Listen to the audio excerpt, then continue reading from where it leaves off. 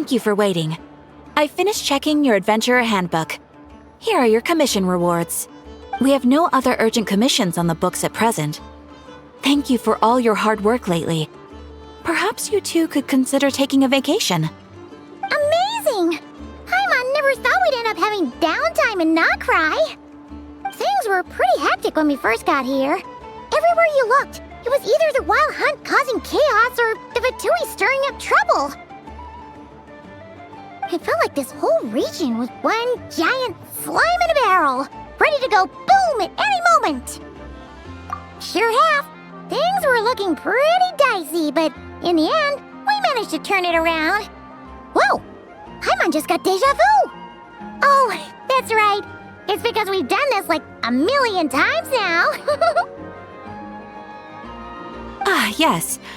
Are you two aware that the Moon Prayer Night is soon to take place? Oh, yeah! Llama told us that was coming up soon. Wait, why do you mention it, though? Do people in Nasha Town celebrate it, too? Paimon thought it was just for Moon Goddess worshippers. You're partially right. Most people in Nasha Town just see the festival as an opportunity to do business. They do not concern themselves with the religious element. The festival was first celebrated by the Frost Moon Scions. On this day, they would wear moon prayer blossoms and celebrate the birth of the moon goddess through song and dance. They would also prepare food and handicrafts and give them as gifts to others. Over time, it became Krai's most lively festival. Oh, sounds like fun! Great! Well, in the meantime, since Catherine doesn't have any commissions for us, let's focus on some personal business instead. When we first got here, you mentioned that this was where your spaceship landed? We didn't get to follow up on it at the time because we got wrapped up in that whole rare situation, but now we can finally start investigating it properly. Well, there's a saying Paimon's heard around these parts, which goes, if you lift up a rock, you'll find something you weren't looking for. By that logic, you'll never find what you're looking for while you're searching, but the moment you stop looking, it'll jump right out at you. Could be worth a try though, right? Anyway, Paimon suggests we focus on other stuff we want to do for now, and just keep an ear out for spaceship-related intel as we go.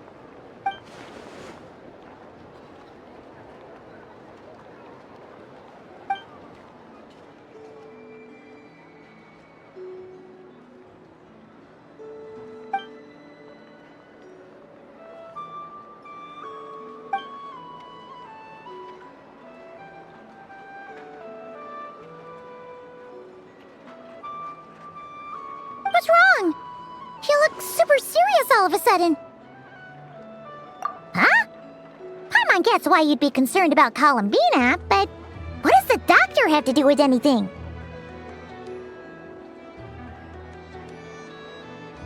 Oh, that's true. And now that you mention it, we're definitely overdue for a showdown with the Fatui. It is weird that he hasn't shown himself this whole time. What could he be up to? True. Paimon would much rather deal with Marionette anyway. She says the meanest things, but when it comes down to it, she doesn't seem like a bad person. Maybe it's the pressure of being a Fatuse? Especially as a Harbinger. Does she feel like she's gotta act tough to keep up appearances or something? But then, every time we headed out with Rarier, she always wound up having to repair Polonia and her other robots. That's gotta sting. Losing face always hurts more for people who care a lot about their image. She's probably still furious about it. What? Relax, she's not even here. Huh? What's the matter? Oh, nothing.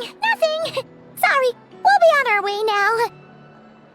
Where are we again? Oh yeah, Columbina? Right, yeah, let's go see Columbina.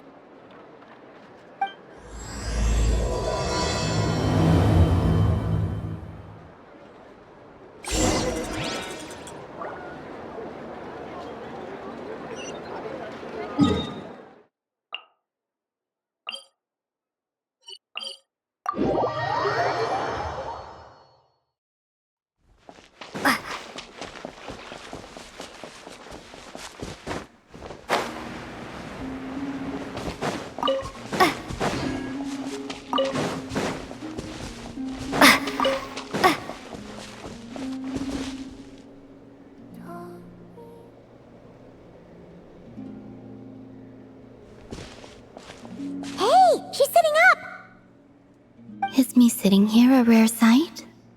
No, we just thought you'd be resting. Perhaps I would have been, were it not for the sudden arrival of some unexpected guests. Not that I consider it a disturbance. After all, you are the only ones who are free to enter. Would it not be a little unfriendly of me to lie down while we speak? I didn't realize you put so much thought into little things like that.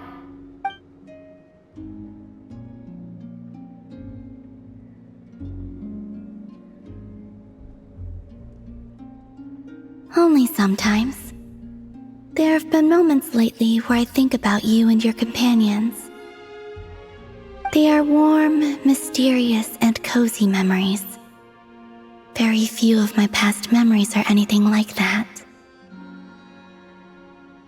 They say that travelers return home bearing bags full of souvenirs. But my luggage was empty, and I believed it would stay that way. Return home? So, you're still planning on returning to the moon? Yes. This planet continues to reject me, reminding me that I do not belong here. If I remain in Teyvat, there will come a day that I disintegrate. And I don't mean reduced to dust or turned into food for the flowers. I mean, I will cease to exist entirely. Alright then. Well, we're sure gonna miss you. But it sounds like we'll have to say goodbye. How do you intend to return? The moon prayer night is soon to arrive. On that day, the moon will be closest to Teyvat. The Kuvaki in this land will reach its peak at that time. I merely need to grasp the tide, and with relatively little effort. Oh, Paimon gets it! It'll work like a slingshot! You make it sound like she's gonna get blasted up to the moon. If I did that, I suspect I would crash into the false sky. I will be using a much gentler approach. But I do like the analogy. It's fun. You see? She gets Paimon's sense of humor. In the blink of an eye, the time has come to part ways. It does feel that way, doesn't it? Time seems to fly fastest when you are enjoying it. I have always thought of myself as a wanderer on this earth, and it has never expressed any desire to keep me here. Yet, just as I plan to depart, it tugs at my arm. Is this a gesture of affection? Or is the world mocking me? Oh. Were you hoping I can answer that? Yes, you are a traveler, so you must have a lot of experience in this area. Then, what I would say is, enjoy the moment. That's right! Don't overthink it! Happiness is happiness and joy is joy! The point is to enjoy it, not analyze it! I see. Then what I would say is, even though I am very tired right now, I am still happy. I can't tell from the tone of your voice. Oh, really? You don't think I sound happy? I'm just kidding. I could tell you were in a good mood today from the moment we saw you. Ah, a joke. Albeit not a funny one. Anyway, I assume you're here about you-know-what. Give me your hand. Actually, it's not that. There's something else we wanted to discuss with you. Oh, then, do you still want to give me your hand? Or not? Sure.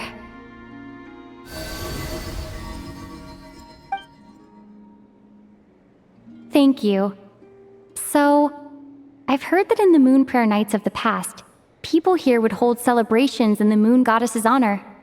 Since you helped so much in our fight against the Rehir of Solnari, I think you deserve a farewell party before you return home. I haven't asked everyone else for their opinions on this yet, but I'd like to invite you to join the upcoming moon prayer night. I've never joined a moon prayer night before. I'm not sure what I would even do. Oh, don't worry about that! We take care of everything! All you need to do is show up. Of course, there's no need to force it if you're not feeling strong enough. This kind of felt like a golden opportunity. But they call me Kutar, and the Fatui have an arrest warrant out for me. I shouldn't appear in public right now.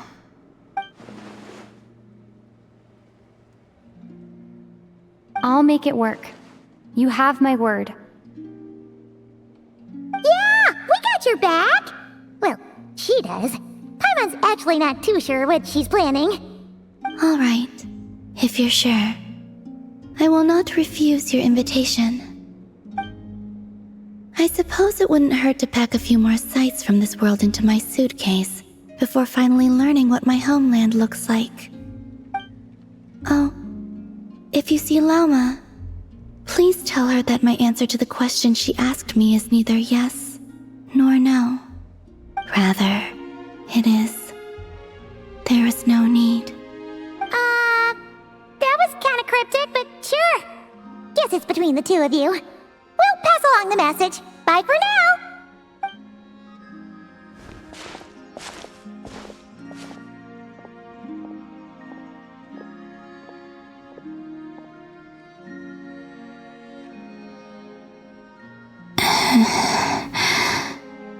And also, I do not know.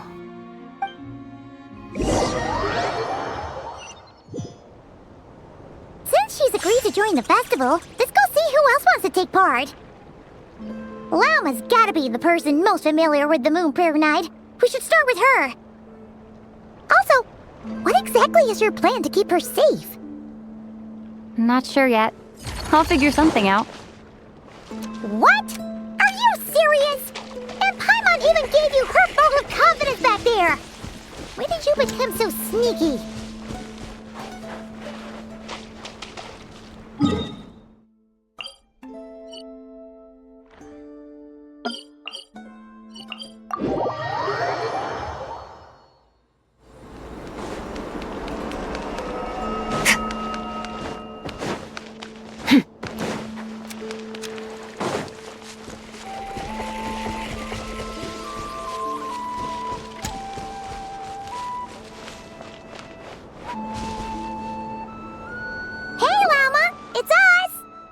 Huh?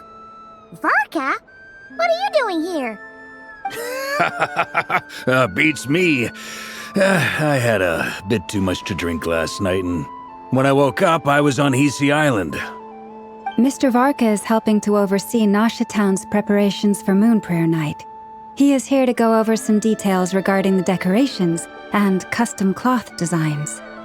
Right, yeah, that too. What do you mean, that too? Yes, celebrating this festival is a long-held tradition here in Krai.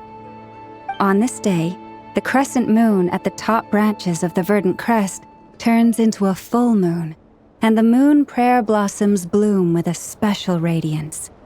Our people take these to be blessed omens. It's an especially welcome event coming off the back of all that nasty business with Rare. Everyone got put through the ringer recently, and now they're looking to turn their fortunes around. The big shots in town all agree that a big, lively celebration is just what we need to rebuild people's faith in this place. No wonder Catherine said that people weren't so bothered about the religious element. That's right. It's become more of a local custom by this point. The celebrations have little to do with whether the religious stories behind this event are true or not. Even the Frost Moon Scions are eagerly awaiting the coming of Moon Prayer Night, despite now knowing that their past beliefs were founded on a falsehood. That's fair. It's a bit like the Lantern Ride in Liyue. It's a chance for people to enjoy themselves, not debate the existence of the Adepti. Oh, one other thing! We just went to see Columbina. We went ahead and invited her to take part in the festival this time. Hope it's okay. Wait, so... you mean she agreed to it? Huh. That's quite a surprise. Then, I suppose that she intends to return to the moon on that day. Oh yeah! It's kind of complicated process, but basically, it's like a slingshot. I understand. In truth, I had a feeling that she might make such a decision. Well, if Kutar has decided to participate in the festival, we should prepare accordingly. Yeah, exactly. She was saying how it could be risky for her to show her face in public. We were wondering if there was any way we could hide her.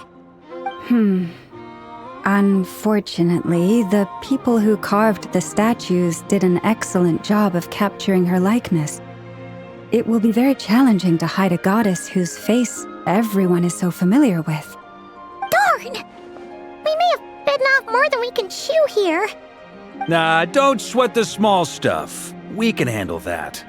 Huh? Are you saying you have a plan? Not as such, no, but the most important thing with a festival is to keep the mood light and your spirits up. You can't go preparing for a festival with those long faces. You'll never convince anyone to enjoy themselves. The Mondstatter spirit is strong with this one. As it happens, I agree with Mr. Varka. Let's start by making our appreciation for Kutar the beating heart of the festive atmosphere. And who knows? Once we get the ball rolling, perhaps everything will just fall into place.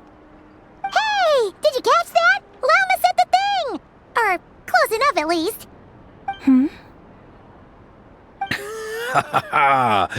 I'm looking forward to the Moon Prayer Night already.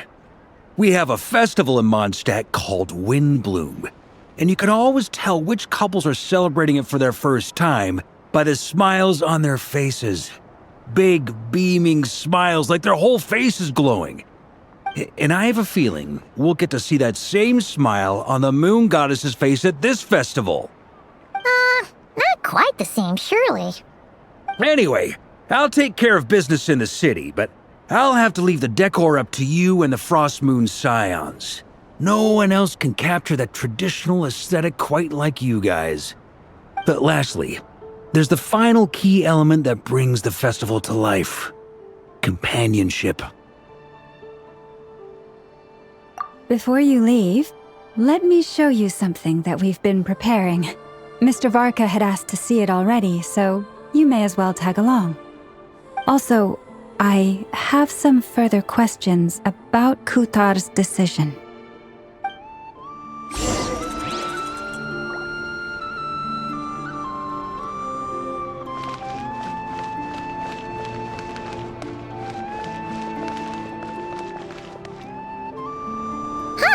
What's this?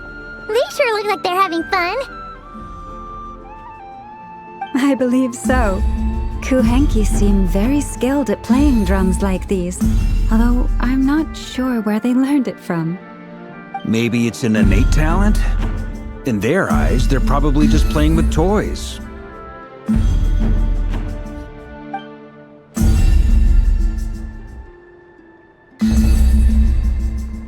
Wanatar!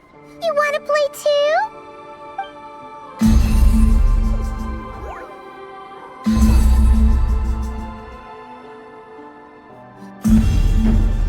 Yeah.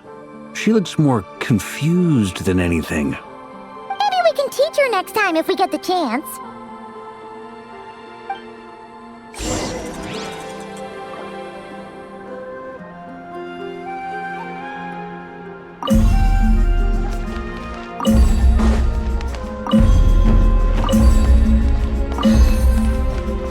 What are these floaty things? Moon veils. We hang them from buildings in the city during the festival. When you look at the sky through them, it creates a lovely misty effect.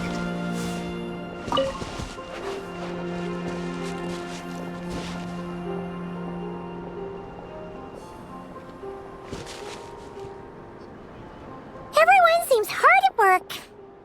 They're preparing items for Moon Prayer Night. For instance, the sculpture being made over here, Mr. Varka and I were just finalizing the details of where it will be placed. Ah, there she is. I didn't know the finished article would be so large. Not to worry, though. All the necessary arrangements have been made. Just let me know once it's ready, and I'll get some people to ship it over. You have my thanks. And over here, we are preparing a very traditional confection. Oh, look at all these colors! It looks great! Can Paimon try one? Of course. I have a feeling you'll like it a lot. You bet! Sweets and treats are Paimon's favorite! If you included those in the Feast of the Moon, I bet Paimon would have joined the Frost Moon Scions by now. There will also be verdant crests like this present in Nasha Town during the festival. The timing of Moon Prayer Night is not completely set in advance. We make a rough estimate, then observe the changes in the verdant crests and moon prayer blossoms to guide us. As such, the wait itself is a fun feature of this particular festival.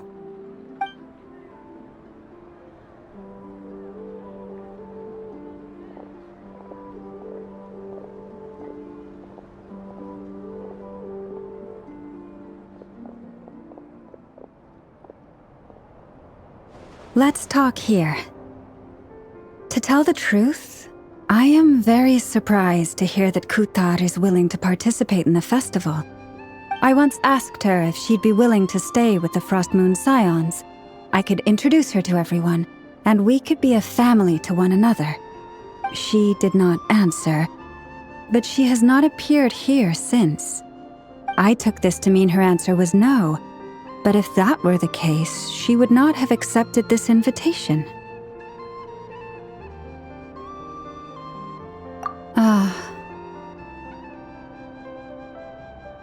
I see. Maybe she is right. Maybe the Frost Moon Scions of today no longer need a moon goddess. But my wish was not for her to come here and be worshipped as a deity. I simply wanted to offer her a place to stay. I'm sure she believes that showing herself here might invite Fatui intervention, and as such she does not wish to cause us trouble. But what really pains me about all this is that this is her birthplace. She ought to belong here, yet no one has been able to grant her shelter. I think I'm qualified to weigh in here. When someone's about to depart on a long trip, what they need is blessings, not burdens. We should wish her the best, not make the journey harder than it already is. Anyway, she's agreed to attend, hasn't she? All we need to do is simply respect her decision. I see your point. Yes, she will soon depart after all. Our job is to leave her with some happy memories. Besides, who's to say her journey to the moon is a one-way trip? It's not like she can't come back and visit if she wants, right? Paimon agrees wholeheartedly. Festivals are all about having fun, so let's keep it simple. All right, I'm gonna head back to Nasha Town soon. Want to come with? I'm guessing you have some other folks to visit there. Sure thing, let's go! Bye for now, Wilma! Thank you all. Goodbye.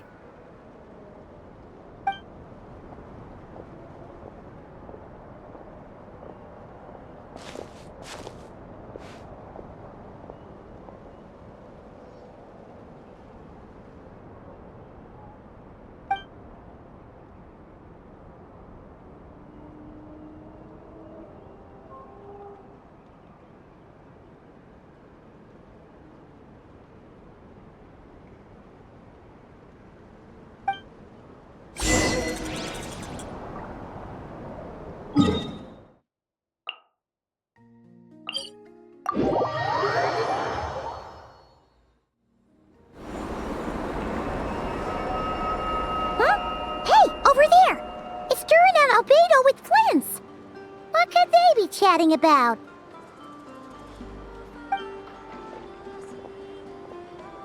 Your guess is as good as mine. Ah, Grand Master, and the Traveler and Paimon. Hello there. It's been a while. Perfect. We have some new volunteers for our investigation. Wait, let me guess. The righteous Lightkeepers are finally ready to hunt down the Abyssal Dragon? Haha, yes, that too. Yeah, right. Oh, wait. Why does everyone keep saying that too? Well, to be precise, the facts match, but not the causality. Wait, so I guessed right? Half right. Don't act so impressed with yourself. Maybe I can explain. We ran into Mr. Flint's north of Nasha Town. At that time, we just noticed a few abyssal creatures out in the wild, but the strange thing was, I didn't detect any traces of abyssal energy on them at all. On closer inspection, we realized that they were not real monsters, but something akin to reflections in the water, or perhaps a mirage. Huh? What do you mean? Like, you could see them but not touch them? Exactly.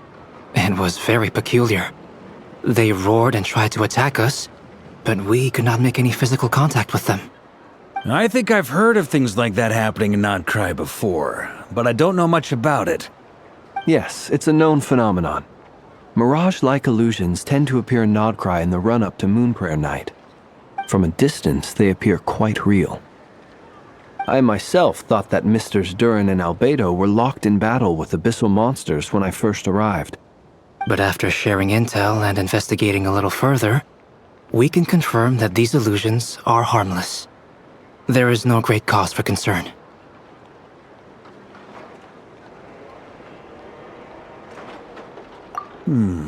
All the Mirage stories I've heard are either animals, rocks, or small houses. Abyssal monsters, though? That's a first. It's a first for me, too. So I'm planning to look into it further just to be on the safe side. I intend to inspect a few more locations. What about you two? Any plans?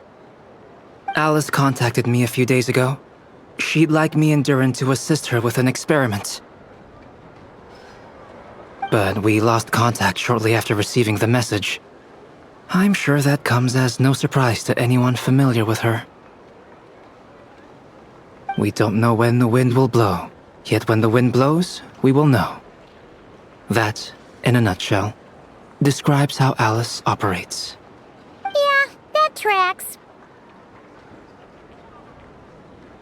Okay. Well, I suggest we investigate this Mirage business in the meantime. It's piqued my curiosity, and I'm pretty sure I know someone who will already be 10 steps ahead of us. Well said. Right? Whatever's happening in Krai, she always seems to be the first one to know. Let's go see what she knows. We can invite her and her staff to the festival while we're at it.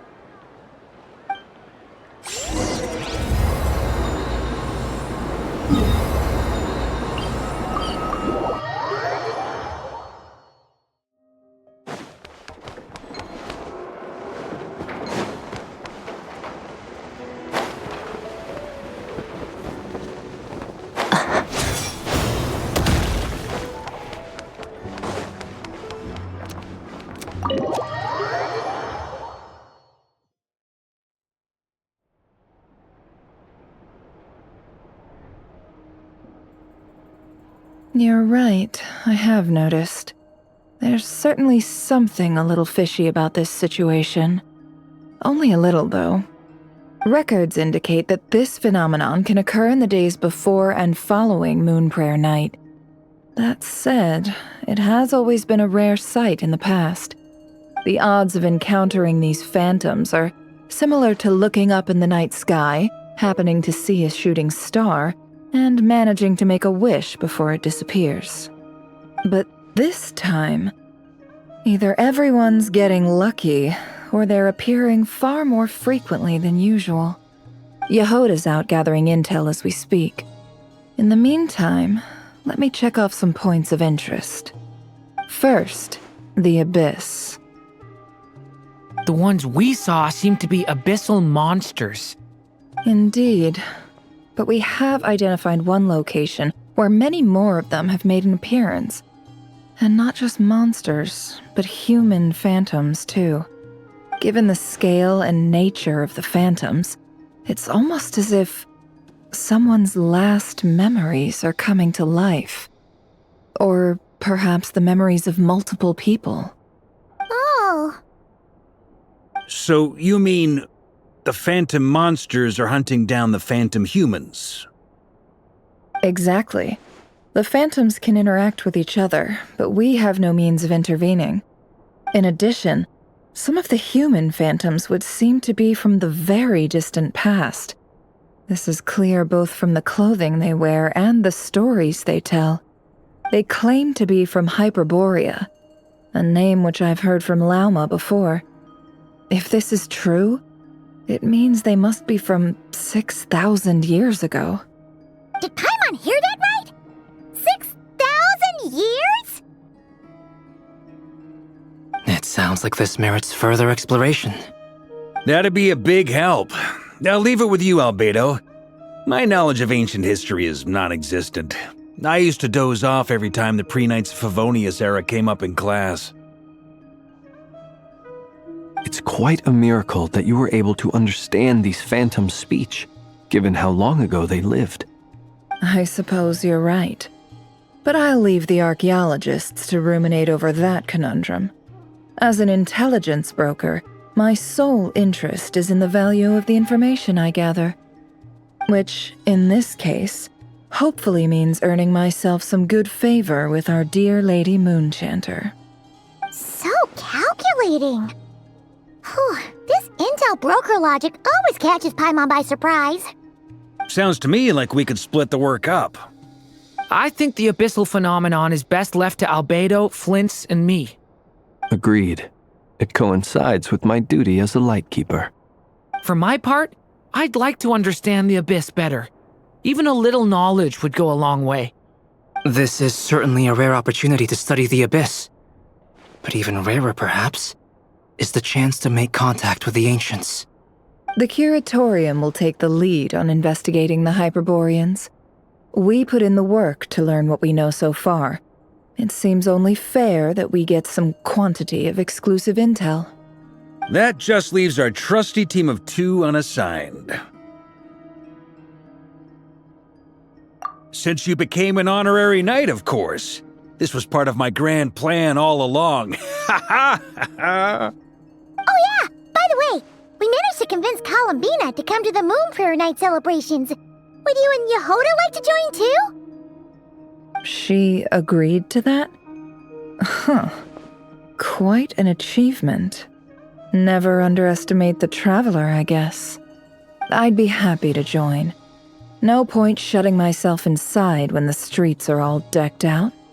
I doubt any clients will be visiting during the festival in any case. And Yehoda loves a party, so I'm sure she'll jump at the opportunity. No. No. No. No. No. No. No. No. No. No. Way to contradict me in front of... Wait. No, that's not what I have bad news, boss.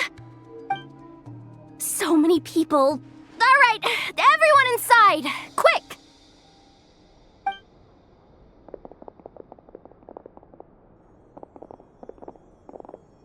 This is gonna sound crazy, but hear me out.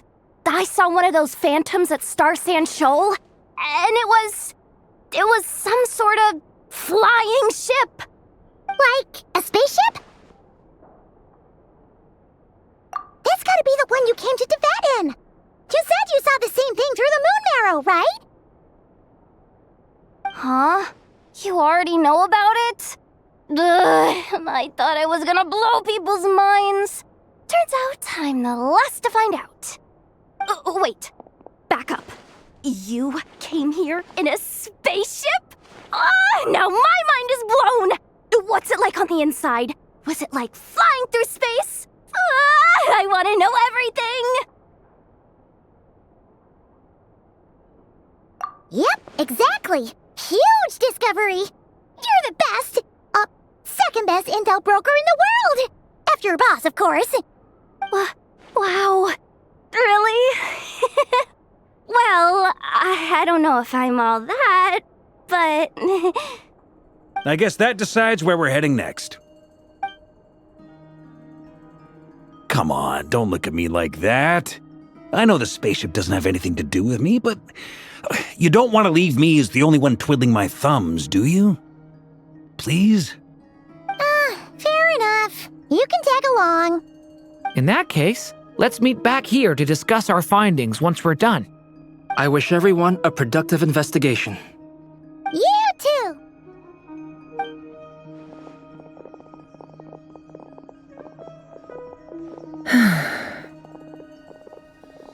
What's up, boss?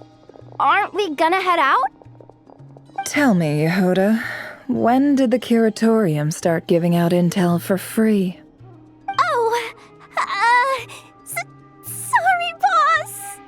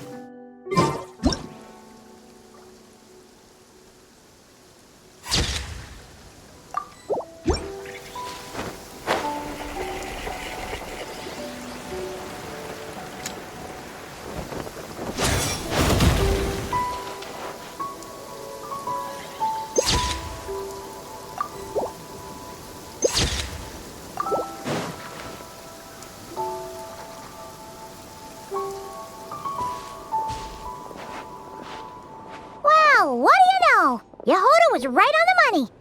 This Phantom really is your spaceship. But that's so weird. Why would it show up here? Is it some kind of projection? Or a ghost? Like, maybe it no longer exists, but somehow it left an afterimage? Ah, you're already here. Miss Lauma, what a surprise. I thought you were busy with festival preparations. I was, until one of our people informed me that a strange sight had appeared at Star Sand Shoal. No one's ever seen something quite like this before. I thought I should see it for myself. Same here. Oh, so we heard that these things appear around the festival period. Any idea why that is? Unfortunately not. We have very limited information about them, since they can't be interacted with. And no human phantoms have ever made an appearance before now. The most we've been able to deduce is that these sightings appear to be connected to the increase in Kuvaki energy around this time. Yeah, seems like that's all we can do. This is all so confusing. Allow me to lend you a hand.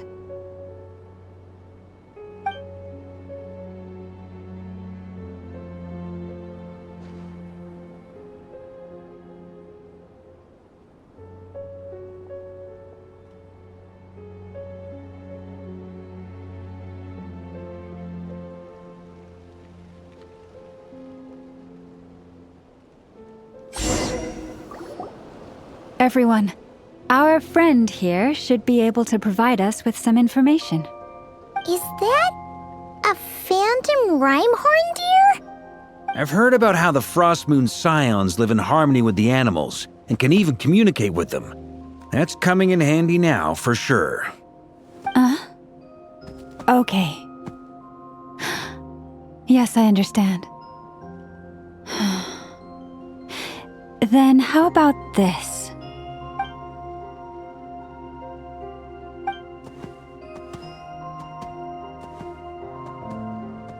Oh, it's leaving. It appears to share our curiosity about this giant spaceship, so I asked it if it wouldn't mind investigating along with some friends. In return, I told it about some nearby spots where the wild fruit grows abundantly. We may live in a different era from these phantoms, But I trust that the terrain, climate, and ecology here are more resistant to the effects of time than some things are. Let's give them a moment and hope for the best.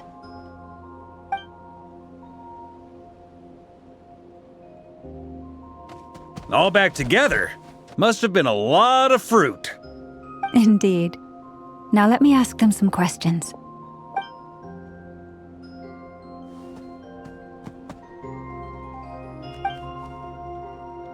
It did find a lot of wild fruit, enough for them to feast for a long while.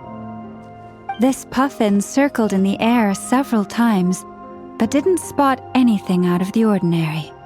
Certainly nothing to do with the spaceship. Huh. Well, it definitely makes sense to get a bird's eye view. Indeed.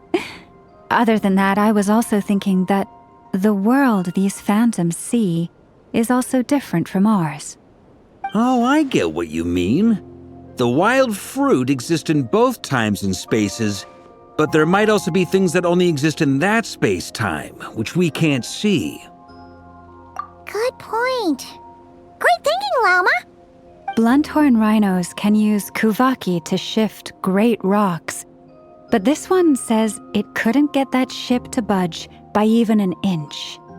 The sniffer mole tried too, but despite being a skilled digger, it could not get through. They say that the spaceship looks robust and undamaged. It seems completely impervious to any and all attacks. Whatever lies within is well defended from harm. So, just like us humans, there was nothing they could do about this spaceship either. Yes, still, they deserve our thanks. We are grateful for all your efforts, dear friends. Now go, and enjoy your feast. I've noticed some other human phantoms gathered nearby. Come on, let's go talk to them.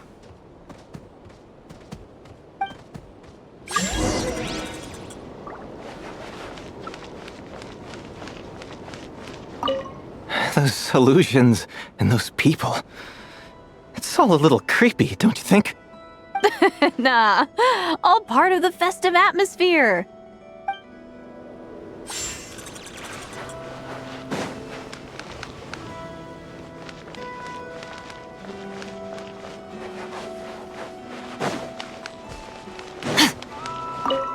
Have you ever seen anything like this? Nope.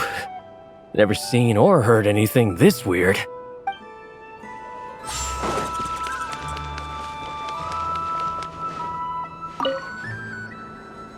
What is this thing? I've never seen it move, and there's no way to get inside. Goodness knows. My grandpa says it's been sitting here at least since his grandpa was still alive. What about his grandpa? Did he say anything to your grandpa's grandpa about it? Huh?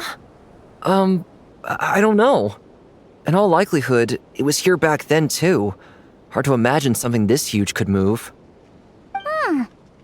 Guess that means that as far as they're concerned, this ship's been around a long time.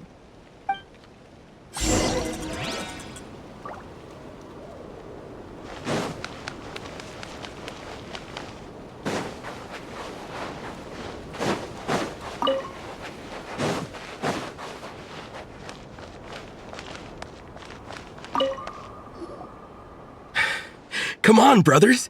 If we can get even a small chunk off of this thing, it's gotta be worth a fortune. Today is the day we strike it rich. Huh? You mean Paimon? Yes, brother, I shall join you. Let's make our fortune. We should go with them. What the? This thing is crazy tough. I can't even scratch it. What's it made of? Sorry, brother. Looks like we'll have to seek our fortunes elsewhere. Enjoying yourself? I was just seeing if I could influence this phantom's perception by playing. But nope, no dice.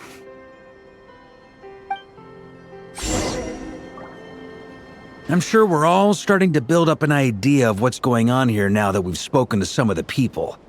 These phantoms are reenacting real historical events in Krai.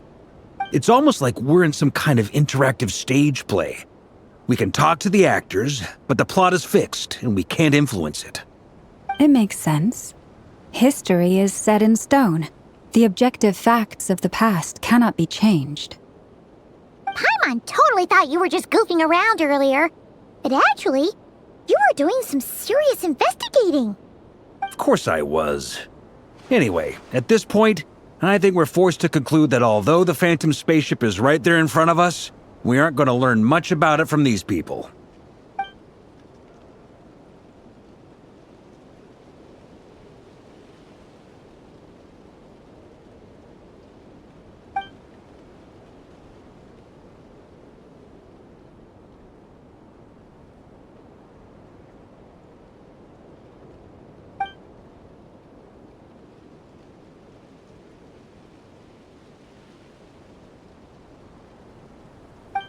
Don't be discouraged. If nothing else, this is proof of the ship's existence. And think about it. So many people tried to hack their way inside, but no one could get the door open. It's made of very tough material. To me, that says that we'll either find the ship itself or the story behind it. It's just a matter of time. Huh. Every now and then, when Varka gets serious, he actually does seem like Grandmaster material for once. I wonder how the others are doing. Let's head back for now. Sounds good. Also, drinks are on me if Team Knights of Favonius is the first to finish. Wait, we have a team name now? Am I in Team Knights of Favonius as well? You're very welcome to join. We've even got a cathedral ready for you. Isn't that technically blasphemy? You wouldn't dare make a joke like that if Barbados was in earshot. Nah, I'm sure Barbados doesn't mind a little harmless blasphemy once in a while.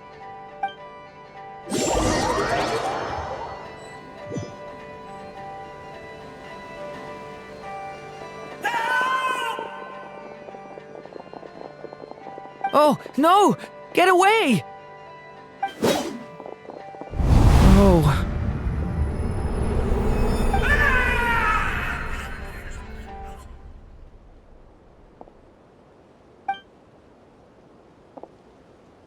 I know it's hard to stomach, Mr. Duran. But as I'm sure you've noticed, there is nothing we can do to intervene in that which unfolds before us. But we have to at least try. And try you have. But are you aware of how many unsuccessful attempts you've made now? I wasn't keeping count. I'm afraid this is the 39th failure so far. Or the 5th if we're only counting this particular victim. There are no indications that these phantoms may be altered in any way. You seem to have calmed down a little. I'll make us a fire. You should rest and have some water. Feeling any better now, Mr. Duran? May I ask a few questions? Be my guest. What exactly are we witnessing here? What happened to those people? My guess would be that we are seeing Krai during the Conrian Cataclysm. Would that be accurate? Conria. That is correct. As you know, once the Abyss senses even the tiniest crack, it floods in and spreads like wildfire. There was a time in the distant past when it permeated all of Krai, causing immeasurable harm. The people paid a terrible price to heal this land. Then 500 years ago, the whole of Teyvat suffered an abyssal disaster. Once more, Krai was dealt a devastating blow. I see. In the face of the abyssal onslaught, all were like grains of sand tossed around by a tidal wave. Be they human, fae, or god. The moment you witnessed is but one drop in a whole ocean of catastrophe. All right. I guess that answers my second question, too. I wanted to know why there's nothing I could do to help them, and that's because what we are seeing is history. That would be my guess as well. As I understand it, history and fate are not all that dissimilar. The latter may be unseen to us, but both are immutable. Yes. Fate was determined long, long ago. I still have a couple of other questions for you, Mr. Flint's. You mentioned more than one abyssal disaster that has struck this land in the past.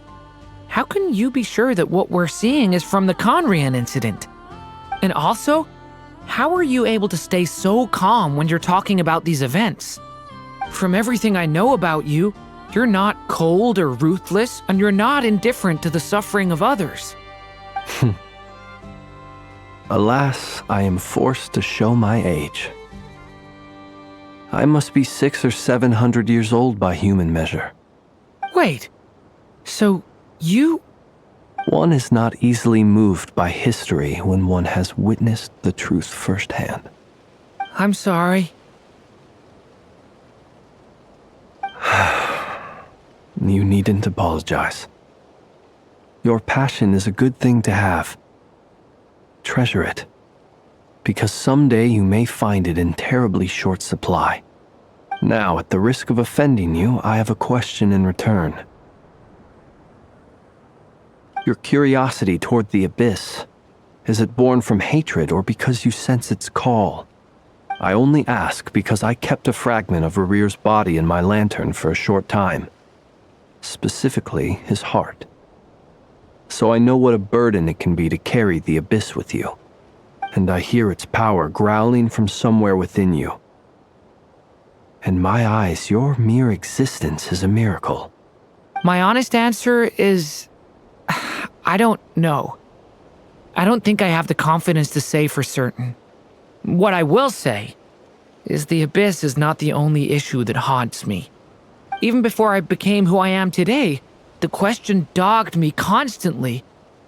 Should I even exist at all? My doubts remain unresolved.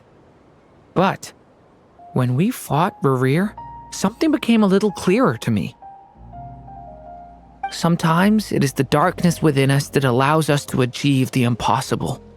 I certainly got the sense from your 39 attempts that you were trying to achieve the impossible. It sounds like you've resolved to see the truth for yourself. Absolutely. In that sense, he and I are quite similar. Then I wish you every success. I look forward to the day of your transcension. Well, if everyone's caught their breath, I suppose we should head back. Oh, and one last thing. I'd appreciate if you kept our discussion about history a secret.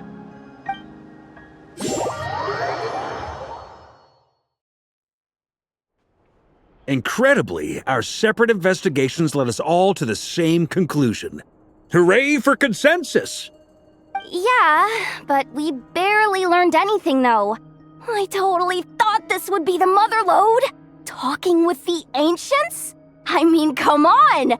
But nope, all we got was useless snippets of conversation. And all this stuff about moons and hyperopia. What a load of baloney.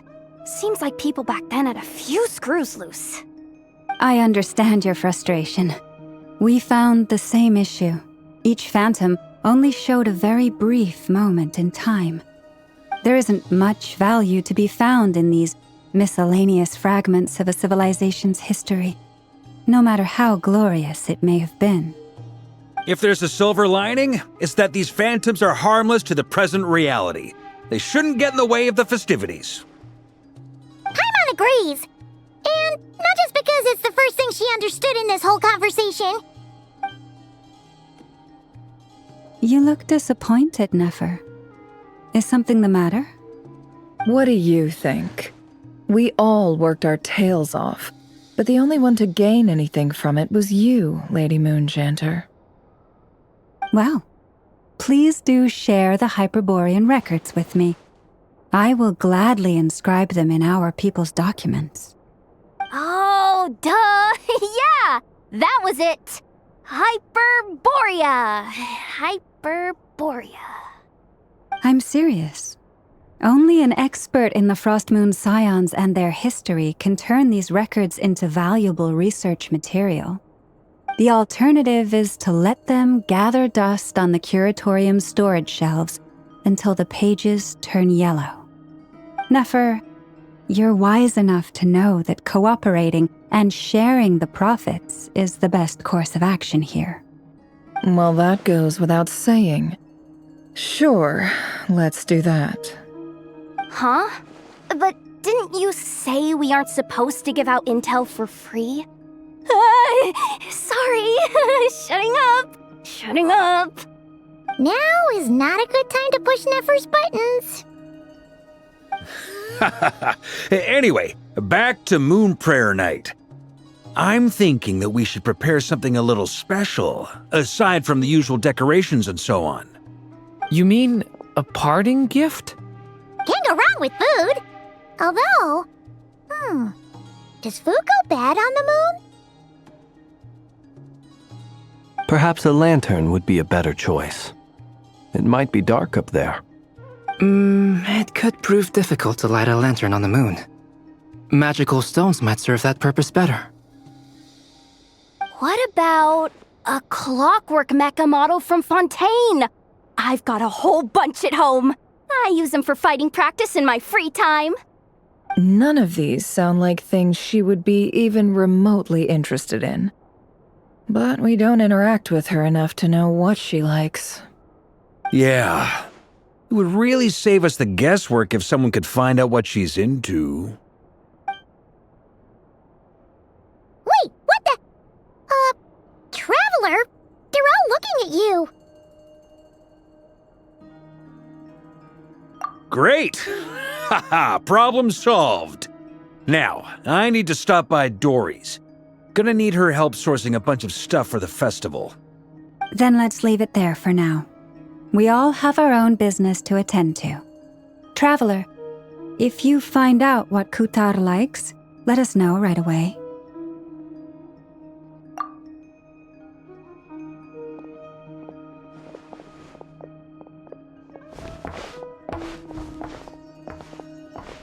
Is something the matter?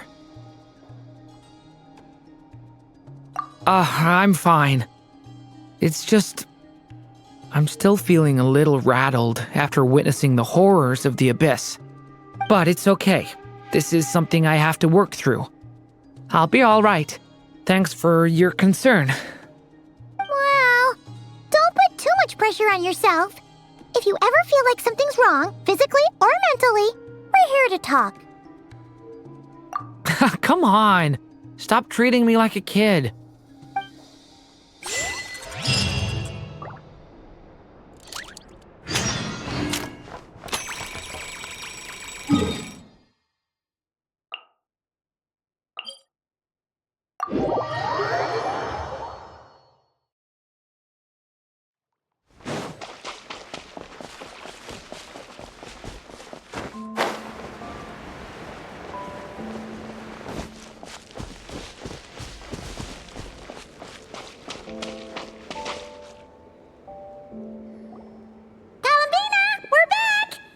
Huh?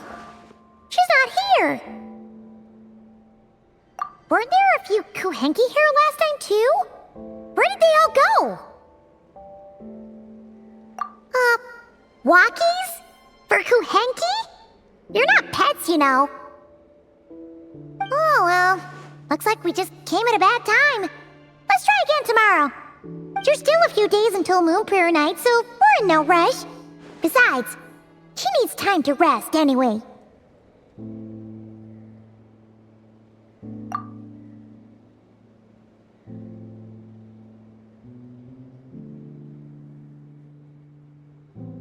Kalamina! Are you back yet? Oh, how strange. Looks like she still isn't here.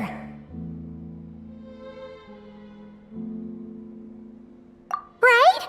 It's not like her to spend so much time outside. Especially since she's worried about attracting unwanted attention. What about Luonatar? Luonatar, you there? Hey! Do you know where Kalambina went?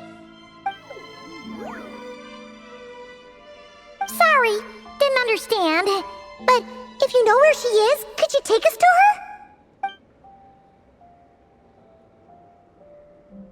Yeah, that's even stranger. What about him? Oh, that's not good news. They change color when Columbina gets weaker, right? And they look super pale right now. Good idea. She might know what's happening.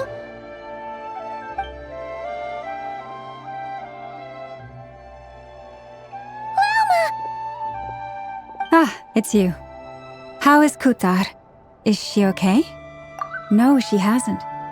I came here to check on her after I noticed the flowers had changed color.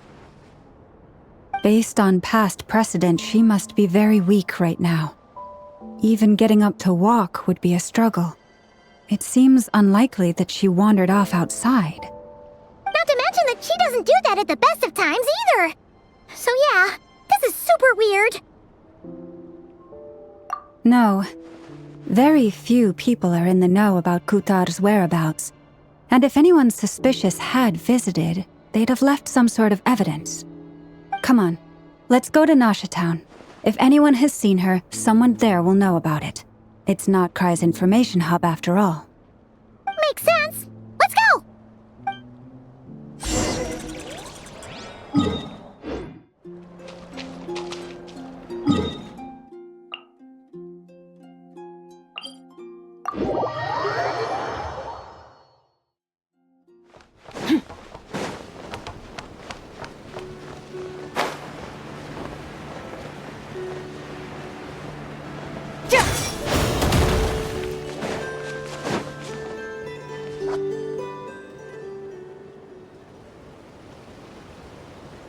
Moment. Is it just Paimon, or is this all kind of suspicious? It's never been here before, right?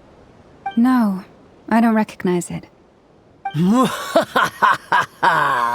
Alas, your free and easy adventure time is over. Now, prepare to face the final boss of Nod Krai. Whoa! Where'd that voice come from? Not sure, but it's definitely hostile. No, not that way. The final boss is right here. The sniffer mole? That's the final boss? Surely not. Also... Okay, the jig is up. I'll stop teasing you. Turn around. I'm right behind you. It seems I've managed to leave quite an indelible impression, even though you've never seen my face. Ah, nothing could make a great mage more pleased with herself.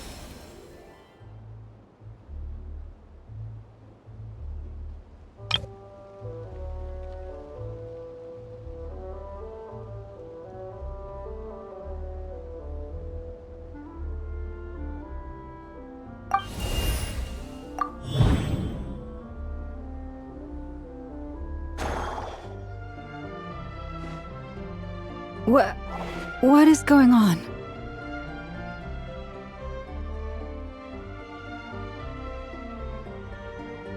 I've heard that all the big shots in Tevat have long, wordy titles that stun people speechless when they make their entrance. Unfortunately, none of them are affiliated with the Hexen Circle, and we ourselves keep a very low profile. The notorious name-dropping doesn't quite work for us. Still, I, for one, think I'm really quite amazing. So that didn't stop me from coming up with a title anyway.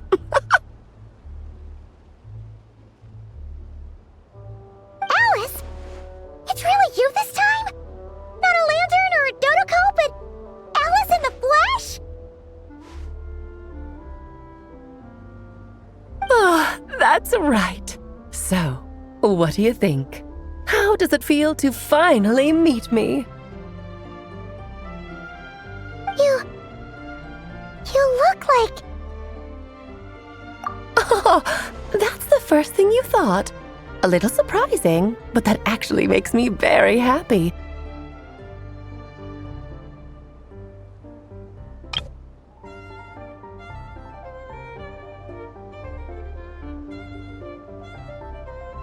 because that means that when Klee grows up, she'll be just as stunningly beautiful as her mother. So she's a friend of yours?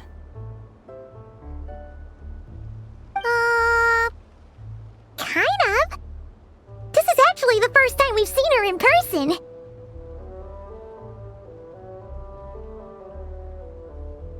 I see. Madam Mage, that was, quite a powerful entrance. I certainly won't be forgetting it anytime soon. It's okay, Lalma, don't force it. Paimon will do the honors. This is Alice from the Hexen Circle. She's a friend of ours. And of Arcus, too.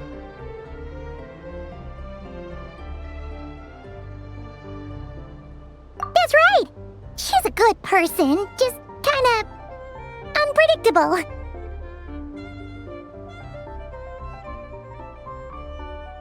Well, what is the human heart if not unpredictable? If we could not do as we please, how would we differ from machines? I am Lauma, Moon Chanter of the Frost Moon Scions. It is a pleasure to meet you. Oh, I know. Before you got here, I spent a good, 15 minutes getting up to speed on Nodkrai's present situation.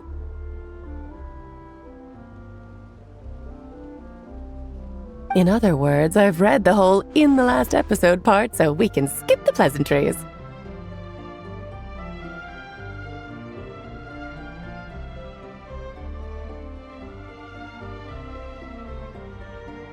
Fair enough. Well, Miss Alice, I can already tell that you have quite a unique personality. He'll get used to it. Paimon sure is. So anyway, what are you doing in Nodkrai, Alice? Oh, I thought I told you already. This time, I'm the final boss.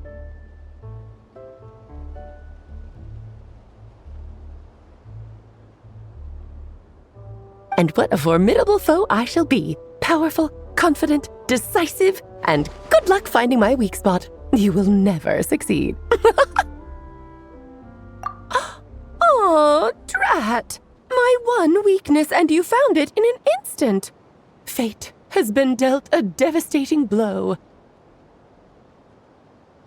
Thus falls the great Dodo King.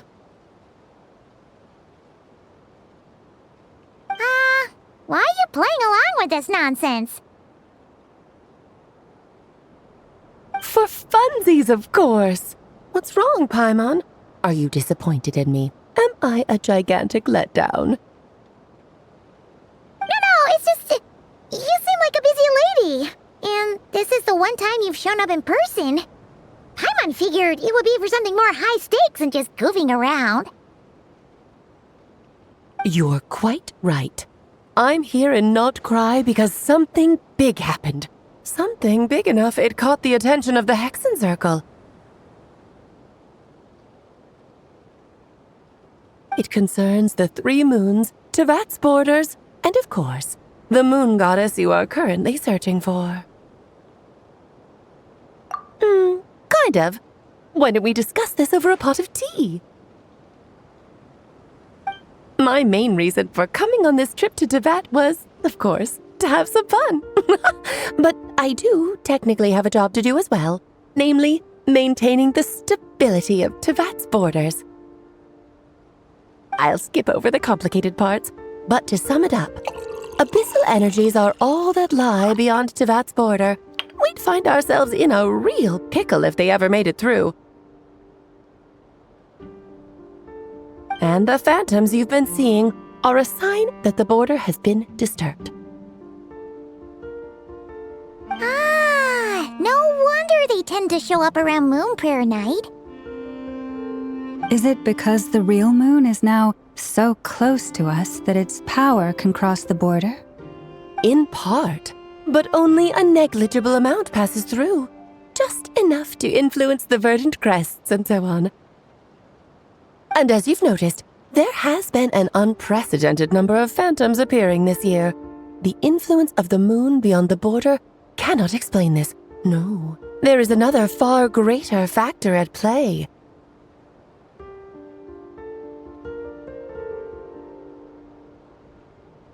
The trilunar syzygy.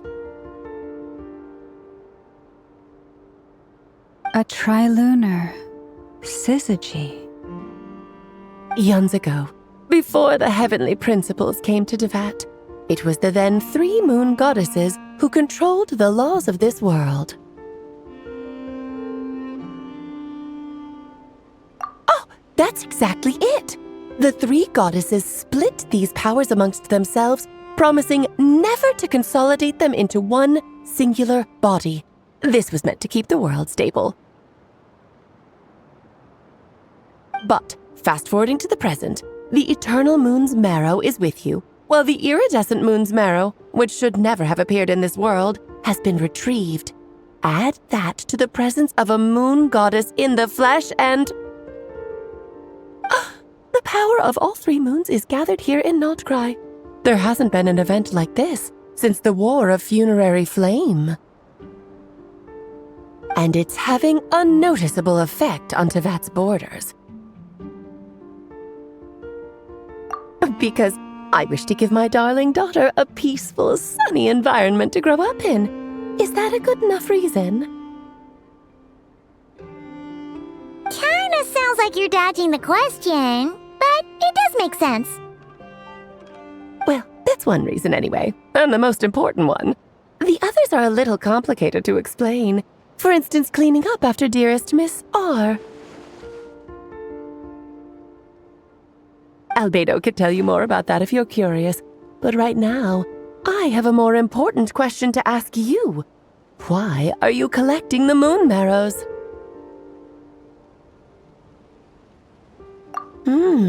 I see. Nicole told me about that legend once. Nicole? You mean Mage Anne? Oh, so you remember. Yes, of course. That was a story about fate, her area of expertise. But back to the story of our dear moon goddess. I'm afraid her intended method of returning to the moon is unlikely to work anymore. What does that mean? She may be missing, but she hasn't gone anywhere. She has disappeared.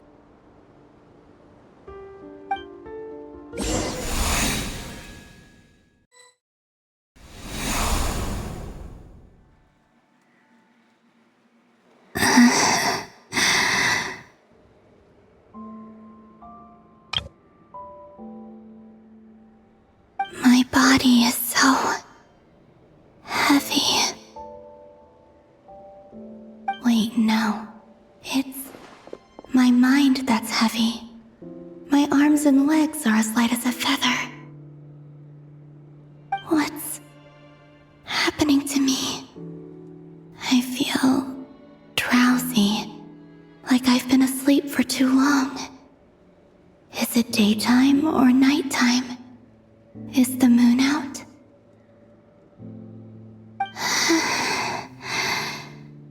I think I'll go for a walk.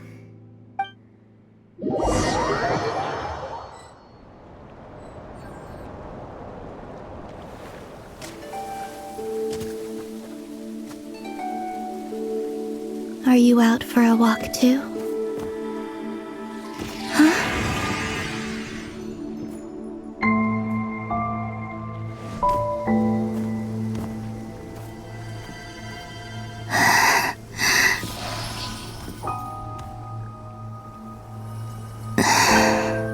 The day has come at last.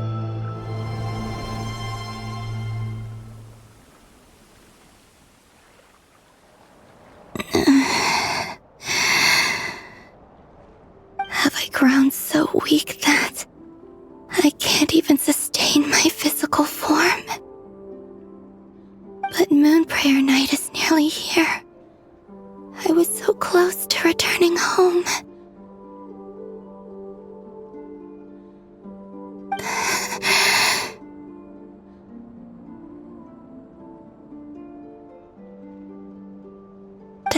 is near. Is this how it ends for me? Will I return to the moon after I disappear? Or...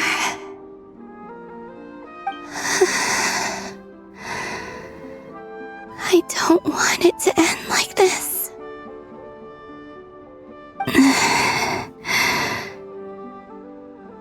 So far, at least, I still exist. Even if not physically, I can still feel. But as my power wanes, I'm sure that too will fade. I suppose I might take one final look at this world. The world where I was born.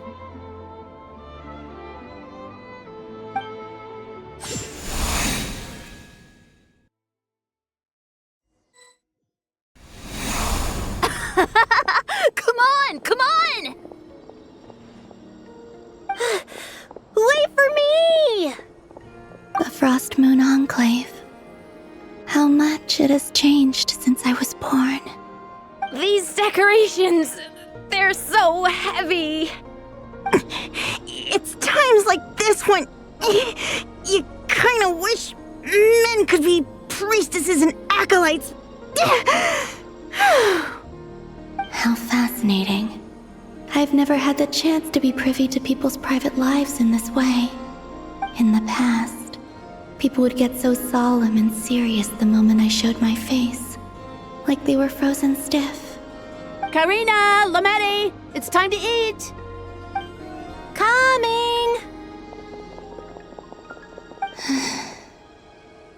I want to watch them a little longer.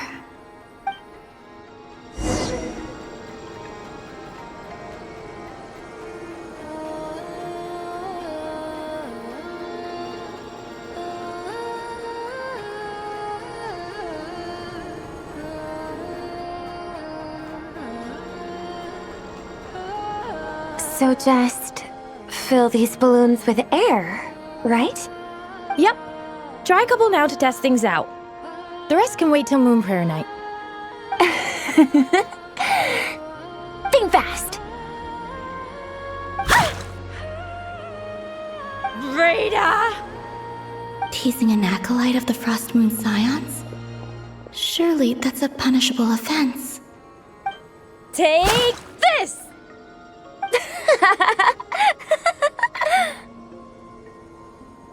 Huh?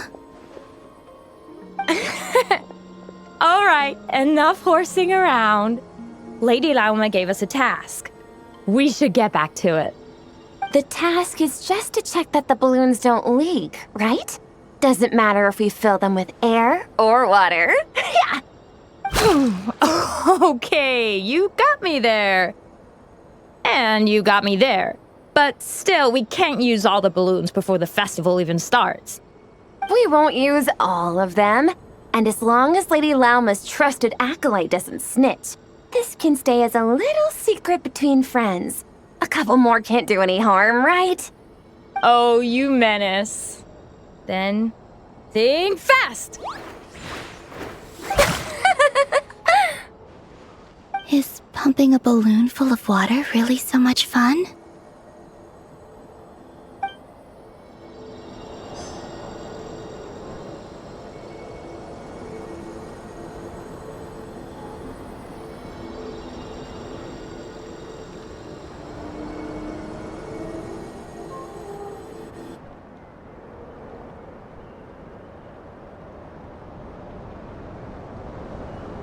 I'm sure you're both tired from playing all day. Come on, eat up. A plain, humble meal. That has always been the way of the Frost Moon Scions. Huh? How come Lametti got a midsummer berry dessert? Oh, I always get Lockaberry. I don't mind sharing. You can have a bite of mine if I get to have a bite of yours. They're sharing food? I've never shared food with anyone before. Even at the Harbinger tea parties, everyone just ate off their own plate. And when I couldn't finish my food offerings from the Frost Moon Scions, they'd leave the leftovers out under the moonlight for the animals to claim. Hey! That was 2 bites! Then you can have another bite of mine. Oh, you too. Oh, don't fret now. Here, have some of Granny's too. So this is what it means to be family.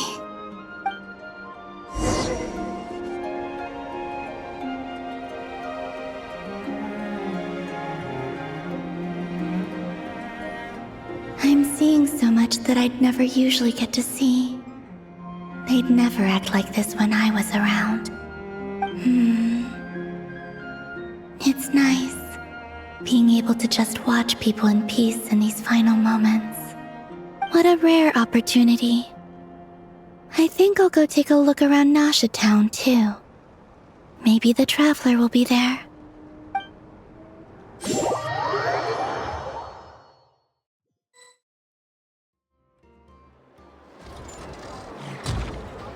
After the War of Funerary Flame, the Moon Goddesses were no longer recognized by Teyvat.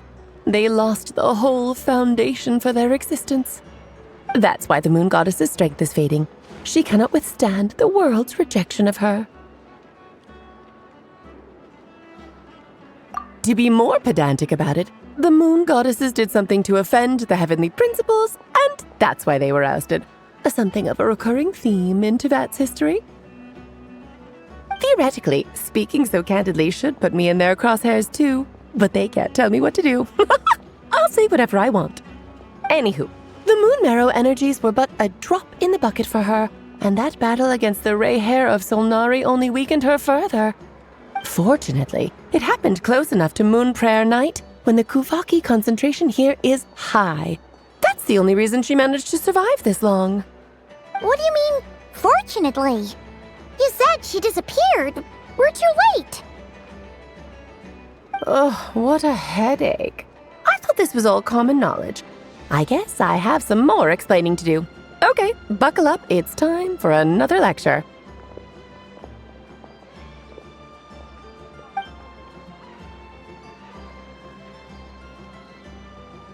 Now, I said earlier that the Moon Goddesses lost the foundation for their existence.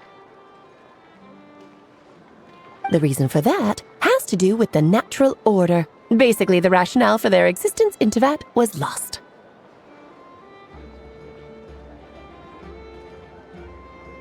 The same logic applies to the present Moon Goddess too. Consider her existence so far. Her comrades in the Fatui called her Damselette.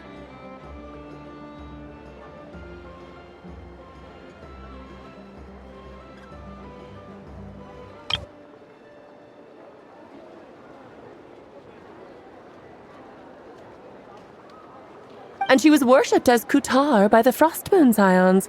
But these connections have now been severed, whether by her hand or yours. So, the rationale that once sustained her existence is now gone. Wait, we did that to her? Oh, well, strictly speaking, yes. But let's not start pointing fingers, shall we? I'll only end up as the big bad villain, and that's not the kind of final boss I want to be.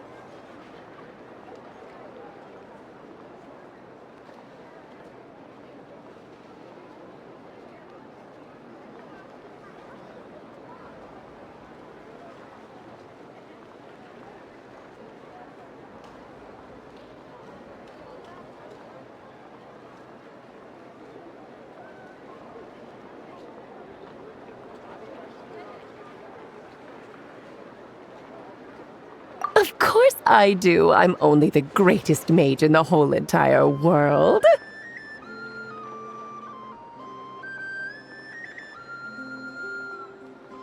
Now, if you wish to find your Moon Goddess, there are 2 problems we need to solve. Firstly, we'll need to strengthen the connection between her and Teyvat, at least enough to sustain her until Moon Prayer Night.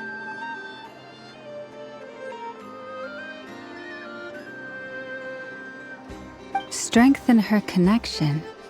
But does that mean I'll have to rally all the Frost Moon faithful behind this? I'm afraid a bygone faith and a former home won't be of any help to her now. Do you know her name?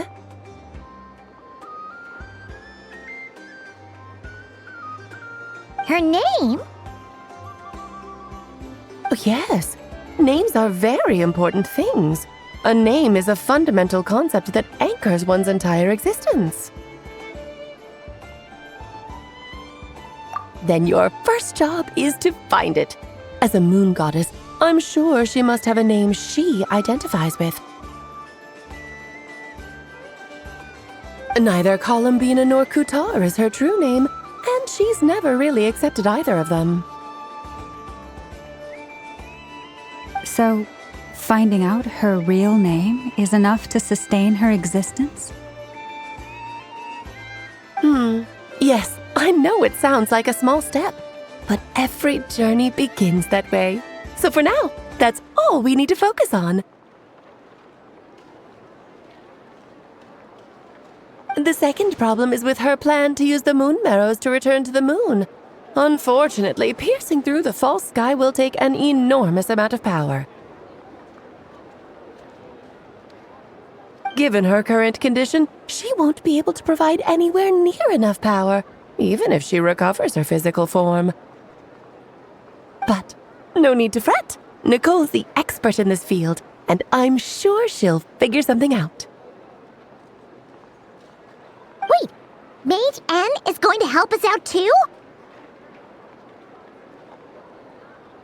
That means we've got 2 Hexencircle mages on the case. This is turning into a pretty big deal. Actually, this is more of a side quest for me.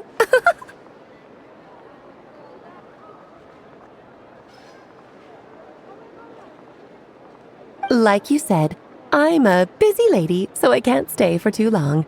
I'll have to return to Tibet's border soon.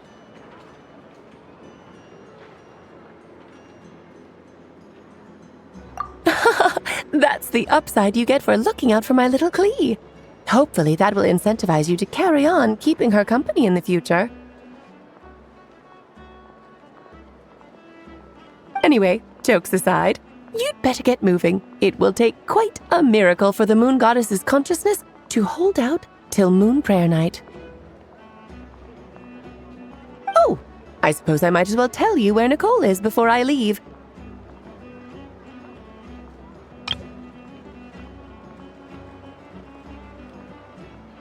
Off you go now. Time to meet your new friend. Oh, yes, and a little suggestion. Don't forget to mind your heads.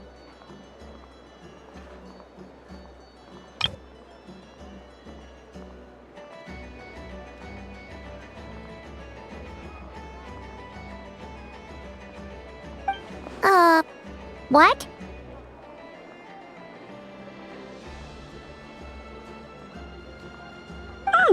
I wonder how Durin's doing. I should really go see him before I head back. You really are super busy.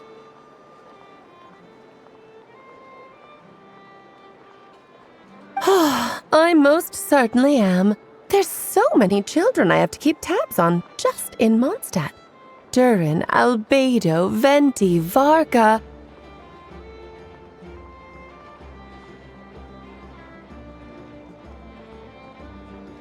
Klee didn't make the list, huh?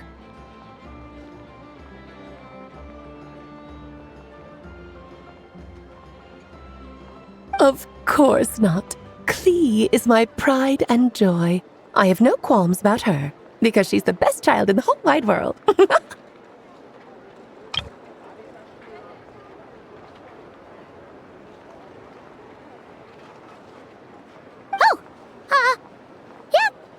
Klee's a little angel.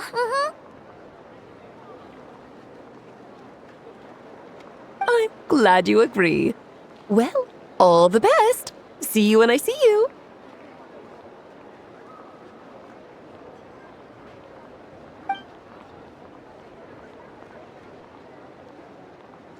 she left in a hurry.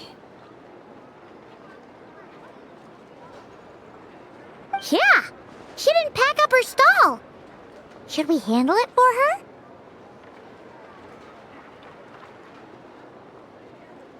I must say, I'm now very curious about her daughter. Klee, wasn't it? What's she like? That's a long story. Come on, we'll fill you in as we go.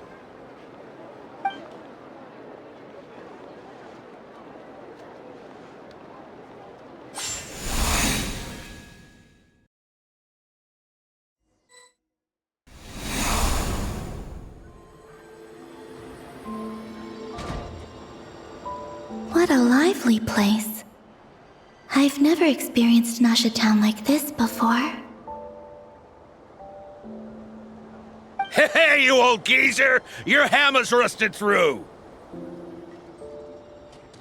Who are you calling old geezer?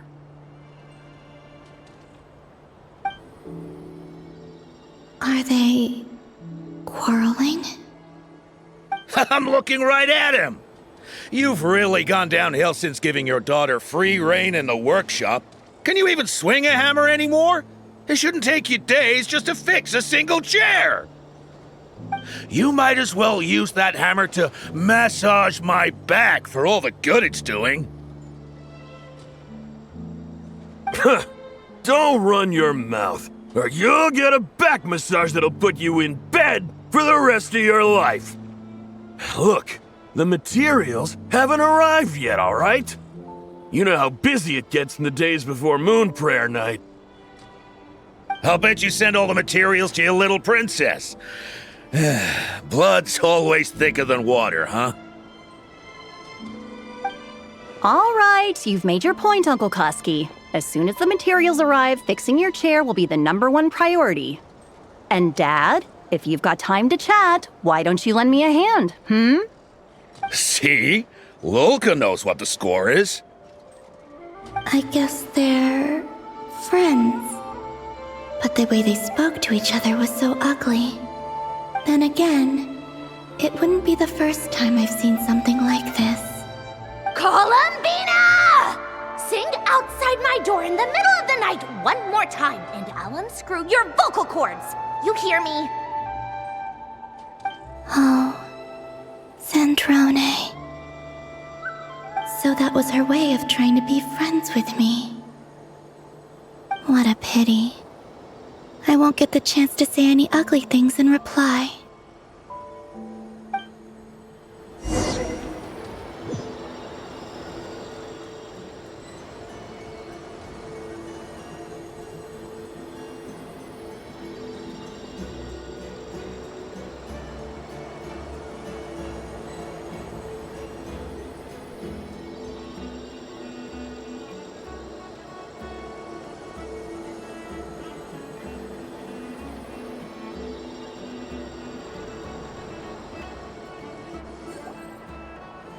Hey, have you decided what to give her for Moon Prayer Night?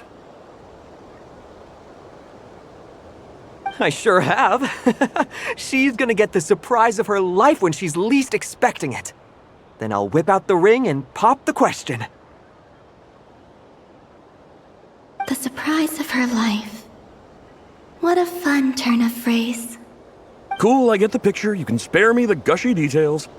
Ooh, looks like we have a customer. Hello there, ma'am. Would you like some Moon Prayer Night candy? Huh? Is he talking to me? Can he see me? Here you go.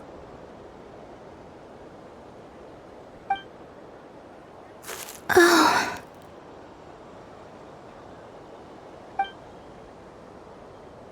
Come back anytime. Right. Now, where were we?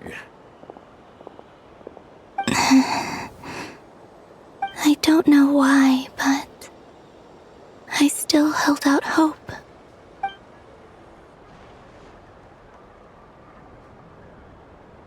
The most important thing right now is to find that mage. This name thing seems super important too, but where do we even start looking? I'd better go pay the Fatui a visit.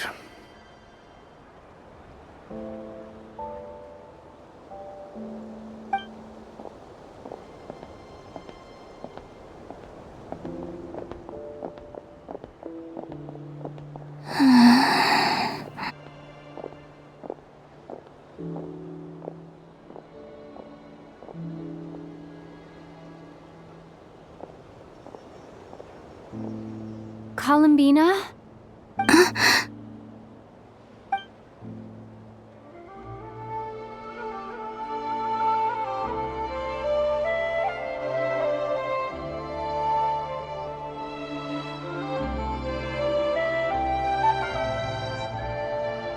Traveler? Let's go! This is no time to be spacing out!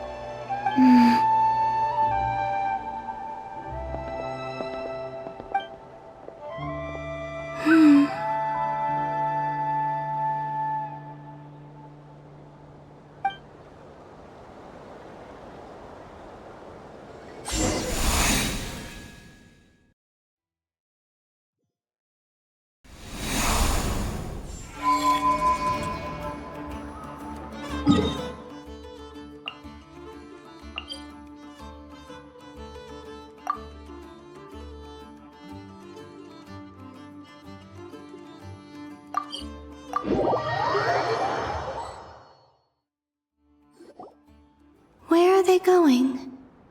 They mentioned a mage and... a name? So, Mr. Varka, are you acquainted with this Nicole? Or should I call her Mage N? Not really. We've never met, though she has come up in conversation. From what I've gathered, Alice kinda took Nicole under her wing. Taught her how to speak in a more ladylike fashion, that kind of thing. Huh. Hard to imagine Alice as an etiquette coach. Yeah, Alice is a larger-than-life personality, I'll give you that. But then again, that's why she's able to draw such an eclectic mix of people into her inner circle. If I remember correctly, being an interesting person is actually one of her main entry requirements. So, if you ever wanted to join the Hexenzirkel, I'm sure you'd both be eligible to apply. Hey! Don't go around making promises on Alice's behalf! I wouldn't dare. I'm just trying to paint a picture of the Hexenzirkel for you. Okay, sure. Anyway, since none of us have ever met Nicole, how are we supposed to find her? We can't just go up to every woman in sight and ask, "Hey, are you Nicole?" Maybe something she's wearing will give it away? Like, a windbloom pinned to her chest or something. Wait a minute. Alice never said Nicole was from Mondstadt. Oh, true.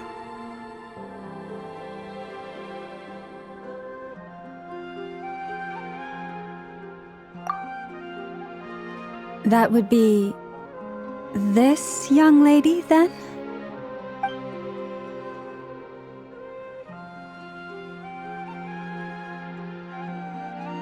Hey there! Sorry to disturb you, but... are you Miss Nicole? Varka, Knight of Boreas of the Knights of Favonius. Alice might have mentioned me before. Mm-mm.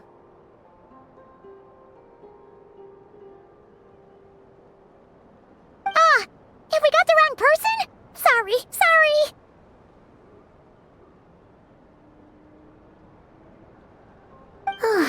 Well, this is awkward.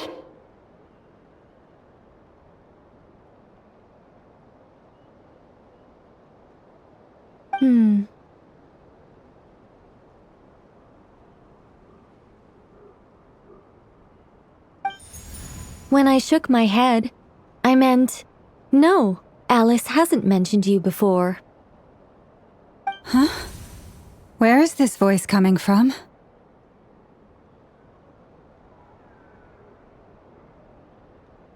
My apologies. For certain reasons, I am unable to speak. This is the only way I can communicate with you.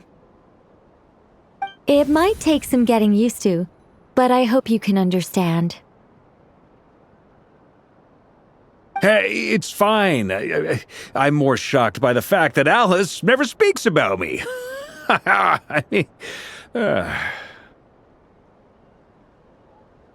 As for you two, we have crossed paths twice before, but it is nonetheless a pleasure to finally meet you.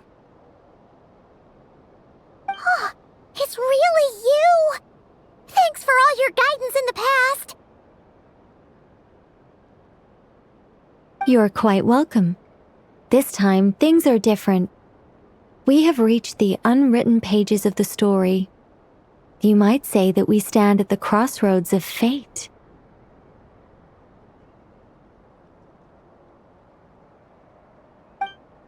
Now then, allow me to formally introduce myself. My name is...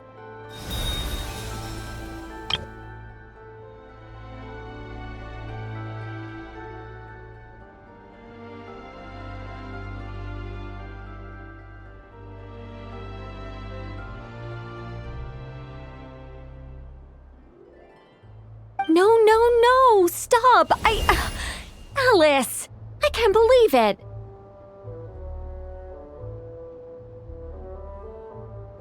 I had a whole speech prepared. I'd agonized over every single word.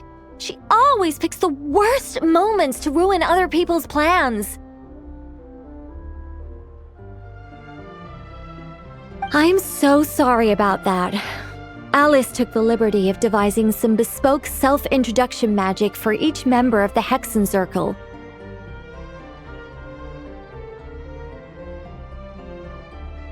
But I could have sworn I deleted all of the triggering conditions for it. How did it bypass everything? Oh gosh, this is so embarrassing. This is a very different side of Nicole than what we're used to. Is she not used to face-to-face interactions? Don't worry about it. We've seen that introduction magic once already, so it wasn't too much of a shock. Please go on, Miss Nicole. We'd love to hear what you have to say, or, well, communicate. Huh? Are they talking to this lady? But... Will you all promise to forget that horrendously embarrassing introduction? sorry, embarrassing. When?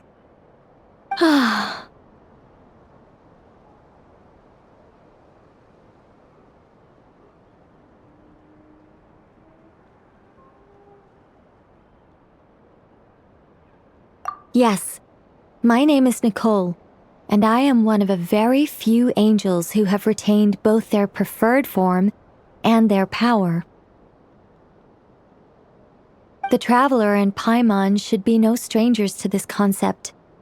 There is another of our kind in Natlan. They call her the Lord of the Night.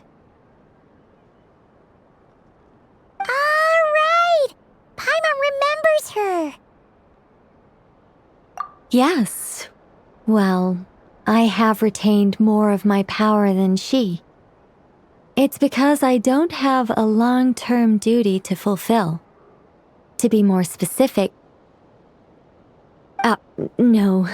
We'll be here all day if I get into the specifics. Moving on. If I'm not mistaken, you are here because you wish to learn how one might reach the moon beyond the sky. That's right. Is that something you can give us any guidance on? Yes, I do know a way. It began with the Hyperboreans, who lived after the War of Funerary Flame. Blank looks. Maybe I should start with the background of the war. Or maybe not. It shouldn't be an issue. I'll fill in the gaps for you when we have more time. Anyway, after that war ended, the three moons retreated to beyond the false sky. The Hyperboreans were humans I once aided. They accepted the civilization and creations bestowed upon them by the angels. But despite accepting many blessings of the angels, many among them still held on to their faith in the moons. They were reluctant to accept the new order. Even after the War of Funerary Flame, they sought to contact the moon goddesses beyond the sky and receive their guidance. But all three had passed away by that point. This mage has a unique method of communicating. Is she talking about the moons? Yes, but they did not know. And so, still they prayed for the moon goddess's mercy.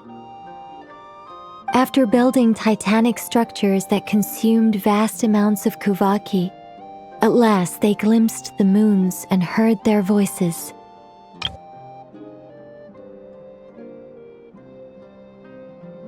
But of course, they were gravely disappointed, for it was then that they realized the three moon goddesses were dead. Oh, that's such a sad story.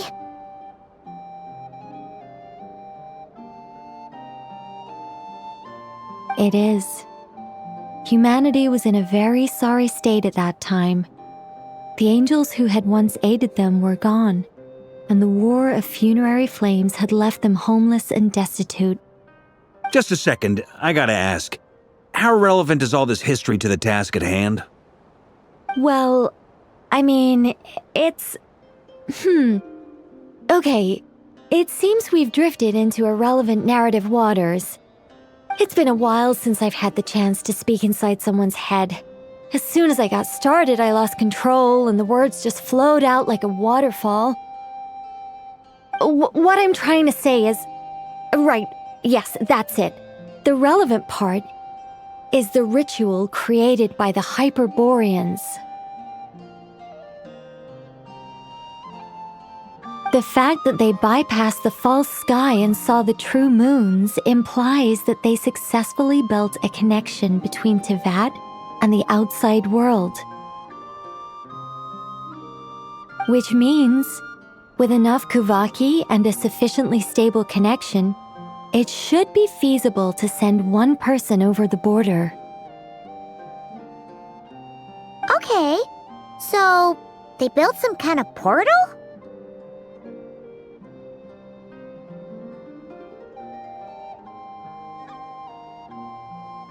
Oh, yes. A portal. Yes. Is something wrong? You sound disappointed. I just didn't expect you to summarize it so well. It turns out I could have said all that in one word, if only I'd managed to think of it. No, please, it's fine. This is invaluable knowledge. I'll be sure to record and preserve everything in writing. Oh, really? Well, in that case, I suppose I could backtrack and add some more detail. I did gloss over a few things so far. Whoa, time out. Let's summarize what we've got first. The Hyperboreans were the last ones to use this method, right? So we somehow need to find whatever structure they built and make sure there's enough Kuvaki to power it up.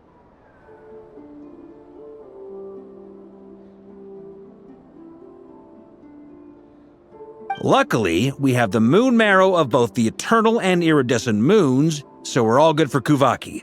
Which means the key issue we need to focus on is finding the place. Am I right so far?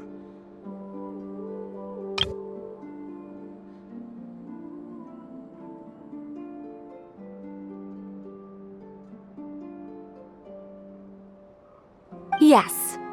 Although I expect the structure is long gone by now. That said, what if we could take advantage of the phantoms to travel back to a time when it still existed? Well, travel back isn't quite accurate. It's more like we'd be creating a handshake between 2 points in space-time. We wouldn't even have to pick a time when it still existed. It could just be a time when it still appeared in phantom form via projection, or we could project our own phantoms, fold them together at...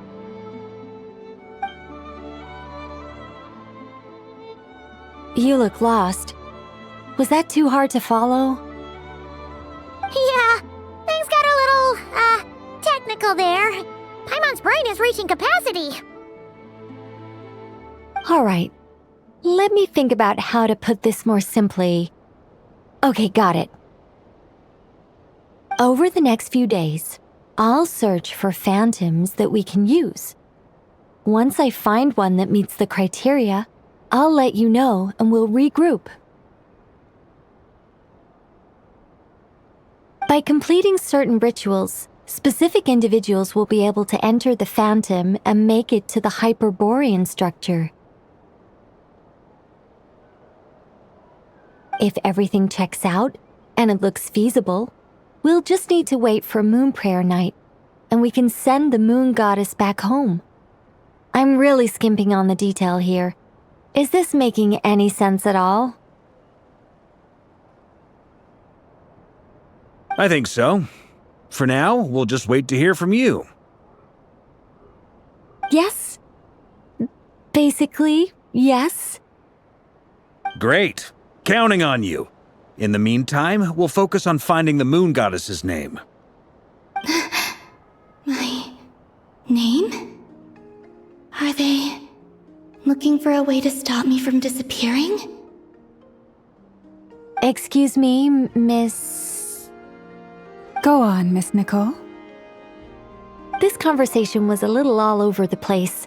I didn't catch your name.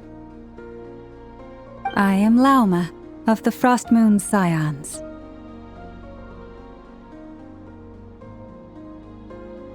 Ah, I did wonder. I noticed that you listened very intently when I spoke about Hyperborea and the moon's history. If you'd be interested, I'd love to visit you this evening and go through it again in greater detail. Also, if you were serious about making a record, it would be too risky to simply write down the raw details as is. I would suggest some tweaks. Maybe rewrite the stories as fairy tales or fables, perhaps even prayers. Anyway, we can cross that bridge when we come to it. So, see you later then? Oh, and no need to prepare anything. Just a cup of tea will do. See ya!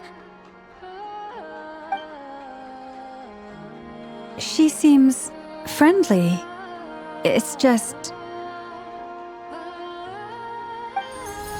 It's so nice to find someone who's actually willing to listen. I've been dying for a chance to finally go through all this systematically from start to finish.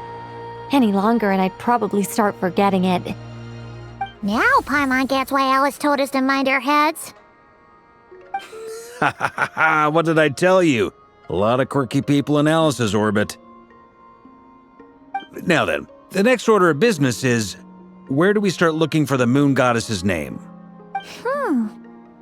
Maybe the rest of what Nicole has to say might give us some clues.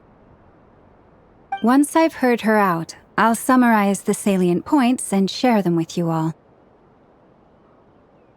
I'm also inclined to review our other documents. Yes, our faith was first established by our Hyperborean ancestors, but many of the more factually accurate records are from after Kutar's birth.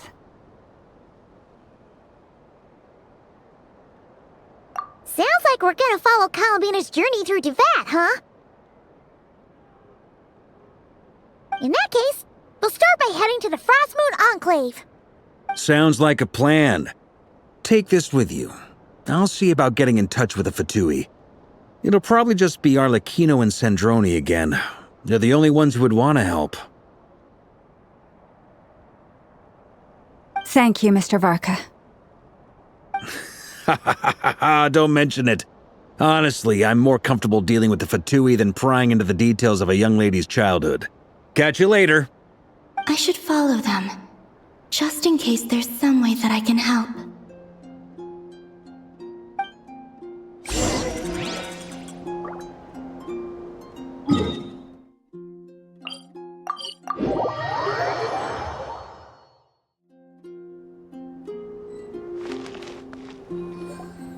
A while ago, I took the time to organize all documents in our possession that pertain to Kutar. What you see here is the material I consider reliable.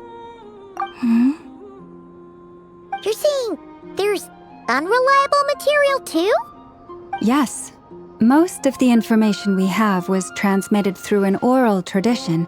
Inevitably, some of her stories were mythologized and deified over the years through countless retellings. That's why I organized them into reliable and unreliable. There's no sense seeking answers in history unless we can ensure the veracity of the historical record. Makes sense. All right, let's take a look through.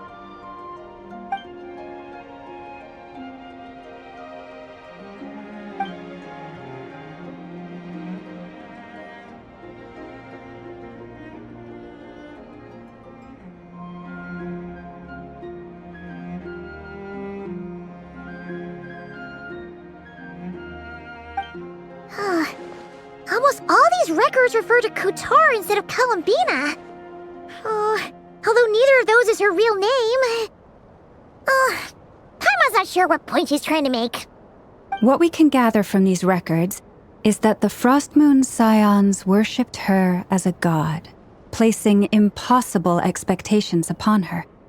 I cannot fault them for their earnest faith, but for all their devotion, worshipping her day in, day out changed nothing. I imagine that none of it resonated with Columbina. It wouldn't surprise me if, even back then, she had already begun to reject the name Kutar and everything it represented. Lama speaks the truth. When I heard them call upon Kutar with hope and expectation in their voices, they may as well have been calling upon somebody else.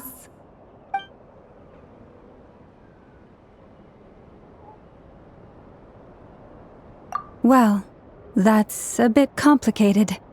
I looked at the level of detail, perceived authenticity, prose style, and how realistic their portrayal of Kutar seemed to be. Amongst the Frostmoon Scions of today, only I know of her existence, and I alone have spoken to her face to face. As such, I know that there are certain things she simply would never do. That being said, I have sensed some changes in her lately. Changes? Me? Seems like this is getting us nowhere. For what it's worth, why don't we check the unreliable sources too? Sure. Give me a moment.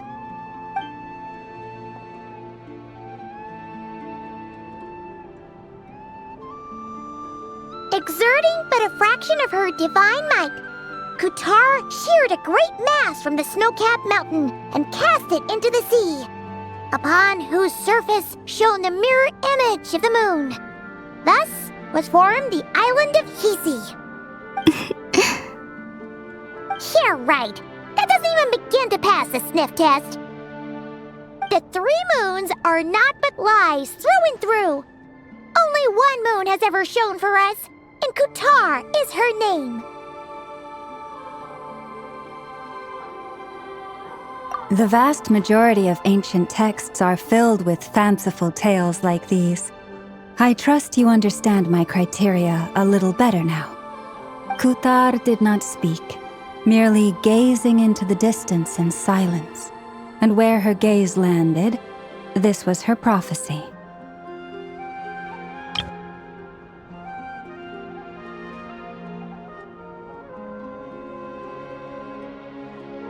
Clearly, whoever wrote this text never even met Kutar.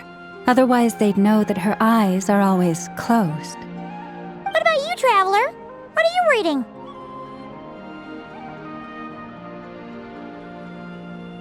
Come on, let Paimon see. The child wished to build a wooden nest with which to shield a fledgling bird from the cold. But being so young and lacking in strength, the child could not snap the branches from the trees. Kutar was passing by.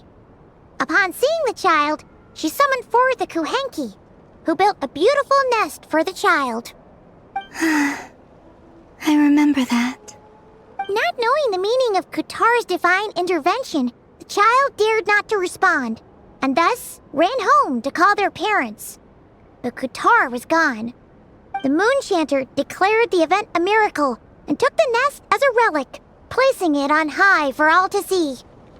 The child was named as one favored by the goddess and was greatly respected amongst the people. Yet, no further miracles were bestowed, and this matter was forgotten in but a few years. Huh. Any thoughts after reading that?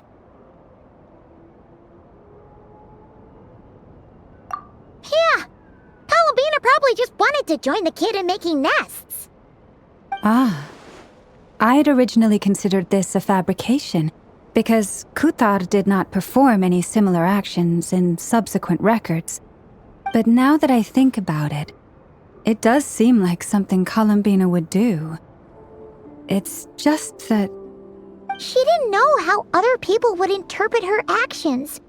She was probably worried about making things difficult for people. So, she gradually stopped joining in. Yes. Oh, that's so sad.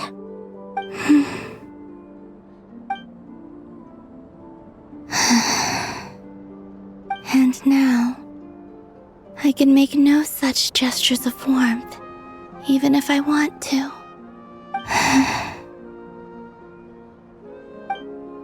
Still no name. That's a bit of a shame. But we did learn some interesting stories. That's gotta count for something. Varka said he was gonna set up a meeting with Arlecchino and Sandrone, right? Let's go back to Nasha Town and see how he's doing.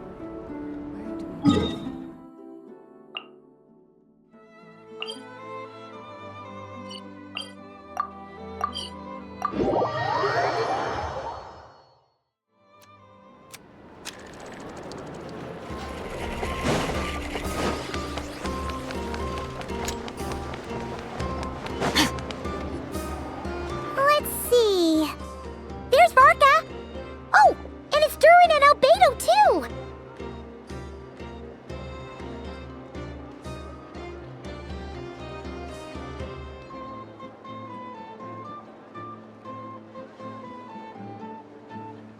Yeah, this is pretty much the same place we bumped into each other last time. I convinced them to stick around a little longer. We were all waiting on people, so I figured having a little company would help pass the time. Ah, so you've been waiting for us? Does this mean that you've already arranged things with the Fatui? Sure does. Now you're back, we can go meet up with them together. How'd your investigation at the Frost Moon Enclave go? Well, we didn't find out Columbina's true name. But apart from that, it went pretty well.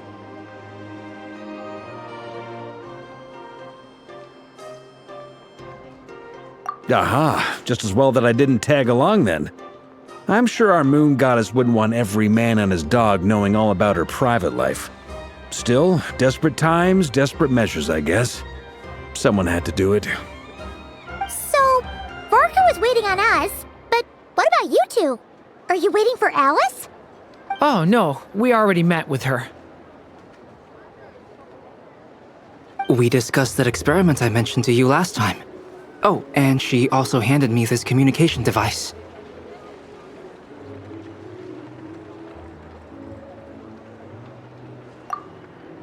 That's right. I understand she informed you about the relationship between the phantom phenomena and Tevat's borders, yes? She wants me to help her with some more experiments on that front. She said that she'll contact me through this device with more information. Ah, I see. Following instructions and making observations. Pretty common research method. Takes me right back to Albedo's lab. Wait, then who exactly are you meeting? Someone you know. Albedo's met him too. But I don't think Miss Lauma or the Grand Master have been introduced. Introductions are overrated, especially in cases like this. It's you! So, it's not like the academia has prohibitions against going abroad. Also, I applied for leave. I've been writing to Hat Guy since obtaining a human form. I've already brought him up to speed on everything that's been going on in Krai. Hat guy? Turns out, I actually have heard that name before. Oh? Then why did you react the same way I did? I only knew the name, not the fella. But since we're all here, let's do some introductions for what it's worth. I'm Varka, Grand Master of the Knights of Favonius. Lauma, Moon Chanter of the Frost Moon Scions. And I'm a Driosh from the Vahumana Darshan of the Sumeru Academia. Hi.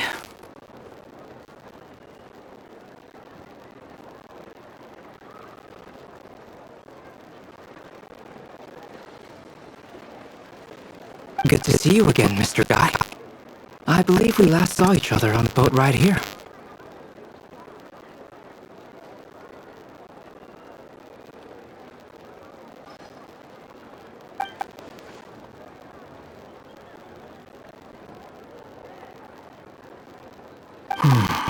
Mind you, the only reason I came here is because there's someone I want to look into.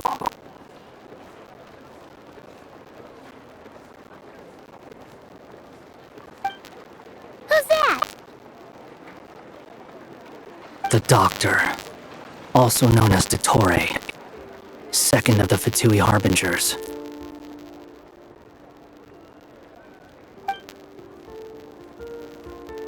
From the tone of your voice, it sounds like there's bad blood between you. I was reviewing our archives and noticed that a lot of information about him was missing. Left a bad taste in my mouth. That's all there is to it. Dottore, or Zondique, as he was then known, once studied at the Academia, but he got kicked out before he could graduate.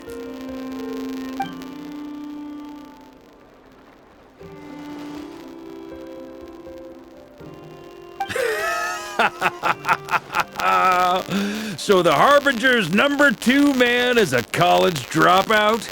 How embarrassing for them.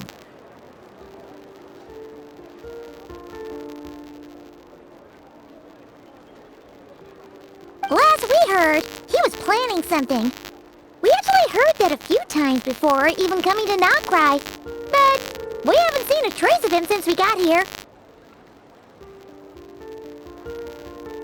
He only appears when something interests him. For all we know, he might have left already. But the fact he did something here at all is worth noting. It'll fill a couple extra lines in his file.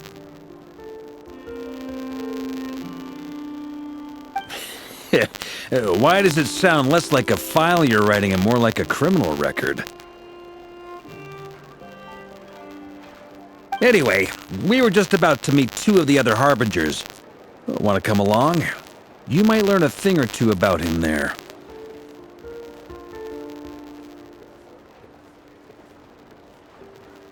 Sure.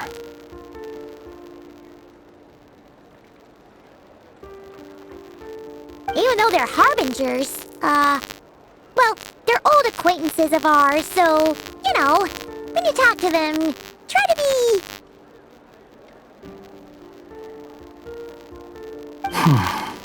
I got it. The Frost Moon Scion's relations with the Fatui remain tense. Forgive me if I do not attend. In that case, we'll continue assisting Miss Alice with her experiments.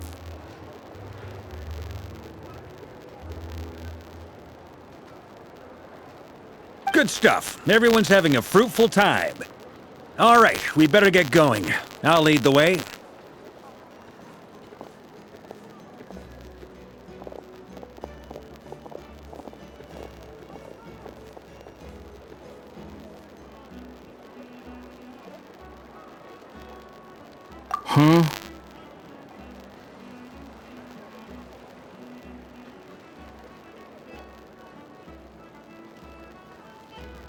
Well, yeah, that's obviously part of it.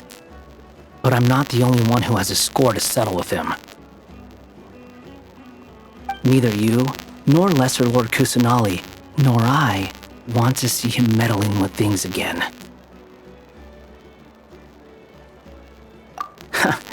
What's the hurry? Don't worry. Pigeons always know which way home is.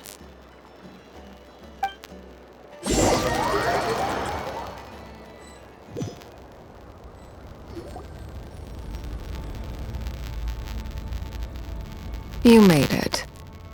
Who is this?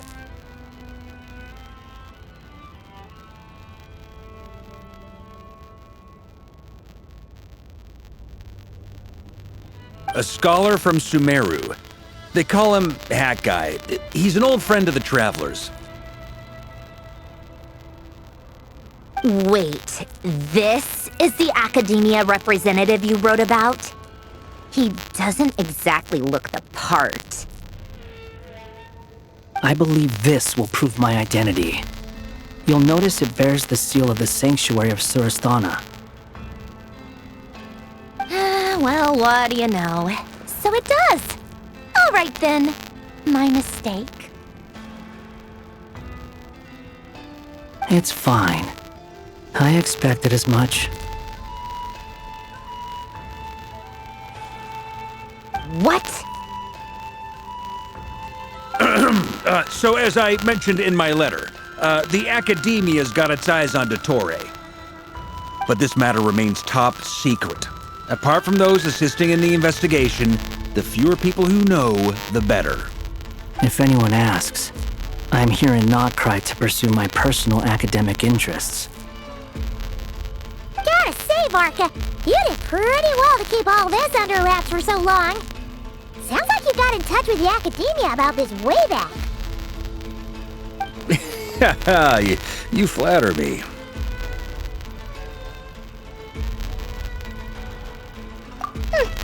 Where do I even start?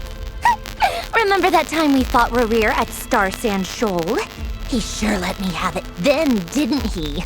I'll bet Dottore had that all sketched out, with me as his convenient little pawn. He could not care less about us if he tried, but hey! The feeling's mutual. Does Dottore really strike you as the sort who values his relationships with his colleagues? Fair point. Definitely not. Which is why I always keep my guard up whenever he starts making suspicious moves. To that extent, our motivations align. On top of which, I consider you trustworthy people.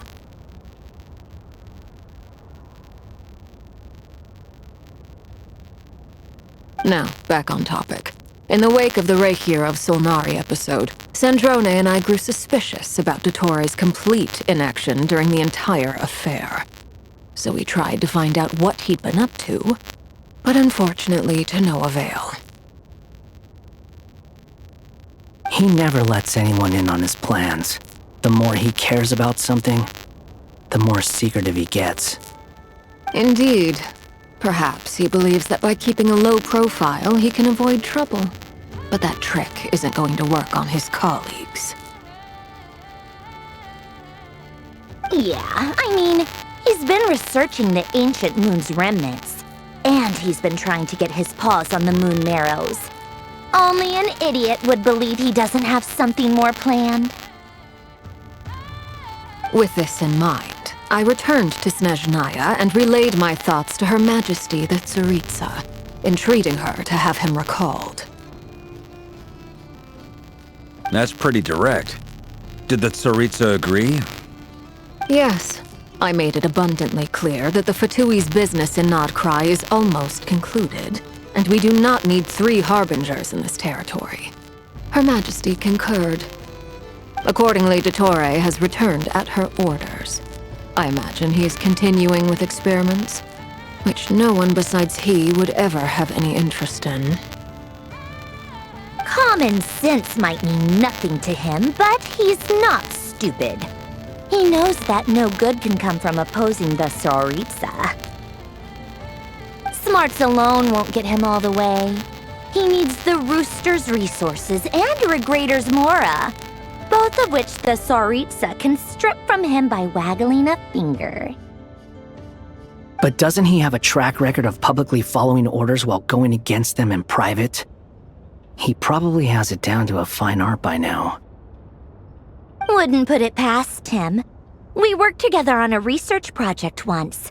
Only briefly, but it was enough to show me that we're fundamentally different people.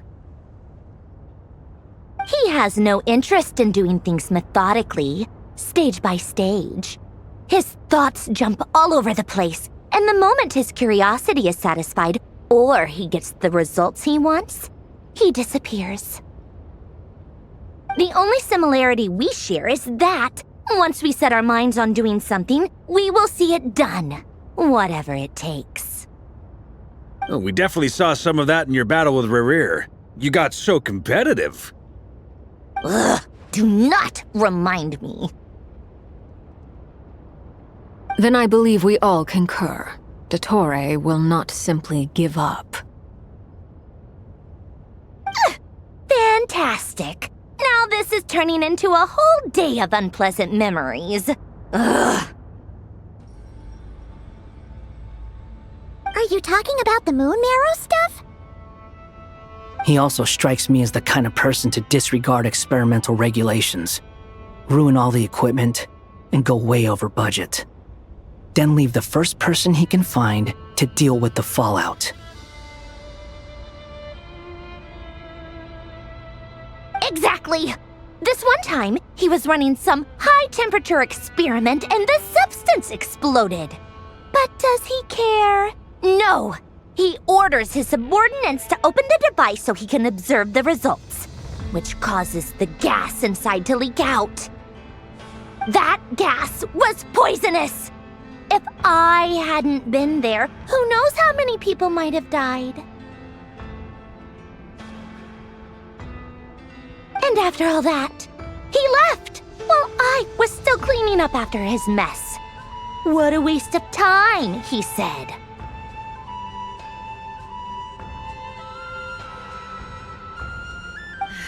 Waste of time? The nerve! He wasted my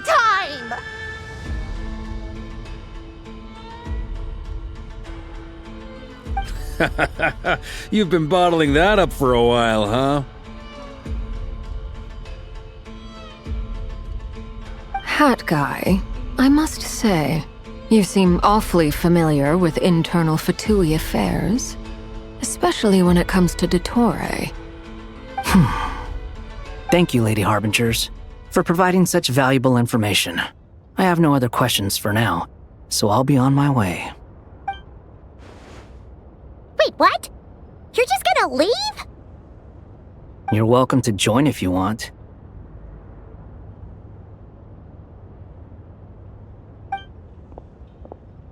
Ugh. Just when Paimon thought he'd finally mellowed out.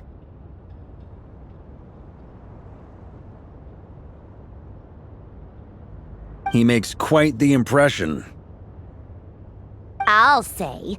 I've met tons of headstrong people, but not many of them would join me in bad-mouthing Dottore. Anyway, back to the main agenda. Barca, you said that Columbina has gone missing? Or rather, disappeared. Yeah. We're working on building a connection between her and this world. The simplest method is to find out her real name. I've actually asked her that question before, but she said she didn't know. Considering our relationship, I doubt she was lying to me. As far as I recall, she was never dispatched by Her Majesty to claim a gnosis or anything like that. The Tsaritsa's plans had long contained a place specifically for her. I always thought that was weird. What could she do that the rest of us couldn't? Knowing what we do now, it's probably something related to Kavaki, right? More than likely. When she first arrived, Columbina would often go to Her Majesty and ask when she could start the task assigned to her. But Her Majesty always gave the same reply. The time has not yet come. So she spent her days in Snezhnaya doing basically nothing. The Tsaritsa has summoned a beautiful blind maiden to be a harbinger, giving her the third seat by virtue only of her enchanting voice.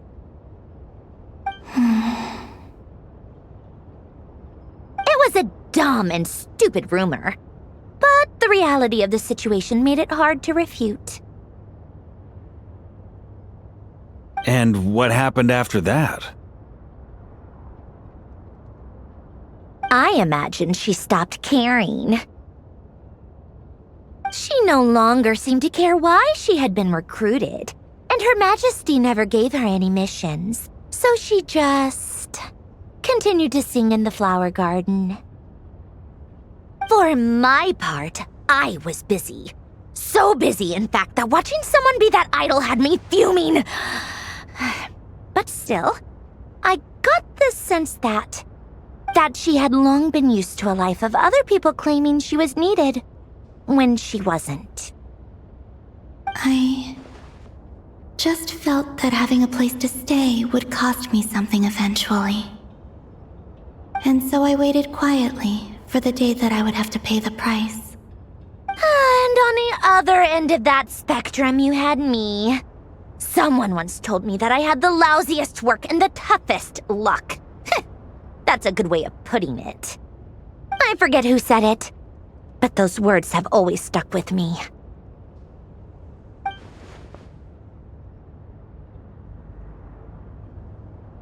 But you've done your job exceptionally well all this time. Because at heart, you are a conscientious person. What is it? Something come to mind?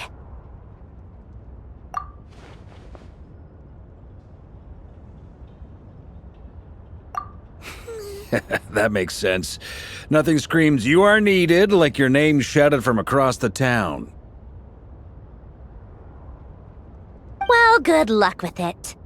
But if you ask me, Kalambina is still the most shoutable name. I'm just so used to it now, after all the arguments we've had. I can't be bothered trying to remember another name for her. Nor I. Sandrone. Harlequino.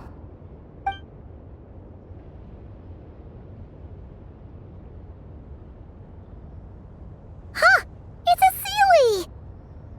Does that mean Nicole has news for us? Ladies, I thank you for your hospitality. If the chance ever comes up, I definitely owe you both a drink sometime. I'm sure it will. You can make your own way out.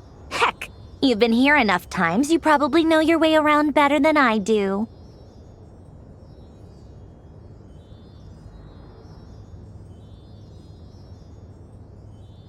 Okay, time to do what adventurers do best. Follow that Sealy!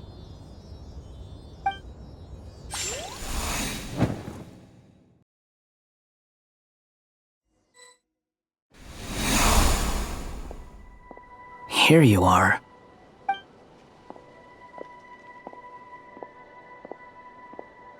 Oh, hat guy.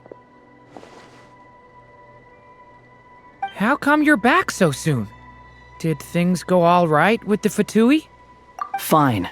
Totori's been summoned home by the Tsaritsa. Couldn't get much more than that. How about you?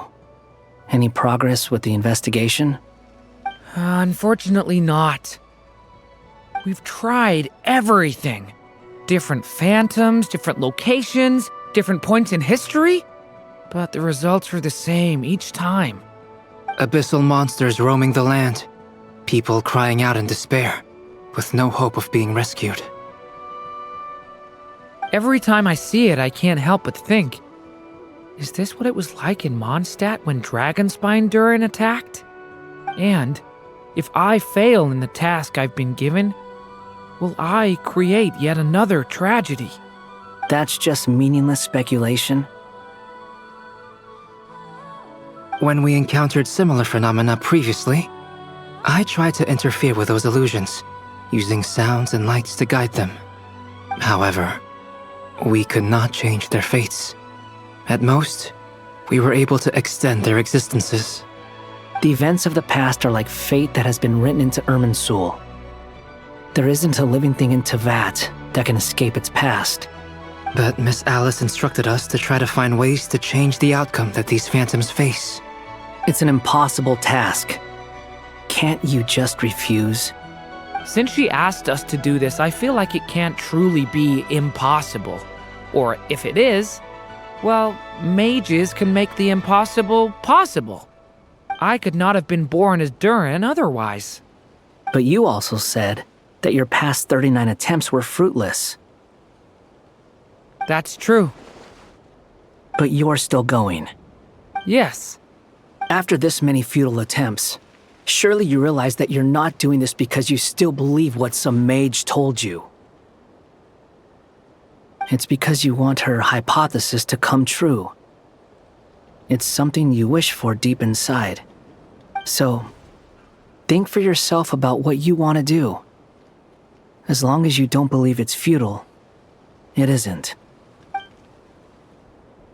Yeah.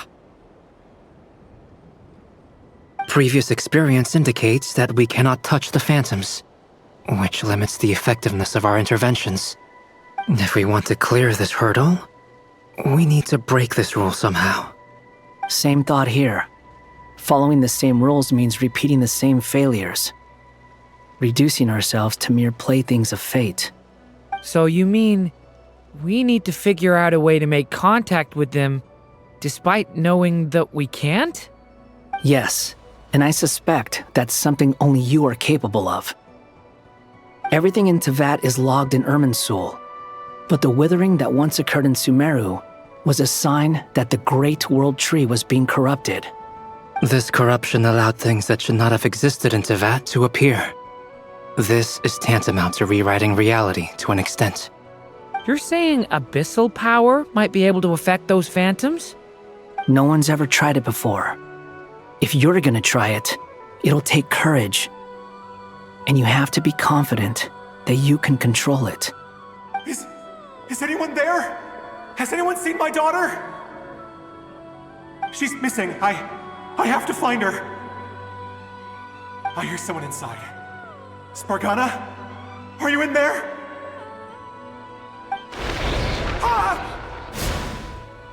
If I can use my abyssal powers to warn him that there is danger here, maybe it'll change his decision. Maybe he'll stay away. Yes. The important thing is not the nature of the power, but rather how you use it. To intimidate and obstruct. Sounds about right for the Abyss. Let me try. I should be able to influence that thing. Have you seen a little girl? What? This isn't the time for that! Just run!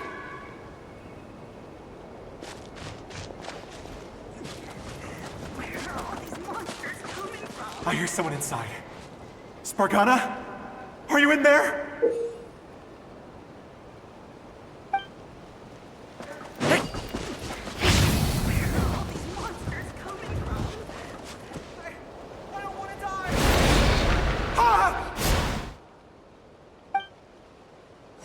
Have you seen a little girl? What? This isn't the time for that!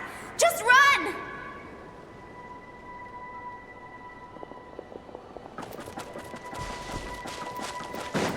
I hear someone inside. Spargana? Are you in there? Where are all these monsters coming from? What is this? Looks dangerous.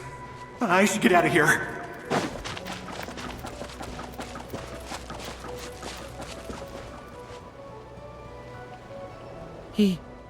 He really left.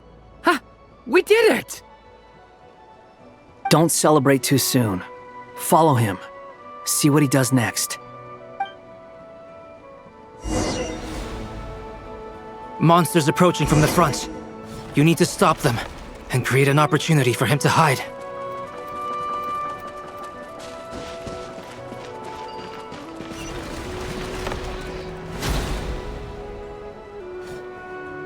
Help me!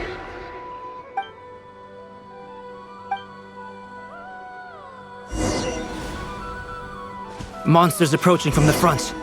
You need to stop them and create an opportunity for him to hide.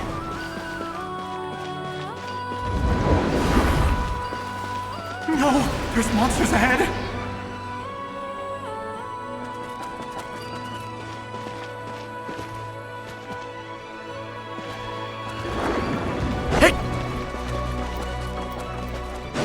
Wait, is that the barrier I saw earlier? Why is it appearing now? It's as if someone's controlling it.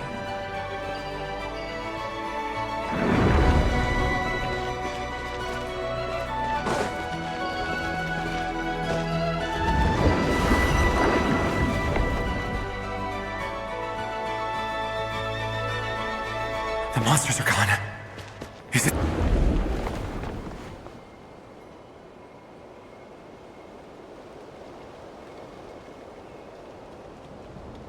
The barrier's gone too. How odd. Anyway, I guess I'll keep going. Quickly, let's keep up.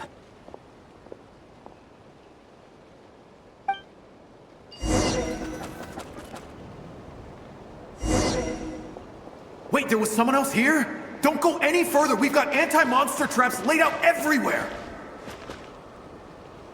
But my daughter must just be up ahead. I have to go. This way's blocked.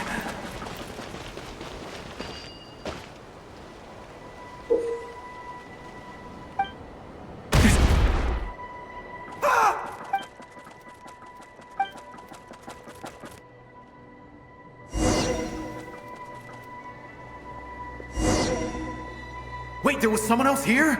Don't go any further. We've got anti-monster traps laid out everywhere.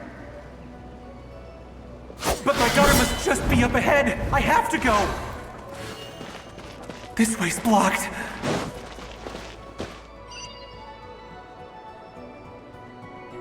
We might be able to use the explosives over there, but we need to take care not to hurt him.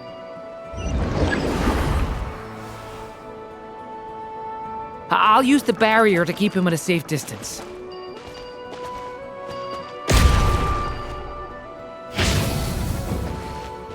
This barrier seems to be helping me somehow.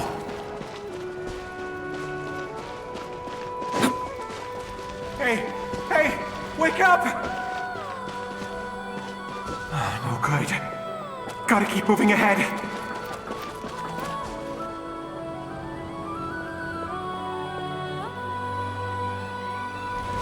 So many monsters! There's still a chance, Durin. Use the traps.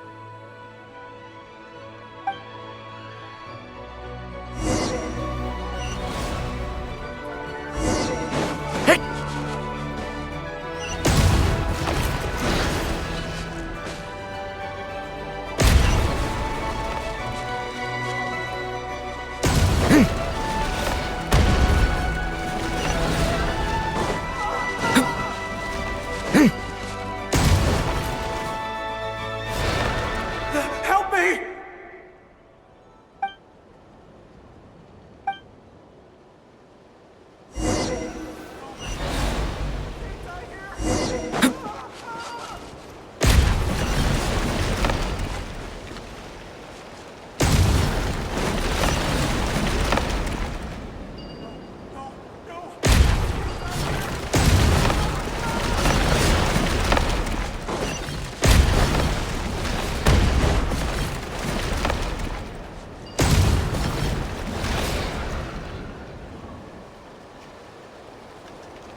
This is a new development. I've never seen this happen before. We might just be able to save this person.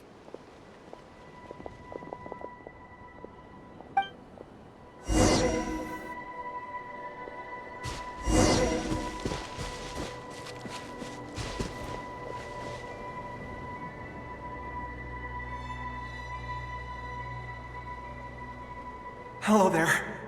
Have you seen my daughter? Spargana's her name. She's carrying a large backpack. Get out while you still can, you fool. You won't find any survivors here. But I can't just leave her here. She must be so scared right now. Sorry. Wish I could help, but I haven't seen her. You'll just have to keep looking. Okay, thank you. If I do find her, I'll get her to shelter and come back for you. Don't bother. I've got nowhere left to go.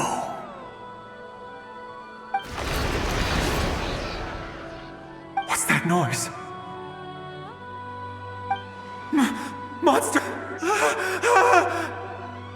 No, if he goes inside, he'll be walking into a trap. Let's try this once more. This time, we have to stop him.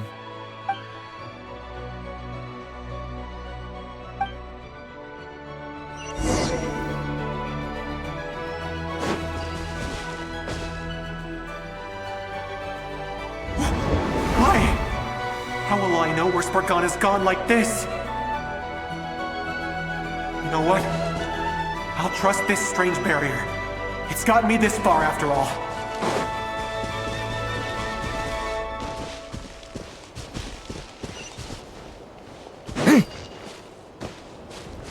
Spargana, are you there? Hey! What? Hey! Let us out!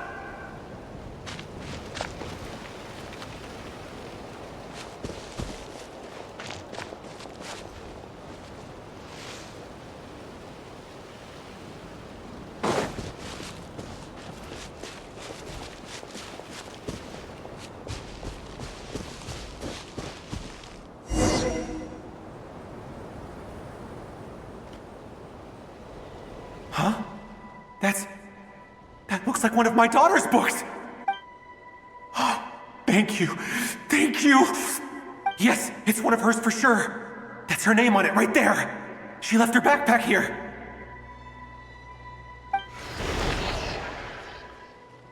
Durin, just like last time. Use the explosives.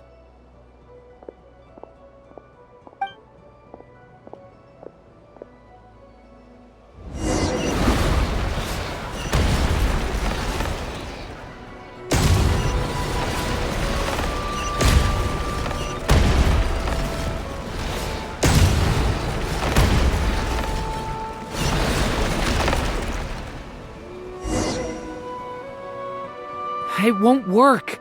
There's not enough left. If he makes it in, he'll die. But then, this clue could be the key to him finding his daughter. It might not be the only one. Better he misses that clue than loses his life. I guess so.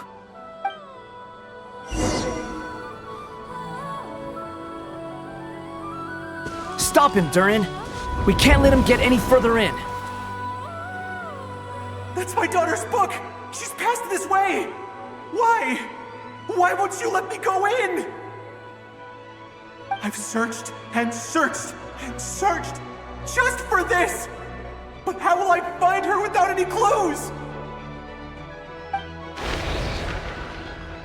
I no longer have anywhere else to go.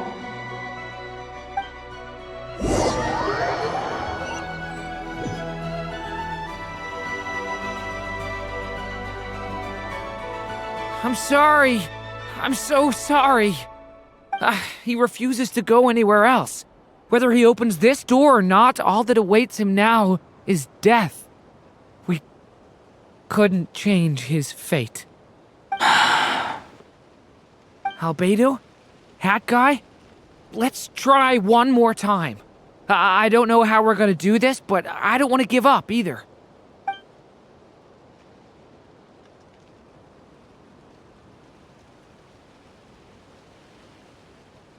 Why am I here? What's going on? All these scenes running through my head. Where are they from? Huh? What's going on? His reactions have changed. How many times have I... What's happening to me? Huh? Wait, who are you? You can see us now? I feel like I always could, but that I only just realized you were there. I'm sorry, I don't know how to describe what I'm feeling. But you were the ones guiding me using that marked barrier, right? I haven't done anything yet, but those monsters, those deaths, they feel like memories. Like things I really did experience. I won't find my daughter. In fact, I'll ultimately die trying to find her. Isn't that right? Well, no, it isn't. Yes, it is. Even so, we're trying to find a way out of this. You've not seen my daughter either, have you? It seems she really isn't here.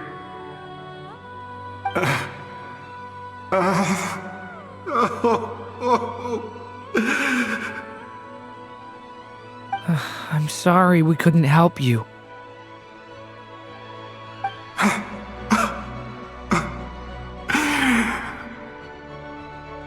I'm just tired.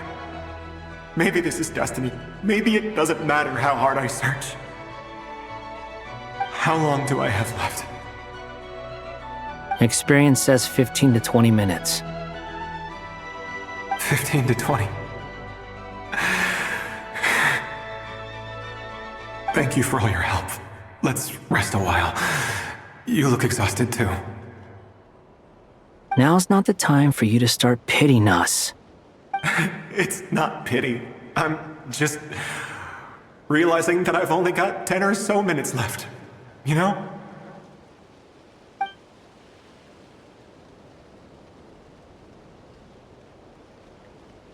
You say you're from Mondstadt, yes? A place with windmills, where people enjoy limitless freedom? And you're from Sumeru, where they've built an academy into a giant tree? Yes. It seems you've never heard of either place. Those names are unknown to me, I'm afraid, yes. Have you heard of Hyperborea? I have, but I heard that it was destroyed in the distant past. I see. I've never heard that name. Then what about Salvindagnir? I have seen that name on stone tablets on Dragonspine. But I'm afraid the only things left of that place are its ruins. I see. Sure enough, there was no way to turn this around, huh? I'm sorry. I was the one who asked to chat, but it seems like we're too many ages apart. There's barely any common ground to start from. It's alright. We did hear something new, at least. From how you speak of your lives, things must be going alright for you, I guess. They are. Mondstadt is a place of freedom and happiness. There's a lot of good people in the church and the Knights of Favonius, and even outsiders find that it's an easy place to feel at home. We have festivals a few times a year. Everyone gets together to drink, sing, and be merry. Sumeru is a lot more uptight. Not really the kind of place where you can relax. It's a nation fraught with problems wherever you look. But if all you want in life is to seek knowledge, I guess it's pretty much paradise. That's wonderful. In other words, after this all-devouring black tide passed, humanity did not merely avoid extinction, but rose to build prosperous civilizations anew. I mean, I can see you all right now. That must mean the future isn't a total mess, right? That's true. Well, time's almost up. Let's part ways, I think. Might be best if you don't waste too much time on me. The chances are slim, I know, but I'd like to spend these last few minutes looking for Spargana. If things work out, I'd love to tell her about what I've heard. May we meet again. Well, or not, most probably. In that case, may your wishes come true.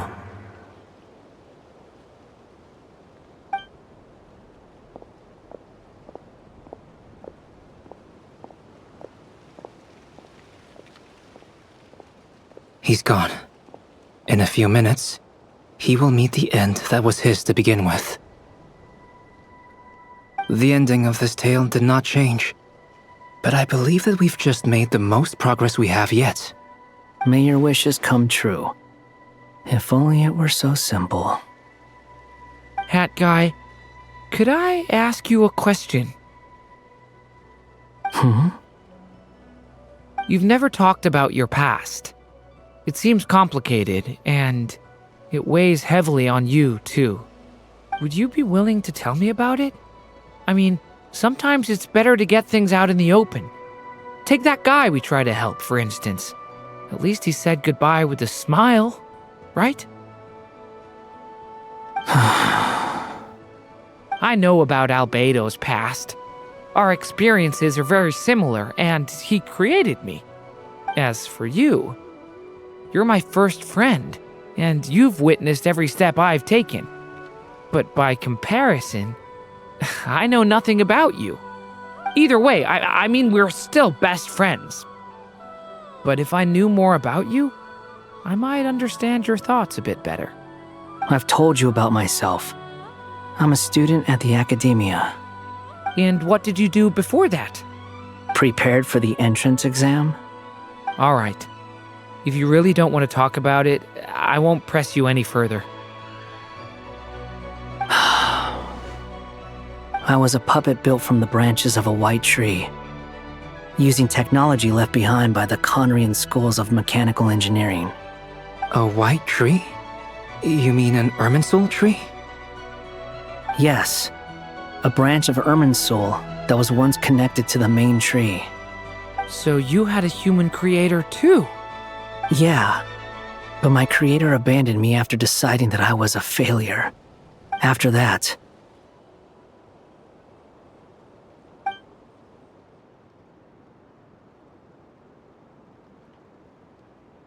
Durin, resisting the influence of the Abyss, suppressing the urge to destroy, trying to do the right thing. None of these things are easy, but no matter how hard they are, trying to rewrite past wrongs is far harder. You asked me if you would create a new tragedy if you failed. I told you there was no point speculating about that, but the real answer is, yes. You absolutely will. Hat guy. But at least you've got people here to help steer you away from the wrong path. So, just keep aiming towards the light. I will. I promise. All right, break time's over. Hello, Durin speaking. Hello, friends, it's me! What have you been up to, I'm detecting some unmistakable fluctuations here at the border. The amplitude isn't particularly high, but they're completely different signals from the ones before, and the scale is comparable to those I've detected previously. Alice, we were unable to save that person. However, he appears to have retained a portion of the memories gained through that cycle, and was able to hold a conversation with us. I see. Well, that is rather odd indeed. It definitely merits further attention. Could I trouble you to keep trying the same approach? I need to gather some more data. Counting on you. I should probably have Nicole come and check this out as well.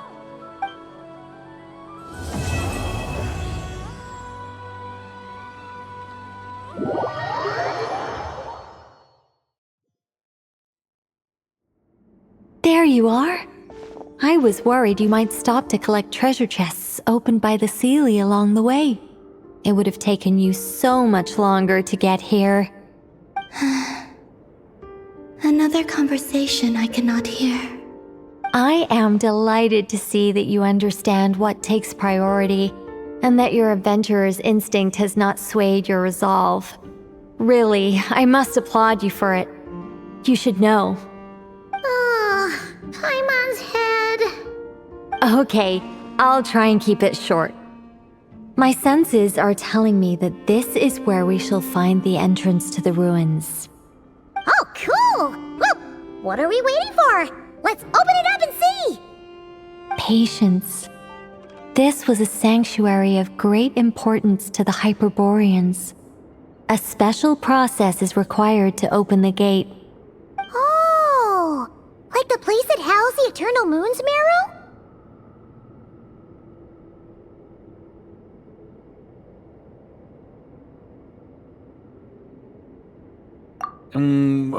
Okay, so what's the plan? Need us to do anything? And just the short version, if you can. Ah. Alright then. I was planning to start with some background on the invention of these techniques. Are you sure you don't want to hear it? It's quite informative. Remember what you were saying about priorities? Fine. Simply put, we need 3 human representatives to successfully undergo a process of Kuvaki resonance. Think of it as a test from the 3 moon goddesses to see if the entrants are qualified, with the most recognizable qualification being Kuvaki. Pretty sure Lauma would ace that test. Oh, wait. But we need 3 people. I also have no doubt that the Moon Chanter would be qualified. But we would need 2 other people with the same constitution. Therefore, the most feasible method is not so much to follow the rules, but to figure out how the test functions and find a workaround. I've done some research, and it turns out the mechanism is rather crude. We'll simply need humans to stand before it who have sufficient Kuvaki energy within them. I'm with you so far. How do we get the Kuvaki in them? The easiest way would be transfusion. Take some Kuvaki from Nod Krai's soil, put it into the bloodstream, and get it circulating in the body. So we're going to cheat on the test? Precisely. There are other methods, but this is the simplest one. Cheating the system is much easier than trying to hide from it. Huh? Sorry? Does the idea of cheating upset you, Miss Lauma? No, that's not it. I suddenly had an idea. Oh, what is it? It's about Moon Prayer Night. I figured out a way for Kutar to join in the festivities. Huh? But as Paimon said, we need to have our priorities straight. Let's get back to the test. I'll follow up with Nefer on the festival arrangements. Okay. Anyway, is this really the best method we have? A Kuvaki transfusion sounds dangerous, no matter how you slice it. If you think that's dangerous, wait till you hear the other methods. I'd be more than happy to go through them if you'd like. There are several. No need, we're good. Let's go with this one. Very well. Kuvaki transfusion it is. Now, I should mention that the risks can be greater or lower depending on individual compatibility. It would be rash to simply infuse the Kuvaki and hope for the best. If the body rejects it, the reaction can be quite severe. The symptoms are similar to another condition that some people living here suffer from, known as congenital Kuvaki sensitivity. So, before we execute our plan, I will perform a simple test of my own to see who is compatible and who is not. Once that is done, we will have to complete the resonance process as rapidly as possible. The participants must remain stationary while the Kuvaki circulates and bonds with them, and they mustn't eat or drink anything. What? No eating or drinking? That's some hardcore fasting. They'll all be monks by the time they're through. 3 days. Oh, that's so long! And we still need to find 2 more people who are not just compatible, but also willing to volunteer.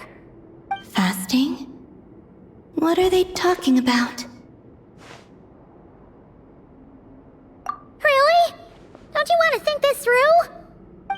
Haha, count me in too. 3 days without food? I can handle that. Miss Nicole has made it clear that this is the easiest way. The way I see it, there's nothing else to discuss. It's time to step up.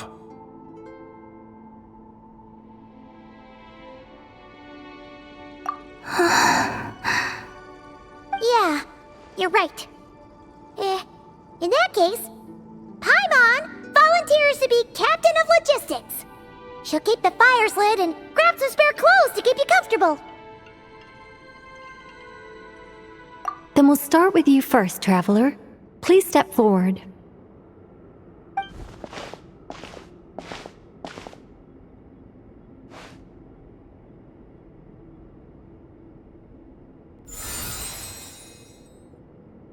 How's it going? Do you feel anything?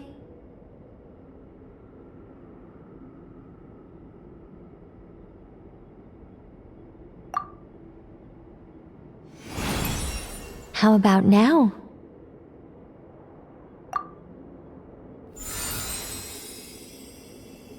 And now?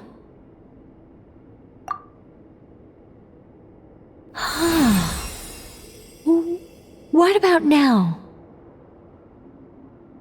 You guys, it's not a competition, you know. All right, I'm officially impressed. Even as a descender, you can withstand far more than I imagined. It's like I summoned a giant stone titan to arm wrestle you, and your arm hasn't even moved an inch. In my last attempt, I infused 5 times the amount of Kuvaki required.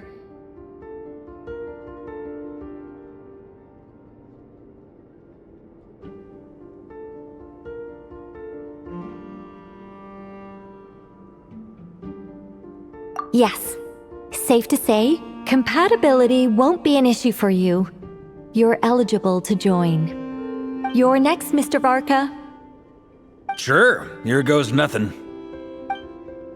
All right, I'll start where we left off. 5 times the required Kuvaki dose. Whoa, whoa, whoa, hey, wait a minute. How's it going? No, not great. I kind of want to puke. Feels like I've been drinking too much. A few bottles of wine, then a big stein of Dark Horse, with some hard liquor from Liyue mixed in. You think this is funny? I just lost to a young lady in an arm wrestling contest. I'm never gonna live that down. My apologies. I'll lower the concentration and try again. Oh. How's it going now? I'm not as dizzy as last time, but I can still feel it pulsing around. In that case, you wouldn't be an ideal choice, Mr. Varka. Let's try someone else. Okay, let's go ask some of our other friends then.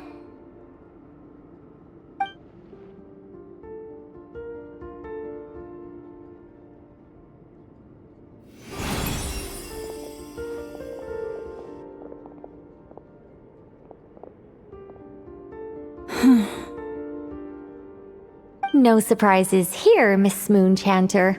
You're perfectly compatible. You may join.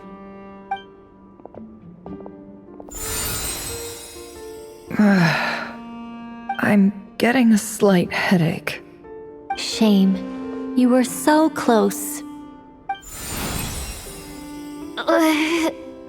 Whoa! I'm itching all over! Allergic reaction. We can't have that. Huh? Well, are you gonna start a what? The Hexenzirkel is an organization that cares for and protects children. We will not have them do dangerous things. Not even tests.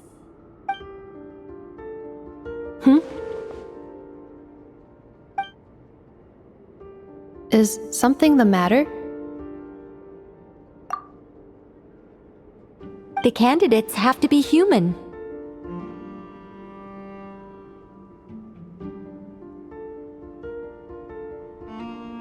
I guess that rules me out too. Huh. Everyone except the Moonchander got beaten. Guess I don't need to feel so bad after all. I mean, looks like this isn't gonna be as easy as we thought.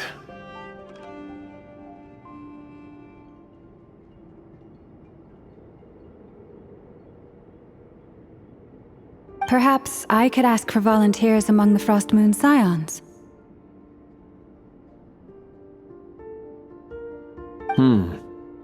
I'll see about talking to some trusted Lightkeeper colleagues. Itlua springs to mind. In fact, I think we had some former Frostmoon Scions join our ranks recently. Can you give me the scientific explanation for how the test works? I can probably make some kind of test bot. Then we can just zip through Nasha Town, going up to people and pressing a button to check their status. Wouldn't that be way easier? No. Wow! No elaboration for once. How about I contact the Knights of Favonia's garrison in the Wave Chaser plane? Shame that Lohan's already left. And that guy's even tougher than I am. Strange. The moon goddess is clearly revered by many people. So why is she on the brink of disappearing? She mentioned that the world has rejected her from the very beginning. And when we fought the Reikir of Solnari, it seemed like she exhausted her power for our sake. Also, Paimon's not sure revered is the right word for how people feel about her. Gratitude, certainly. For my part, anyway. It's basic reciprocity. She helped us, so she deserves our help in return. Yeah. Even though she looked like she didn't care, she still saved a ton of people, including me. A review of the relevant data leads me to conclude that Miss Columbina is a good person. Yep, you bet! They really think so? I'm super surprised that Columbina isn't her actual name, though. I think it really suits her. It's light and graceful and... yeah, just a really pretty name. I know, right? Unfortunately, that's not our decision to make. Columbina. That was the code name the Fatui gave me. But it also came up in the song I heard when I was born. But... is that really all there is to it? What do I truly think of my own name? Is there anyone left who will still call me by that name?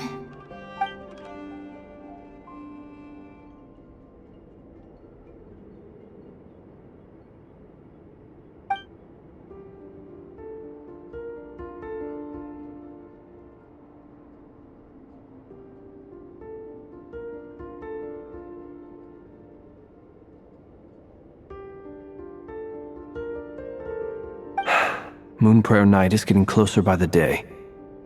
We're running out of time. We need to look for other candidates. Then allow me to try. Huh? What are you doing here? You contacted your friends via the Adventurers Guild. Sandrone has been keeping an eye out for something like that, so she informed me. Since I have the ability to accommodate a moon marrow, I should prove to be a suitable candidate. Arlecchino. When can we begin? I see. We can begin right away.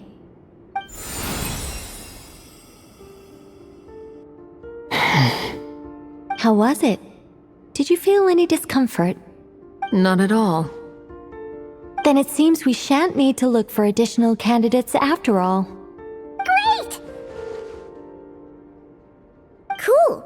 Alright, like Paimon said, the rest of us can take turns making sure the three of them stay warm and comfy.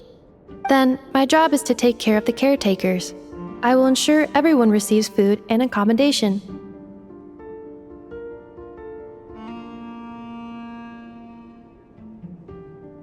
I'm ready as well.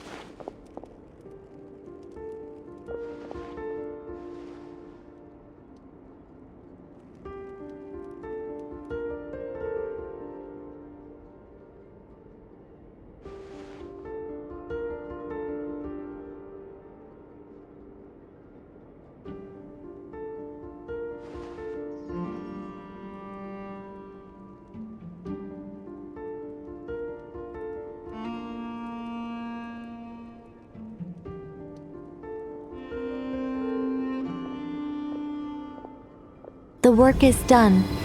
The sacred scroll shut. The stars grow dim, the people silent. The white sun sets, the silver moon rises.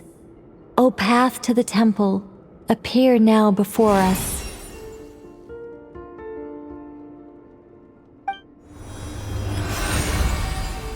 Wow! It really opened! So that's what all this is about. They've been trying to open this gate. Come, let us enter. It might be best to eat something first. Take care to chew properly and swallow slowly. It will give your body time to readjust to the digestion process. They will head in soon. They will need to enter this gate.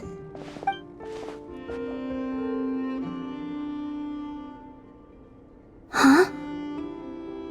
I cannot pass through. Is it because I have no physical body? It has been 3 days. My strength is all but completely faded. Can I really hold on until Moon Prayer Night?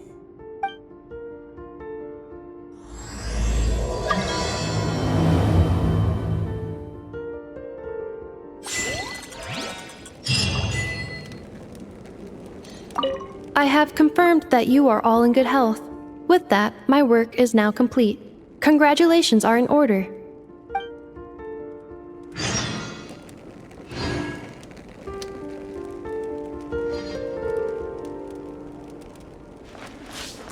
It's good to know you're all well. Puts me at ease.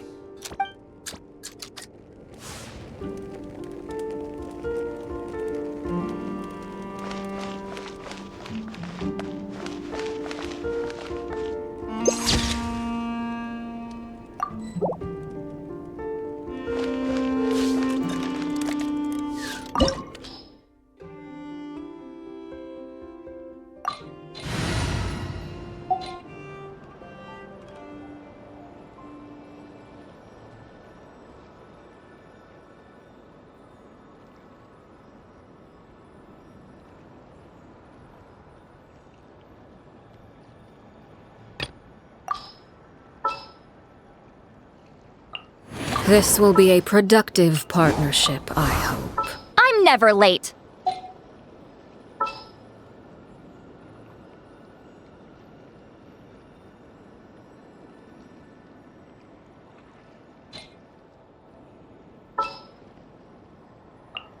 Commencing task.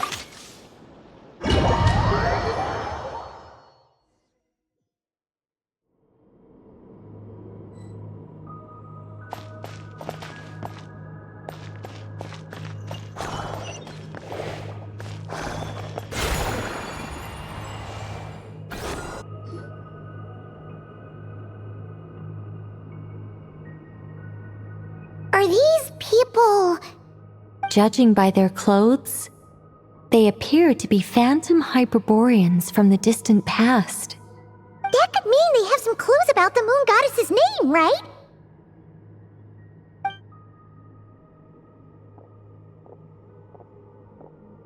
Hey there! Could you tell us what the moon goddess's name is? Sorry. That's probably a weird question, huh? How do we explain this? The moons are long gone, and their goddesses are dead. Their names no longer mean anything. When a new moon goddess is born, we will surely know her name. We have used every last resource at our disposal. All that remains is to wait, patiently and quietly.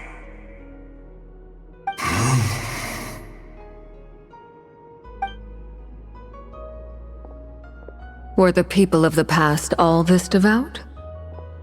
It looks like this phantom doesn't intend to converse with us any further. Surely the new moon goddess he speaks of must be Columbina. Alas, Kuthar's birth came long after the age in which he lived.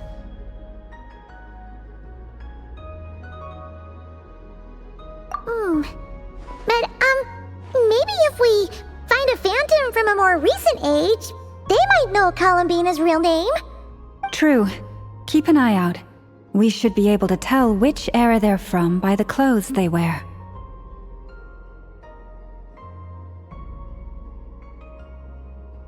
Yeah, you've been pretty talkative this whole time. What changed? Oh, nothing. I'm fine. You all make good points. When the Hyperboreans speak of moon goddesses, they mean the three from truly ancient times. I can't imagine they would know anything about our current moon goddess. There once was a time when the moon goddesses blessed them greatly and protected them from harm. So, when the war between the gods and dragons plunged the world into chaos, it seems they looked once more to the moons for help, praying for a new goddess to be born. Yeah, that checks out. Let's continue on. Who knows what else we may discover?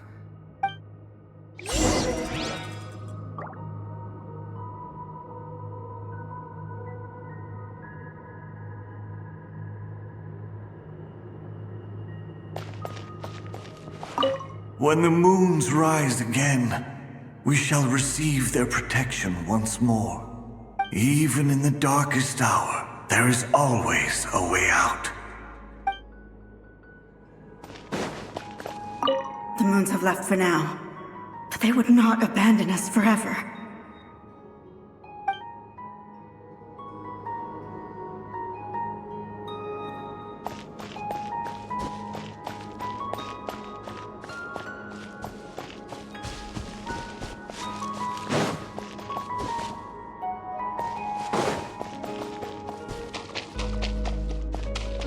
There's a door blocking this path! Not a problem. Try this. Whoa! How did that door suddenly collapse? This device was maintaining the door's integrity. Remove the core, and the device stops working.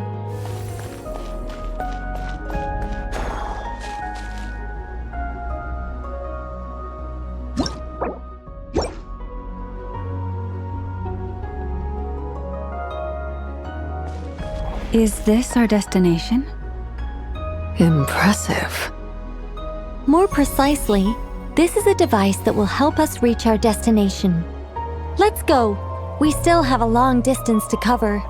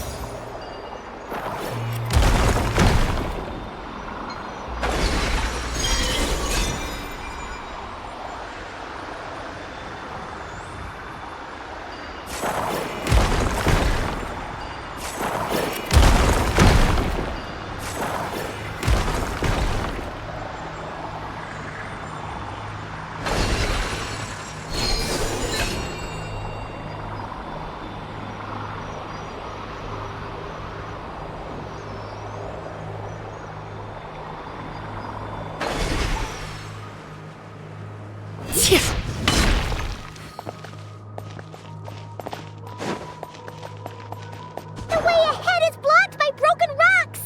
Oh. Let's try that device again. Remember the door from earlier?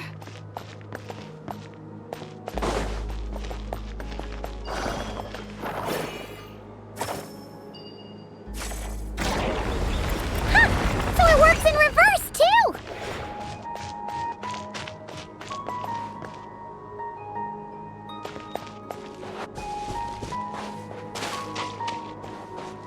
The humans we see are all phantoms, but the monsters are real. What a fascinating place. There'll be plenty of time to admire it later!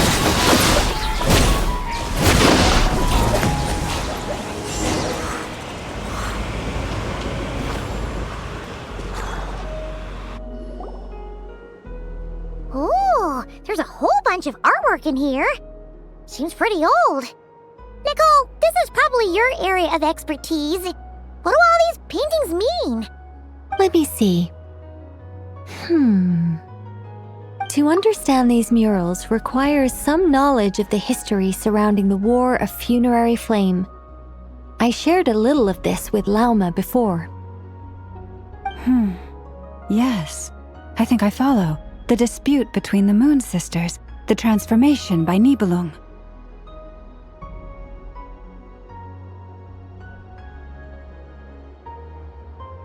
Oh no, it's no trouble. I'd be delighted to share the tale again. Alright then. Tevat's 3 moons and their goddesses were brought into being by the will of Nibelung, the then ruler of Tevat. But when the heavenly principles came, they changed the world completely, down to its very foundations. The moon goddesses were nowhere near strong enough to challenge this entity, but the heavenly principles did not view them as heretical entities that had to be removed. Essentially, the 3 moons existed to keep this planet alive and operational, which did not directly conflict with the heavenly principles' aims. Nevertheless, the inherent precariousness of this arrangement would soon be revealed. Nibelung returned, yes.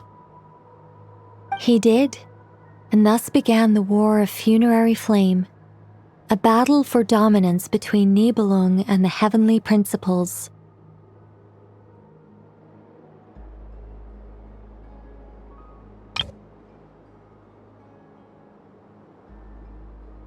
Discord would soon emerge between the 3 Moon Sisters.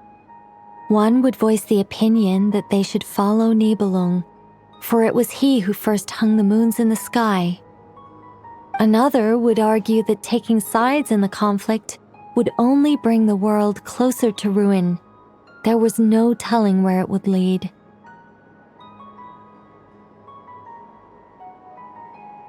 Especially since their creator had returned, bearing the perilous power of the abyss. Nibelung would eventually discover their disloyalty. He had all 3 imprisoned before transforming the moons into weapons with which to fight against the heavenly principles. What? Weapons? Yes, the very moons that had once defended the planet became instruments of death and destruction, striking terror into the hearts of all living things. And although the heavenly principles and the 3 Moon Sisters had once been at peace, it now seemed that the moons posed an unacceptable threat to Tevat. It is possible that the heavenly principles did not know of the goddess's imprisonment. If so, the weaponization of the moons would surely have been viewed as an intentional breach of the peace agreement. Regardless of who knew what, when, the heavenly principles shattered 2 moons and flung the other beyond the skies. Whether the goddesses managed to escape Nibelung's captivity after his fall, nobody knows. But this much is certain. From that day on, the moons no longer belonged to Tevat. The rejection slowly drained their power until eventually they passed away.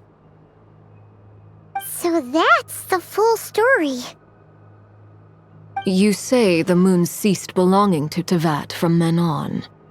Why then would Columbina be born here? That is perhaps due to the lingering connection between the Frost Moon, which was not shattered, and this world. You could see it as the 3 sisters' dying wish.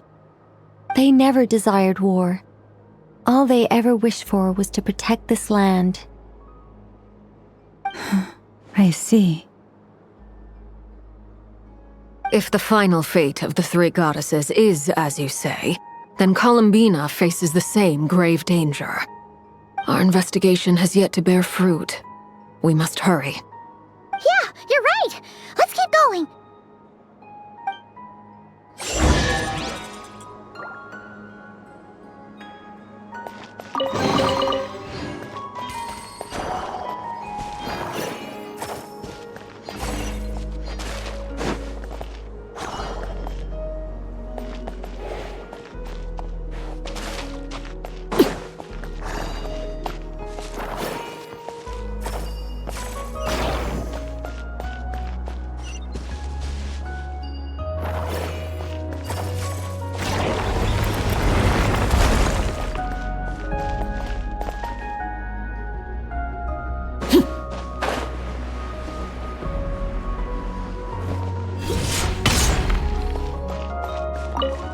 Should we trust him to keep his promise?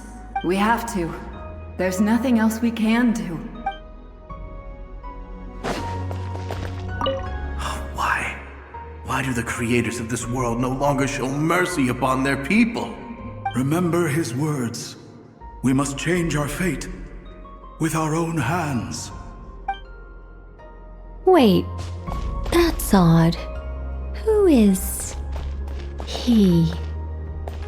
Is something wrong? No, not really. It's just that over 30 possibilities emerged in my head, so I can't be sure who he is. It's been too long. My memory isn't as sharp as it once was. Okay. 30. Wow. Impressive.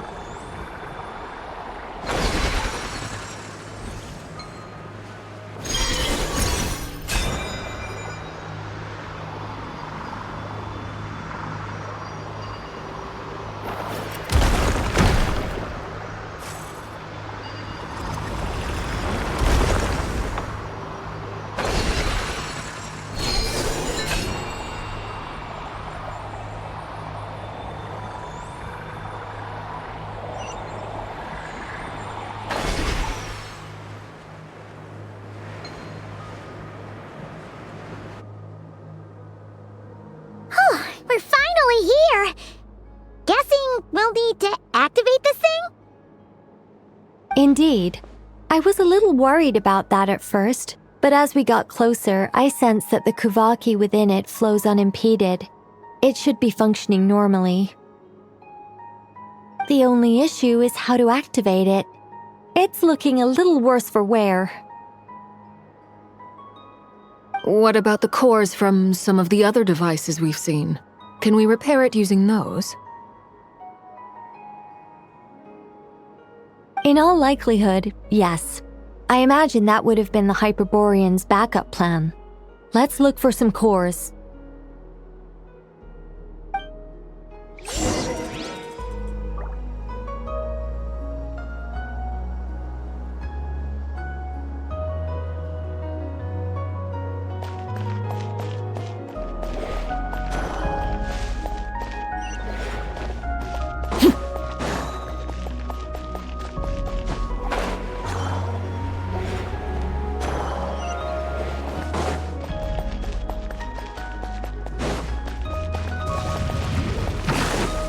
Transfixed! Bring it!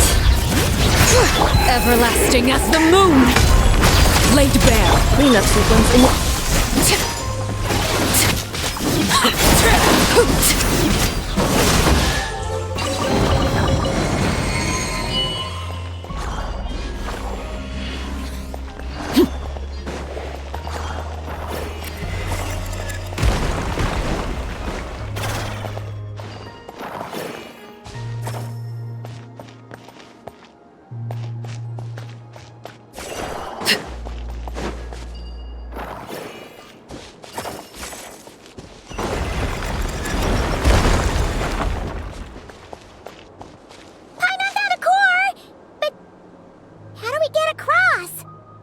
Walk up, then jump down.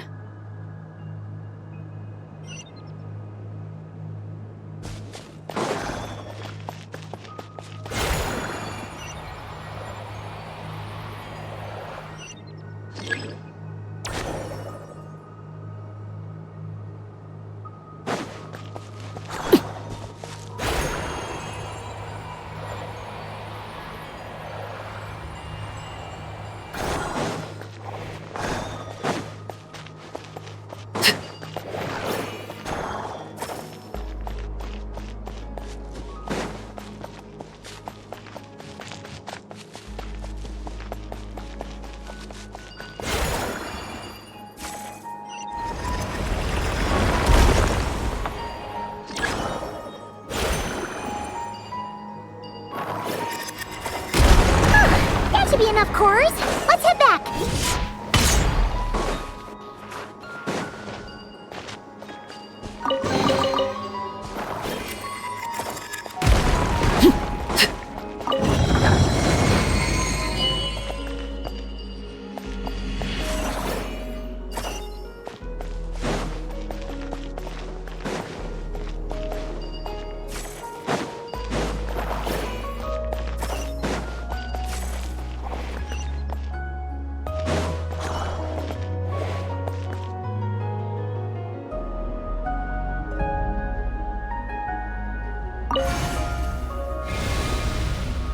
The device is up and running. It's hard to believe that the ancients were capable of constructing such things. Paimon sees our destination! It's right up ahead! Yes, let's go.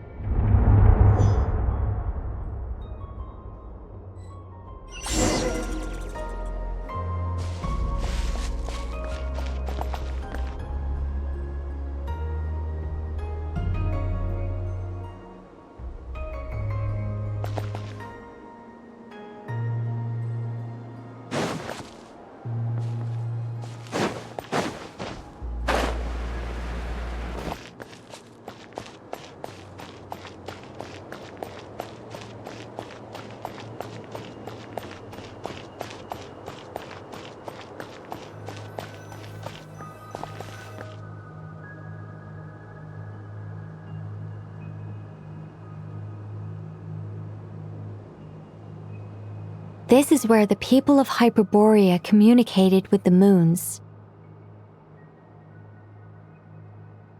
We need only place the moon marrow upon this platform on Moon Prayer Night, and we shall be able to open a portal to the moon and send our moon goddess back home. The assumption being, of course, that we can find her first.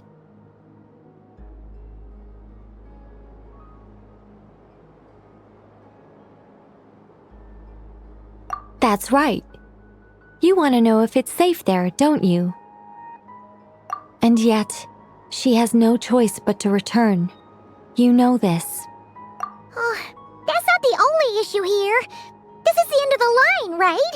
We've explored everything we can.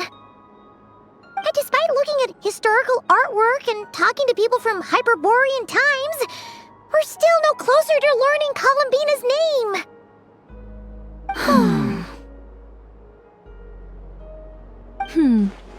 If it's not too much trouble, could you tell me exactly what Alice said to you about finding her name? Oh, sure. What she said was... Then your first job is to find it.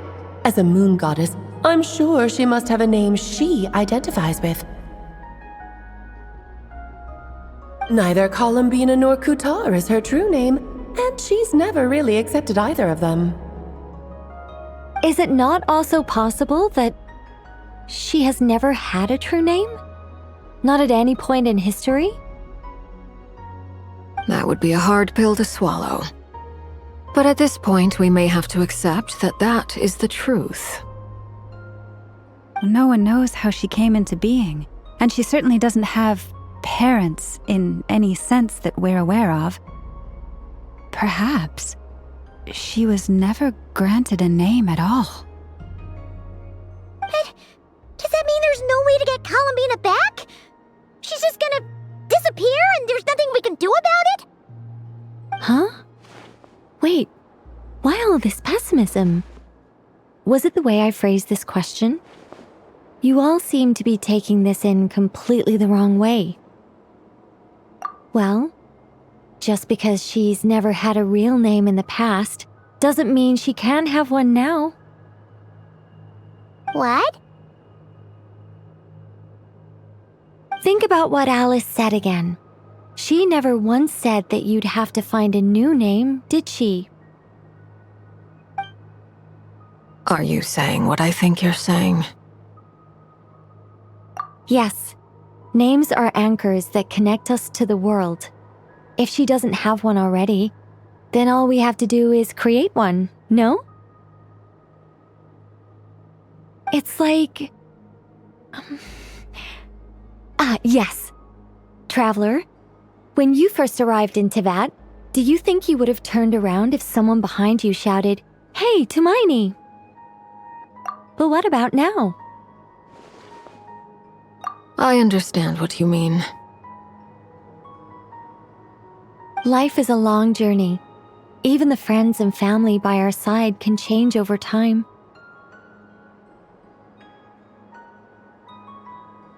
When people call you by different names, what matters isn't so much the words themselves, but what they symbolize. And of course, whether that resonates with you.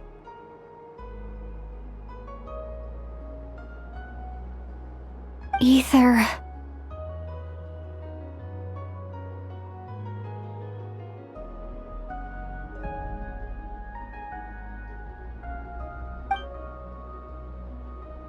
So, close your eyes and picture the moon goddess in your mind. If you were to call out to her in this moment, what would you say?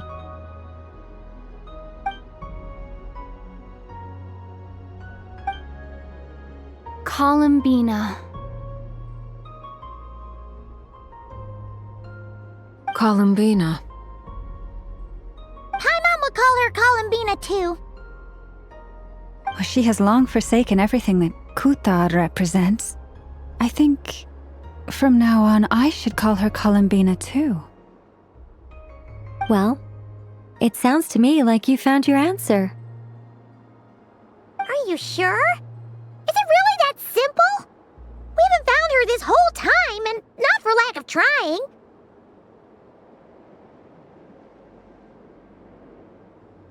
For a journey like this, the process is every bit as important as the outcome. Had you not searched far and wide, rejecting every other answer you were offered? How could you have come to an answer you felt was finally correct? Oh, it all makes sense now. This has Alice's fingerprints all over it.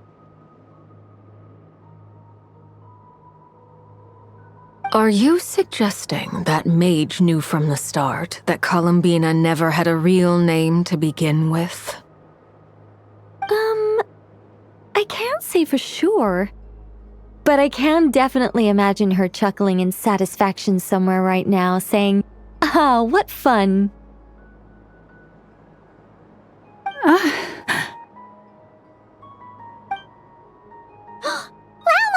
Your antlers! You should hurry. The festive moon has begun to rise. Do not worry, for when you called the name Columbina just now, I could sense that the power within was enough to summon back the moon goddess. The power within what? The name? Yes, so, the thing is...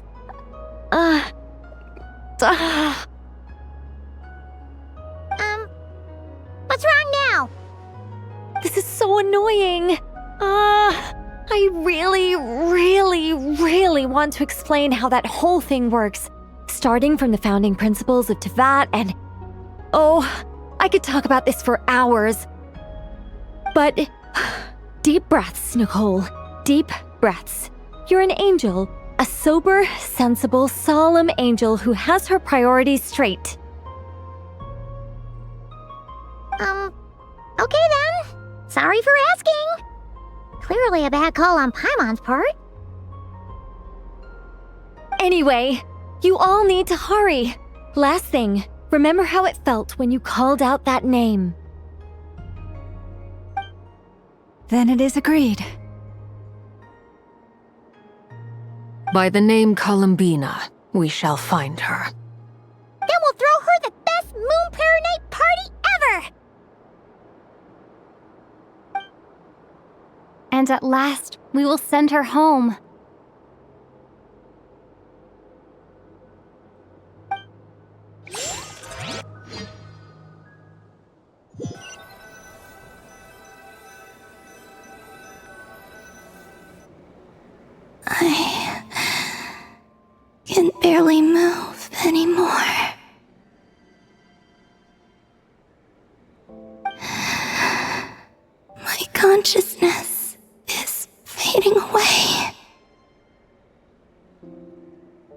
Have they come back out? I'd love to see them one more time.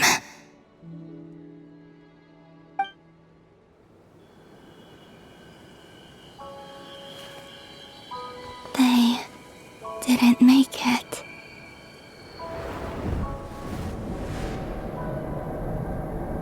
Could you tell me your name? My name is... Columbina!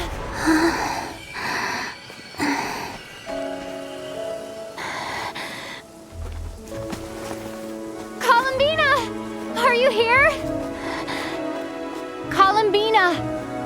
That's the name you gave when we first met. And it's what I've called you ever since. Columbina. It's a fine name. I have many fond memories of Columbina, and so do all of your friends.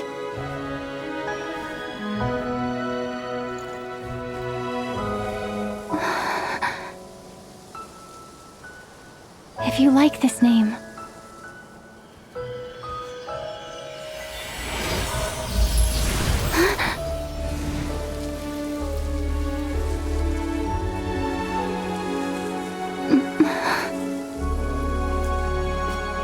Looking for me?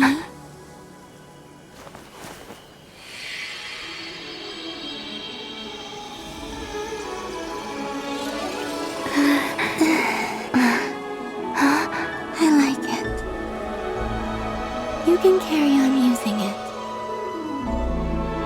My name is Columbina Hyposelenia.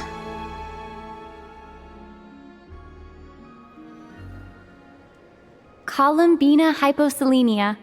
That's a wonderful name.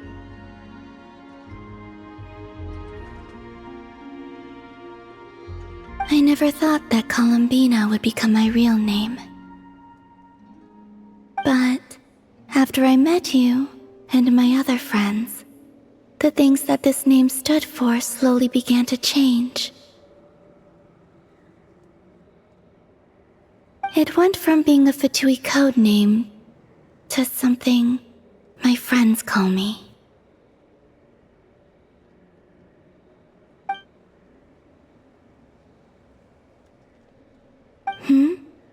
What is it?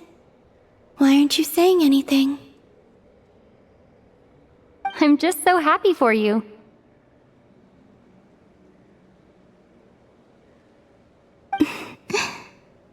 Thank you. So, where's everyone else? We can go and meet them very soon. Everyone went to different places to try calling your name. Great. I'd like to thank them as well. Everyone's done so much for me. Searching for my name, entering those ancient ruins. Huh? Wait, so you were... Yes, I was there. Not physically, but my consciousness was still holding on. I followed you the whole way. Starting from when? You turned around and called out my name while you were in Nasha Town. Do you remember?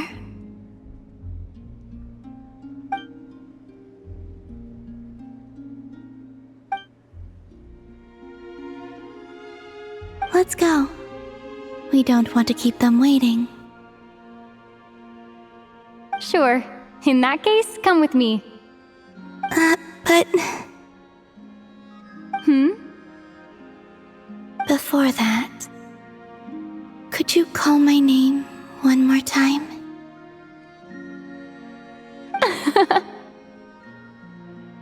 Sure. Come with me, Columbina Hyposelenia.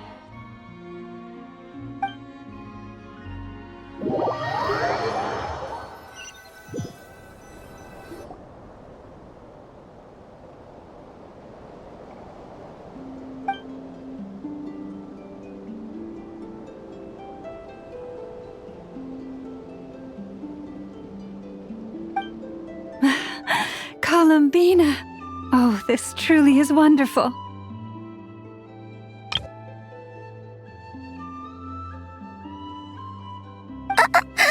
Llama, I can't breathe.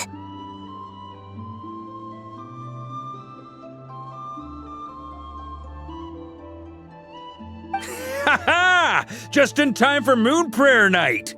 It's good to have you back, Miss Columbina.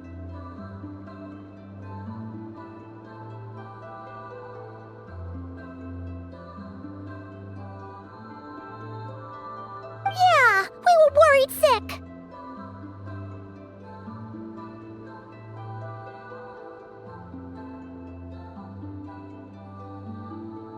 Thank you, my friends.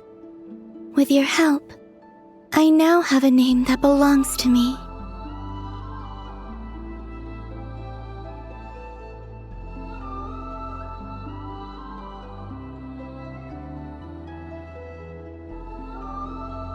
Columbina hyposelenia. Where's the second half from? You added it yourself? That's right. It means... born beneath the moon. Yes. And by extension, it can also mean born beneath this world. A fine name. Now, as much as it pains me to interrupt this beautiful reunion, I feel obliged to remind you that the Moon Prayer Night celebrations in Nasha Town have already begun. Don't you want to enjoy the festivities? There's so much to see and do. And some of the ambient lighting and entertainments were sponsored by the kind souls in the Hexen Circle.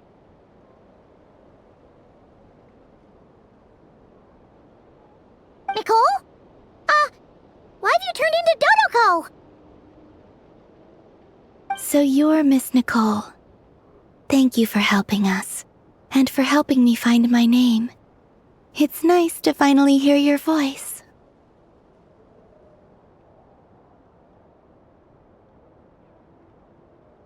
You're quite welcome. Guiding lost people to hidden treasure is what we Seelie do.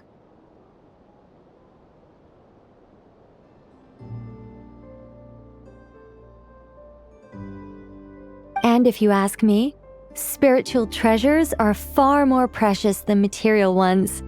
Chests are all well and good, but this was what it's all about. So satisfying.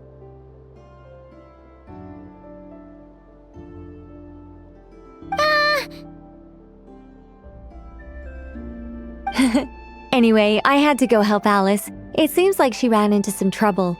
That's why I couldn't be here in person. But don't worry, we're with you in spirit. We'll be celebrating right along with you.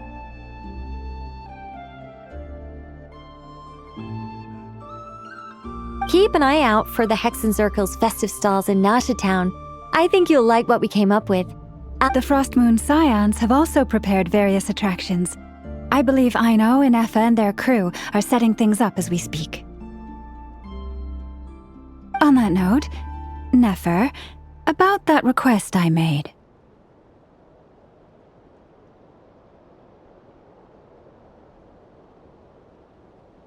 It's all in hand. Yehoda is on site to ensure that everything goes off without a hitch.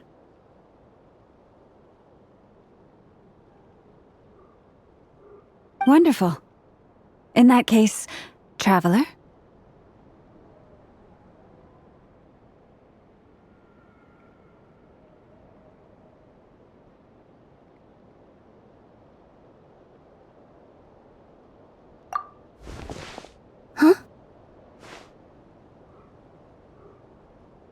Come on, Columbina. It's time to celebrate the best Moon Prayer Night ever.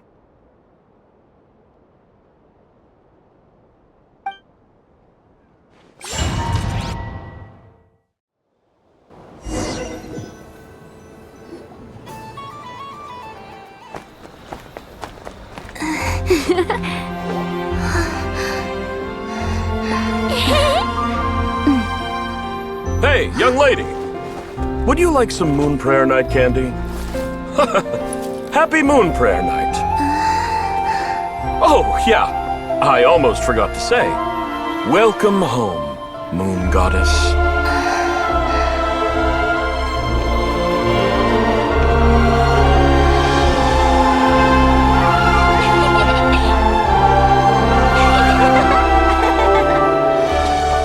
Welcome home, Moon Goddess. Welcome home, Moon Goddess. Welcome home, Moon Goddess. Turning Nashatown into her home is a festive gift. A rather brilliant idea. Perhaps this is what Krai, Columbina's home, should have been like all along.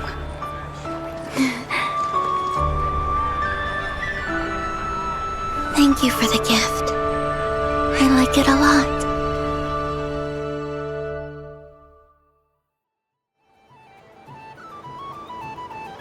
This feels like the surprise of my life. I do. I never imagined I'd ever get to enjoy Moon Prayer Night with everyone so freely. If you're happy, we're happy. Quite a strategy you came up with. Hide the tree in the forest. It's not your usual style, Lauma. Is there something about Moon Prayer Night that enhances what's in your head as well as the antlers on top? Apparently so. It even inspired a perennial penny pincher to use their resources for a greater cause. It truly is a magical festival.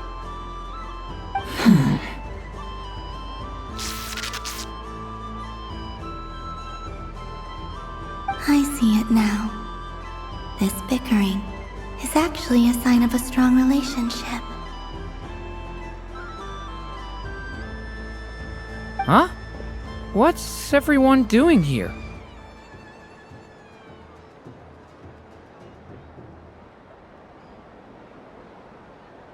Oh! Miss Columbina, you're back! Yes, I'm fine now. Thanks for your concern. How's your progress with Alice's assignment? Very well indeed. I've never heard her sound so excited. Not like this. This time her excitement seems more serious. Seems like she's had a major breakthrough. She said she'll contact us once she knows more. In the meantime, we're free to relax and have some fun. Enjoy the time off while it lasts. I have a feeling that our next task won't be so simple.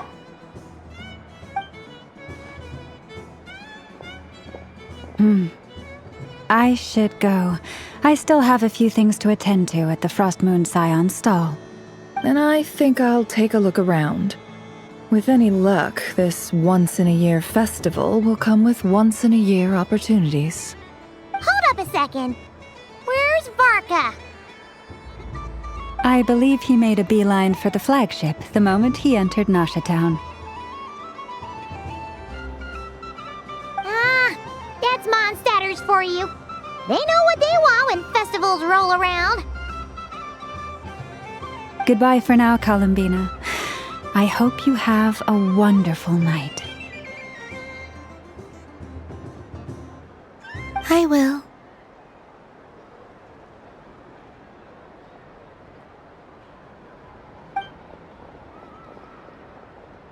Well, in that case, don't just stand there. Get out there and have some fun. You'll definitely get a warm welcome at every stall.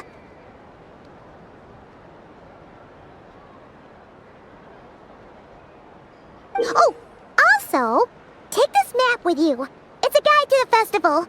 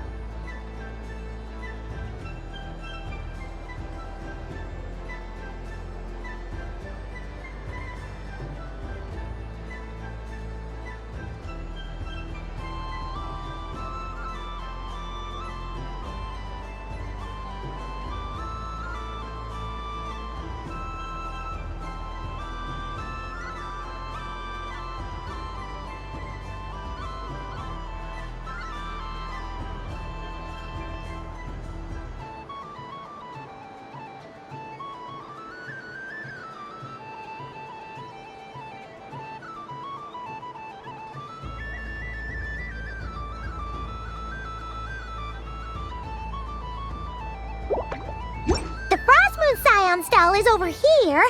Lauma's invited a whole bunch of cute animals to celebrate too. Over there is the Hexencircle section. Alice seemed more excited than anyone about this festival, so she insisted on making it a grand affair. Oh, and then there's the Noshatown local specialties, including... Actually, forget that.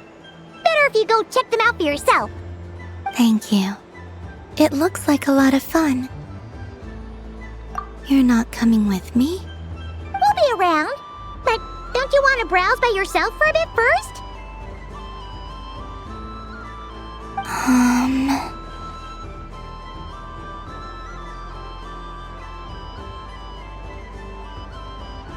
Yep. If you find something you like and want to try it out together, just give us a shout. We'll be right with you. Otherwise, just relax and enjoy yourself. There's so much on offer, so try to experience as much as you can. And don't forget to stuff yourself with all the delicious festival food.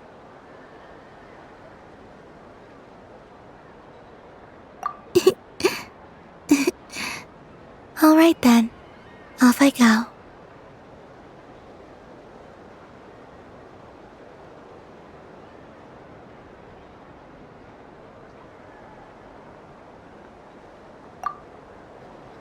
Where should I go first?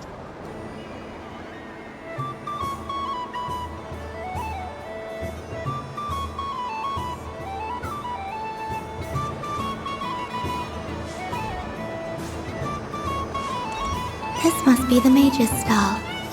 It feels like I've entered a fairy tale. Ah, how lovely.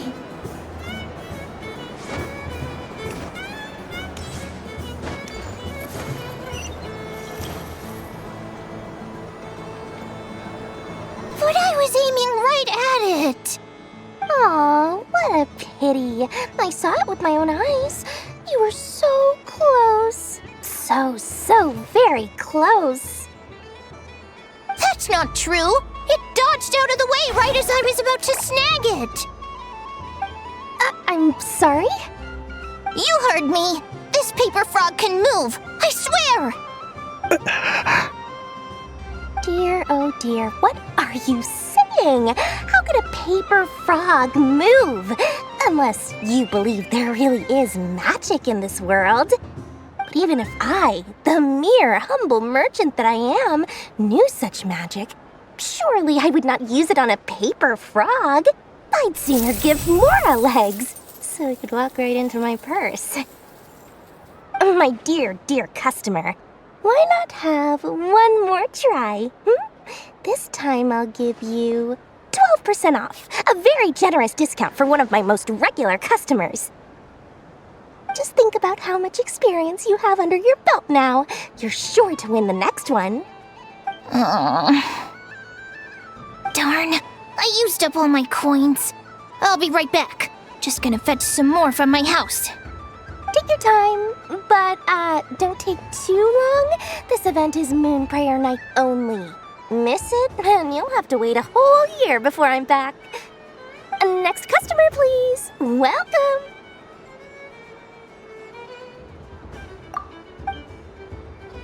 Hello. Whoa! What's this big one doing over here? How do I tell my employees not to go running around this time? Shooting them a glance won't work. I haven't known them long enough. Dory? Why, hello there, Miss Columbina. Would you like to play my ring toss game? The rules are very simple, and it's easy to get the hang of. How much for a round? Oh, first time's free. Not a single Mora. After that, well, we can cross that bridge if and when we come to it. But with your sharp skills, I'm sure you'll win all the prizes in one fell swoop. That was an obvious enough hint for them, right? Right?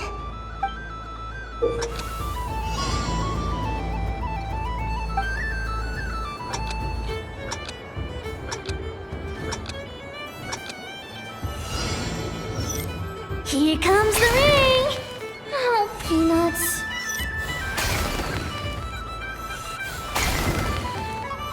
Change tracks. Roselle, should we move or not? Just a tiny bit. All right, then I'll... Oh, sugar plums, not the clock hands. How do I move? Let's see now. Let's see. Wow, very good. That's the highest score we've had all night. And here's your prize. Now, how about another round? As for the cost... Happy Moon Prayer Night, Miss Columbina. Happy Moon Prayer Night, Durin and Hat Guy. Are you here to play the game? Yes.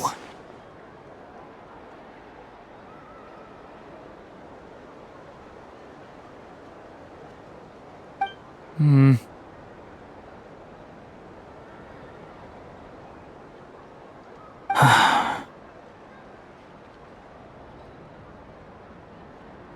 You said we were just coming here to say hello.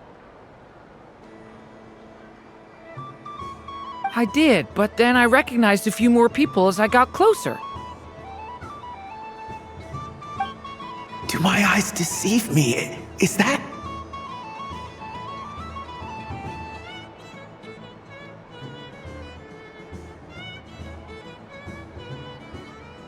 It's our little dragon! He's all grown up!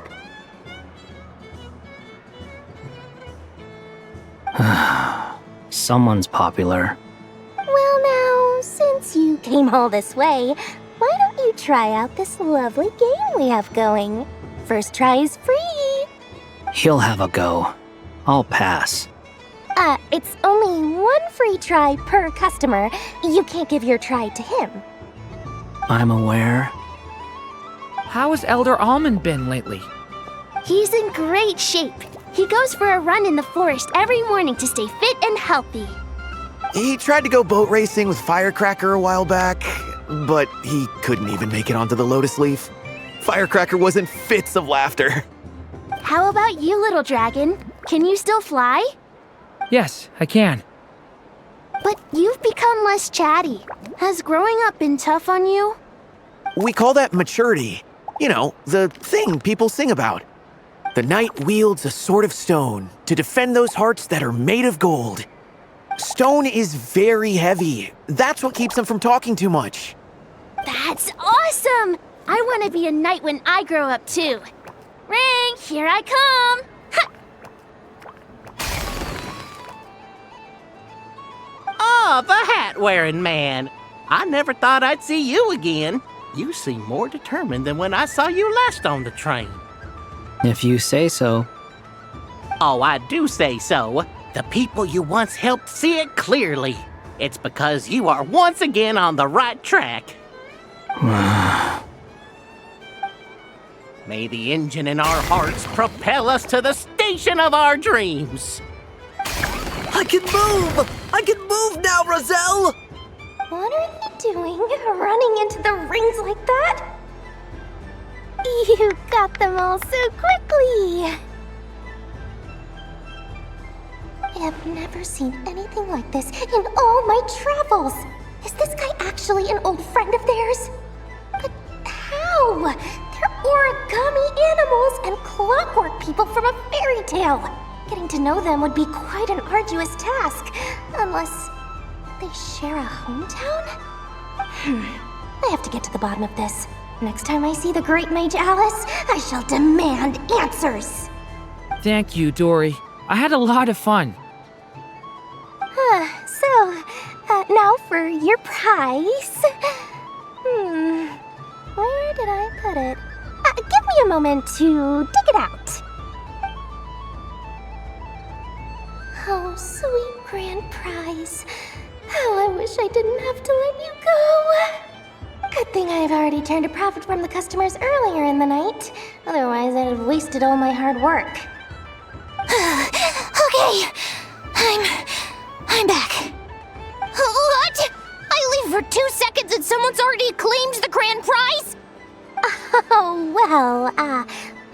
these things happen, you know? Perhaps you'd be interested in one of the other prizes instead. We've got all kinds of wonderful goodies here. Ugh.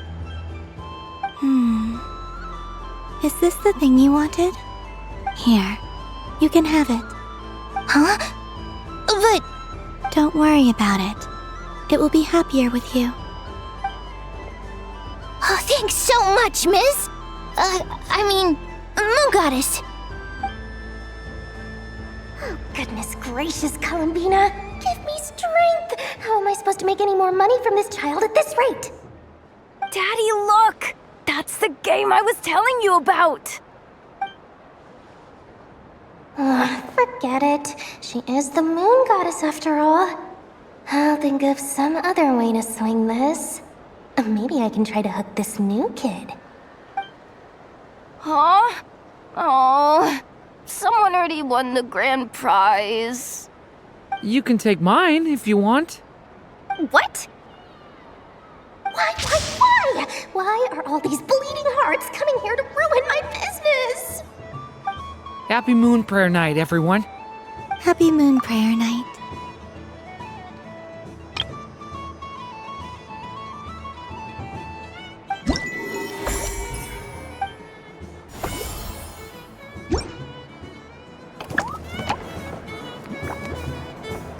If all the prizes are gone, I might as well close up shop for the day. But you haven't had your fill of fun yet, right?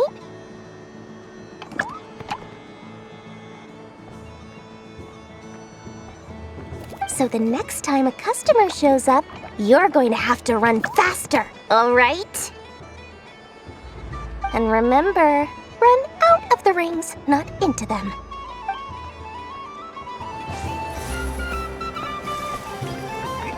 What?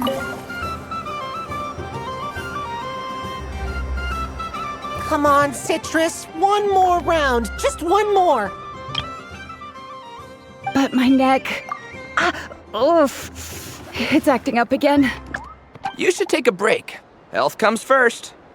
Yeah, don't push yourself. We'll find someone else. Hey, don't look at me. I'm the referee. What are we gonna do then? Do you need any help? Yes, we do. We need one more player for our game. All right. Could you teach me how to play?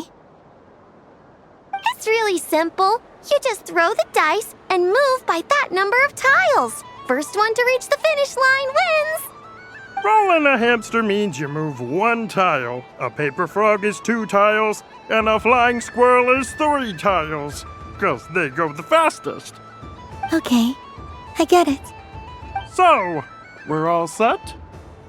In that case, please take your places and let the game begin!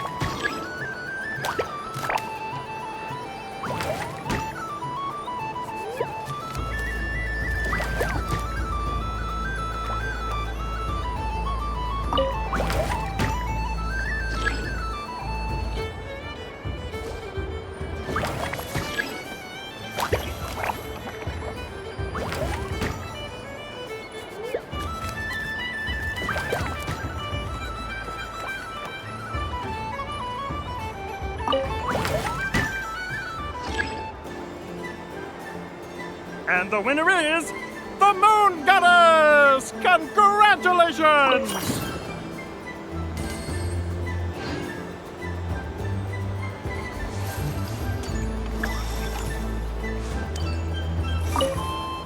It's a pity that my good friend Faro Bear is busy working on a training program for Princess Semest. If he could have been here, the victory might have been his.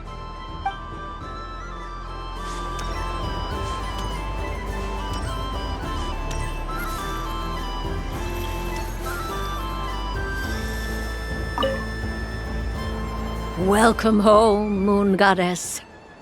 Oh, you're the genuine article. Alice was right. This Moon Prayer Night was worth watching after all. Another one that talks.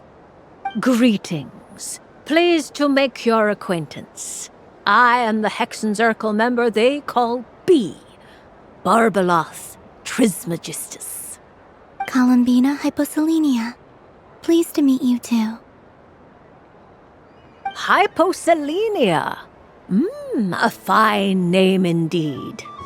Now then, Miss Columbina, do you wish to hear a mage's divination? Divination? The Frost Moon Scions used to ask me what would happen in the future. Is this like that?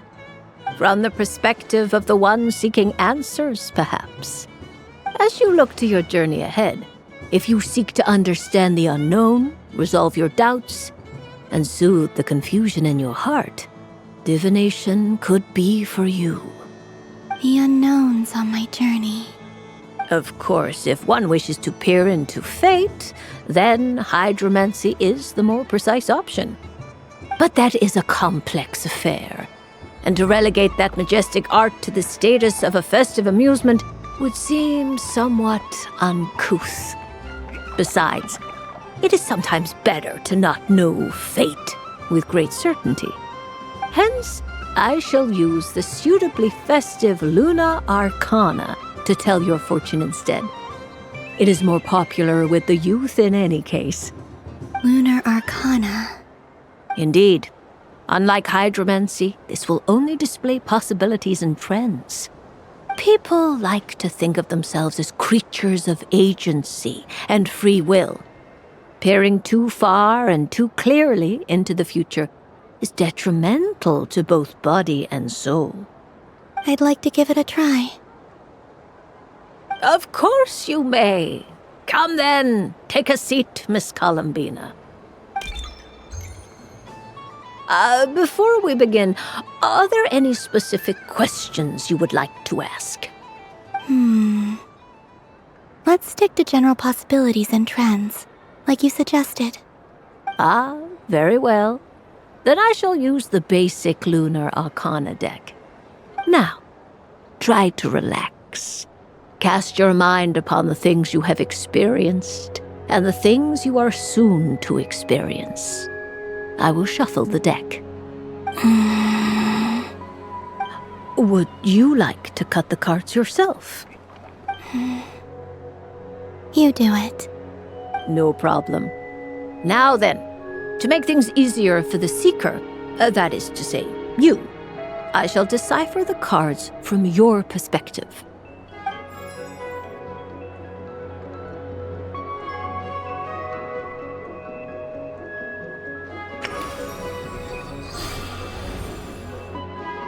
Please, draw the first Lunar Arcana. This represents destiny and is the foundation for the divination as a whole.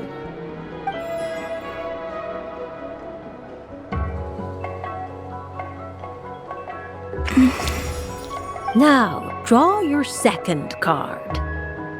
This will stand for the past, the sum of all your experiences that have come before.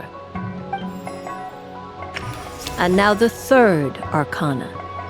This is the present, your interpretation of the current moment.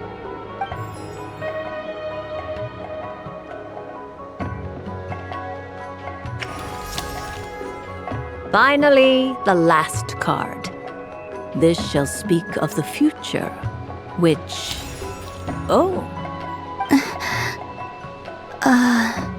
Kuvaki Pulse? Fascinating.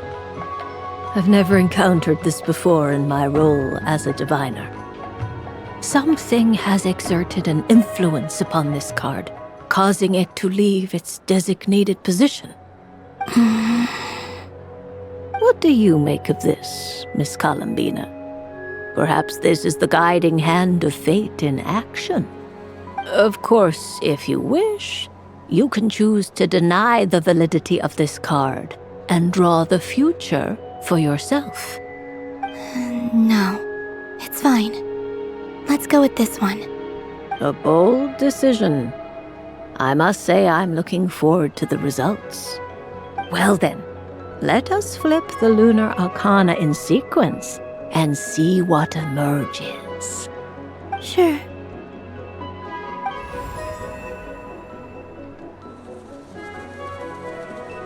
First, destiny.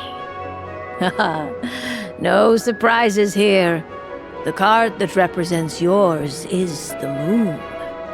The moon. Indeed. The moon can represent the truth at some times, but deception at others. False peace, destructive calamity, and the world-changing power that lies within. When the moon is placed on the destiny tile, it indicates that your destiny is not what it may appear on the surface. Instead, it may yet have a hidden side. It symbolizes a journey through the fog, fraught with uncertainty and deception, where one must face inner challenges head-on. I don't understand. Patience, my dear. This is but the first card, which serves as a basis for the interpretations that follow. Our divination will only grow clearer from here on out. Now then, flip the second card, the one that speaks for the past. The Hermit, but inverted. Inverted? Yes. The Hermit symbolizes solitude, introspection, and the pursuit of truth. When inverted, it represents isolation, truth out of reach, and a path that leads one astray. Combined with the moon as one's destiny, the Hermit inverted represents a choice you made to stand alone in the past. It was a choice made not out of fear or arrogance, but for reasons that others could not perceive. You fumbled through the darkness without a guide, but you did not find your way. Rather, you went astray. More than once, it would seem. Is this about how I became Kutar despite not wishing to become a god? And how I joined the Fatui because I yearned for a place to belong? I suspect only you know the answer to this question. All is not lost. The past is in the past, and so it shall remain. Shall we look into the present now? Oh my. The Lovers. One of the most interesting Luna Arcana. What does this one mean? This means that you have had an unprecedented emotional experience. The joy of finding your soul becoming intertwined with that of another. A precious and wonderful thing indeed. It's true. I've made a lot of friends recently, and they are very good to me. I like them a lot.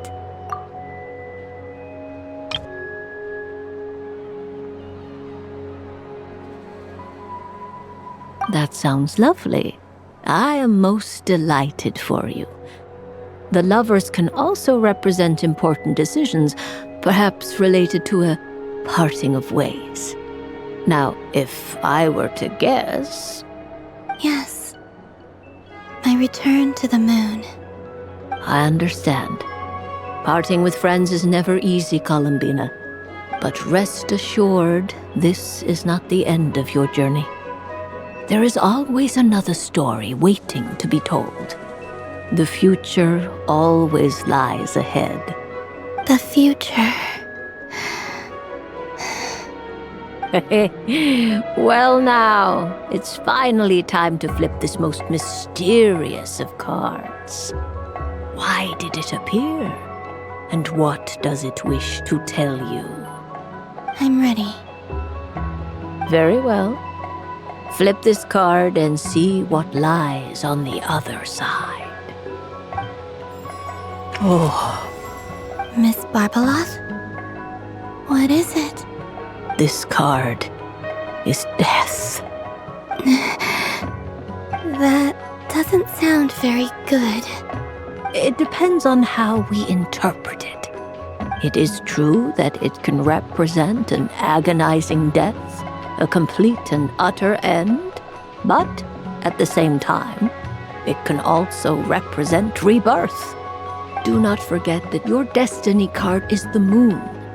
That lends your future many different potential meanings. If death spells the end, is it unavoidable? As I have said, divination can only display general trends. It is a rough guide, but it does not show predetermined outcomes. Allow me to summarize it for you. In the past, you may have lost your way, but now you have gained new connections and new strength. You now face an important decision, one that may bring about a great change in what is yet to be. This change might, in turn, be the end of all things, or their beginning. But remember, everything is subject to change because of the moon present in your destiny. You must see the truth clearly and face your innermost thoughts. The truth. My innermost thoughts. Thank you, Miss Barbeloth. Don't mention it. Some people dislike divinations, for fear of glimpsing an ending to their story that they wish was not so. But I can see that you're different. The result of this divination will not sway your decision. This is a rare quality, and one that diviners always hope to see in the seeker. We are here merely to guide, not to exert undue influence. I understand. Go then and illuminate your future, Miss Columbina. The moonlight that shines from you now is most captivating.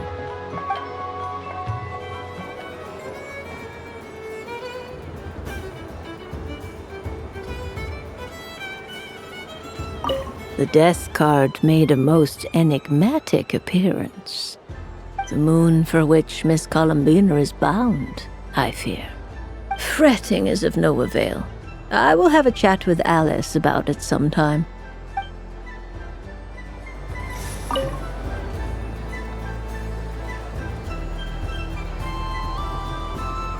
I wouldn't say it's unfair, exactly.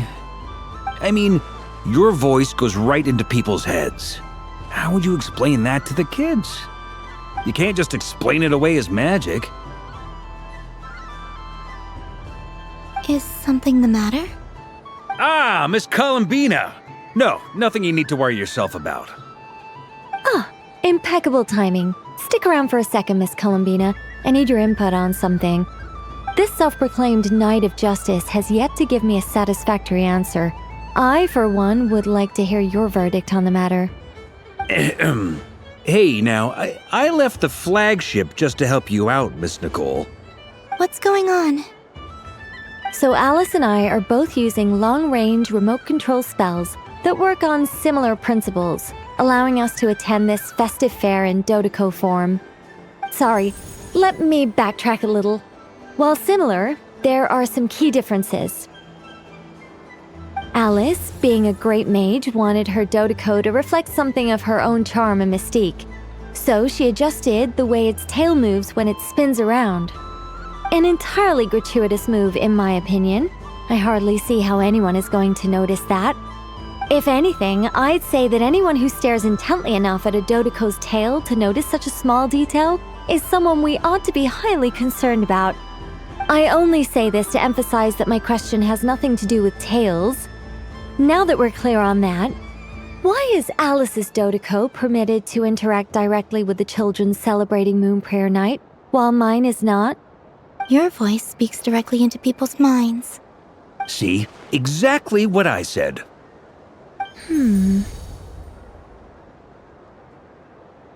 Miss Nicole? Ugh, I can't stand it. I know that probably makes me sound like a whiny child acting out in front of their parents. And it's a little embarrassing now that I think about it. But hey, I said it now, I can't take it back. That would be even more embarrassing. Also, don't go reading too much into that analogy. It was off the top of my head. I'm actually an awful lot older than either of you. Miss Nicole, are you saying that you'd like someone to play the game you've prepared? I'm not so invested in that. It's just something cobbled together using items I borrowed from Alice. She probably didn't even make them herself.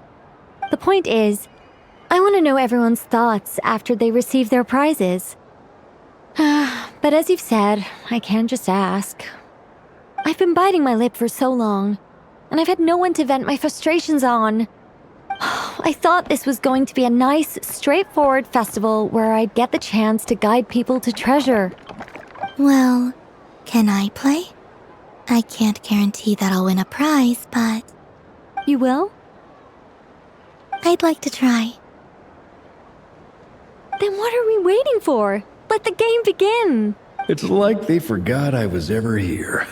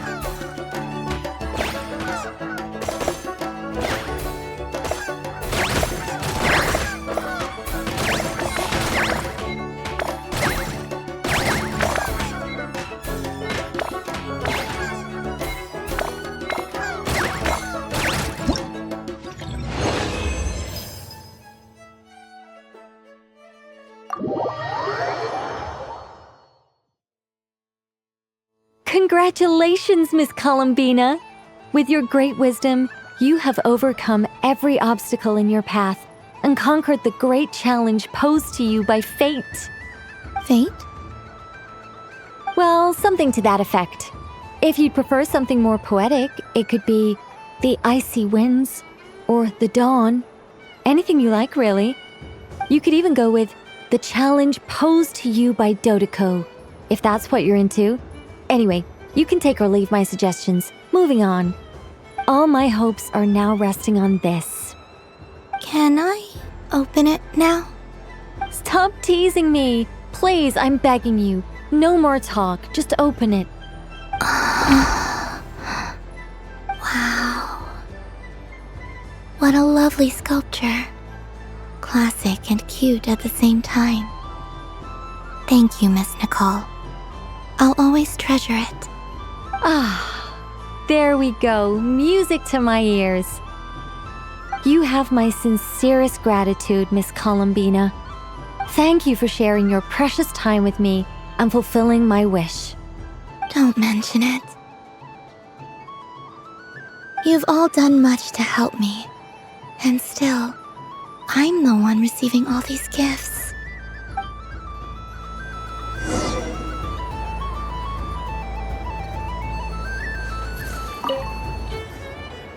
A soft and furry creature that bounces and jumps. Welcome home, Moon Goddess. This one talks too. Allow me to introduce myself.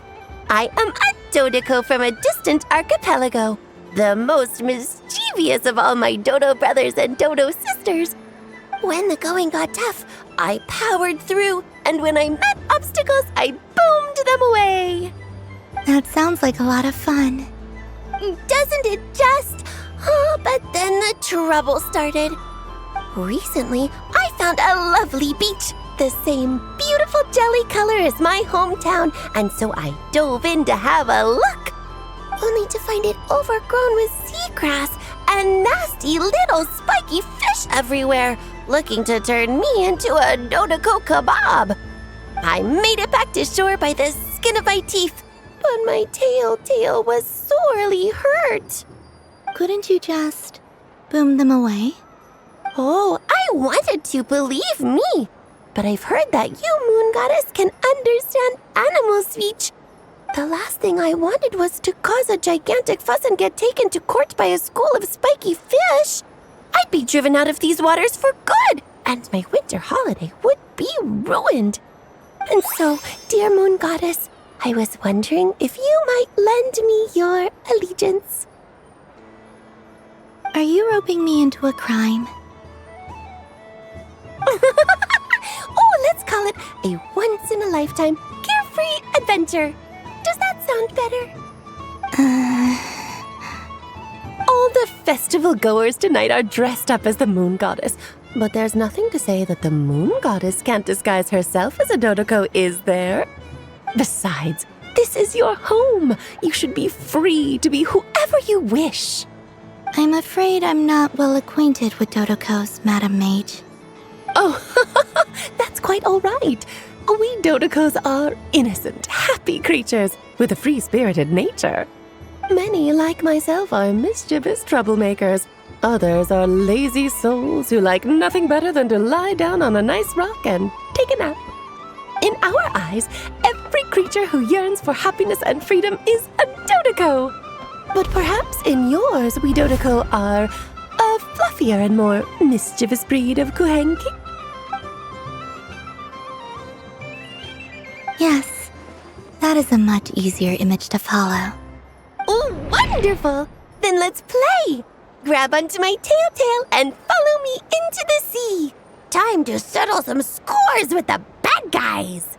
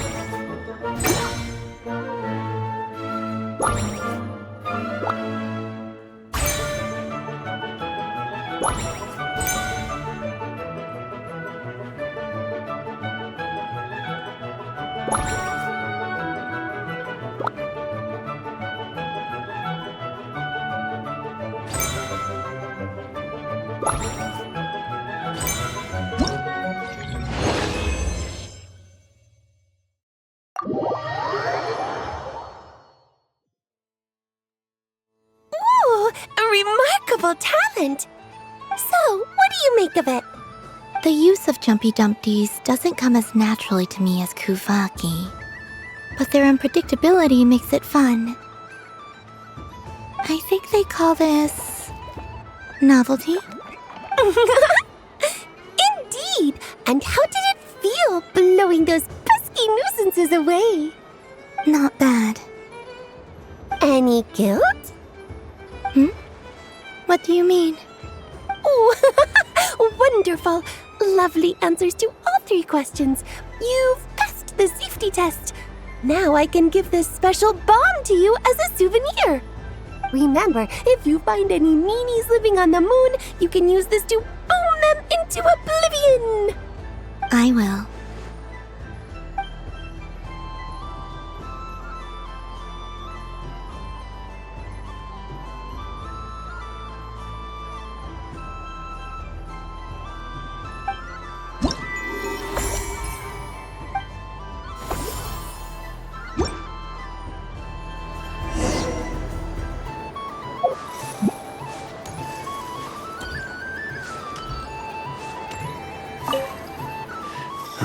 It'd be rude to just leave without saying anything.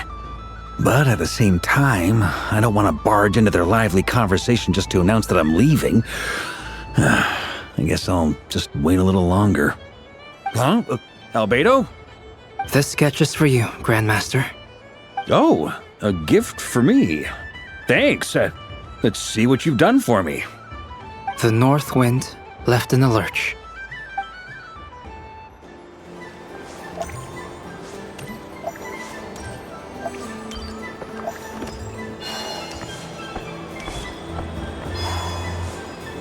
So this is the Frost Moon Scions area. It feels very familiar. But everyone looks much happier than usual.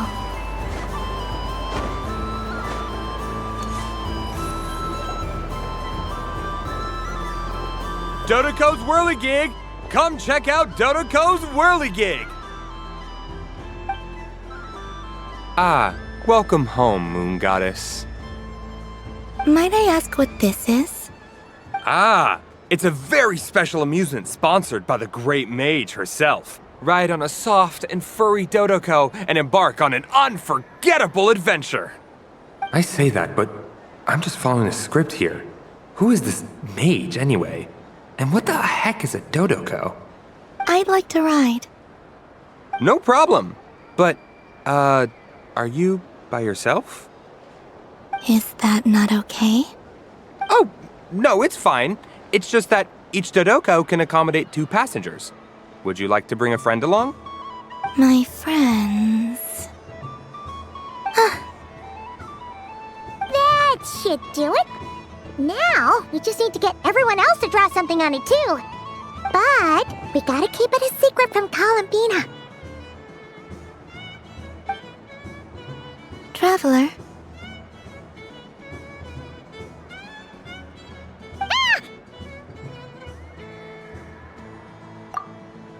I want to go on that ride.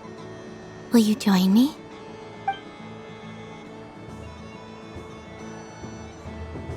Let's go then.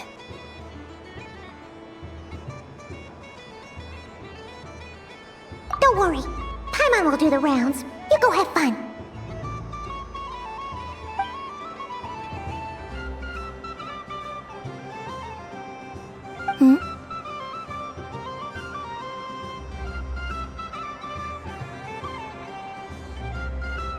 All right. I think we have to wait in line over there. Please take your seats. For safety reasons, you mustn't try to leave the ride before it comes to a complete stop. All right, you're all set. I wish you both a wonderful journey.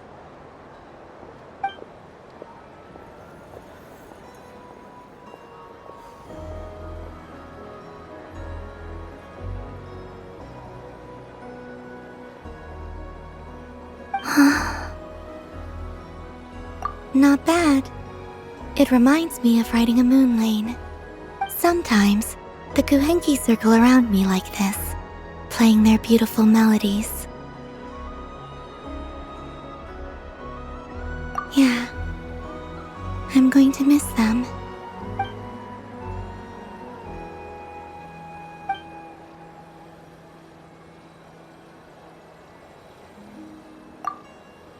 It does. I've felt scared in the past, too. But this is a little different. You know something? I got to see a lot of fascinating things during my disappearance.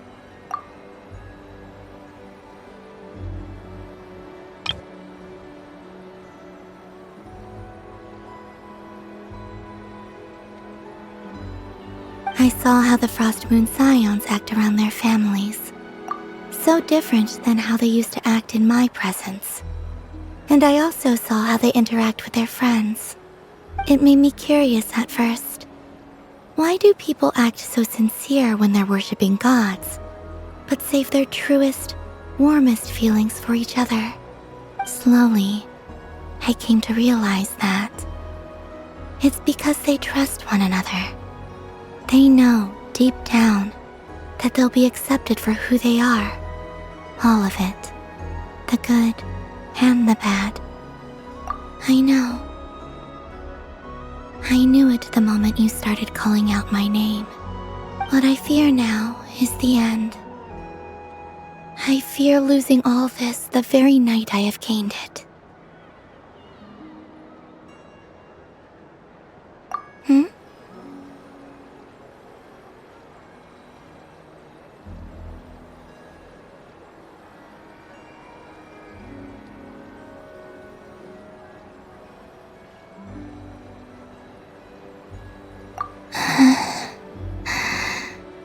Thank you for this conversation. Thank you for listening to me. Don't worry. This fear I have, and the unknown that awaits me, they cannot hurt me. Not when I possess a treasure far greater. I just want you to remember this version of me, the real me, on this final night together. Dear passengers, Dodoko's awesome adventure has come to a close. Please leave in an orderly fashion, and we look forward to seeing you again in the future. Don't want the journey to end, huh? Don't worry, you two. There's always another adventure waiting just around the corner.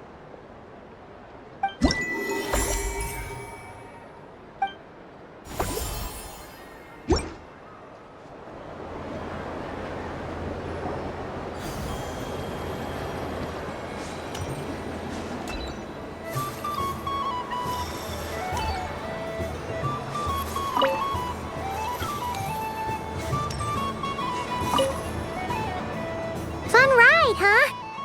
You and Columbina looked pretty sad to leave. This isn't gonna make Paimon dizzy, is it?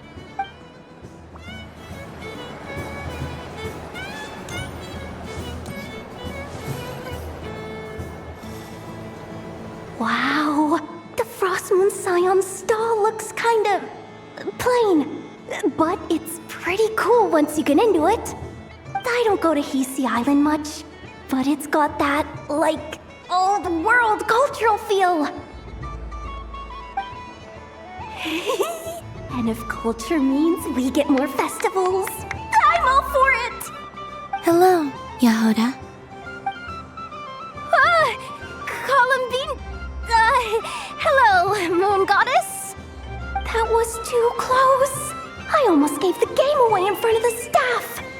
Oh, wait, what's the deal with her shoes? They don't make a sound when she walks. I could do with a pair of those. Do you like balloons too? Balloons? Oh, you mean those? What's so fun about balloons? I'm not a kid anymore. They're probably more up Aino's alley. Yes. The animals seem very curious about these strange flying objects. I was drawn here by their voices. I recently learned a fun new game you can play with balloons, so I decided to come and give it a try. A new game?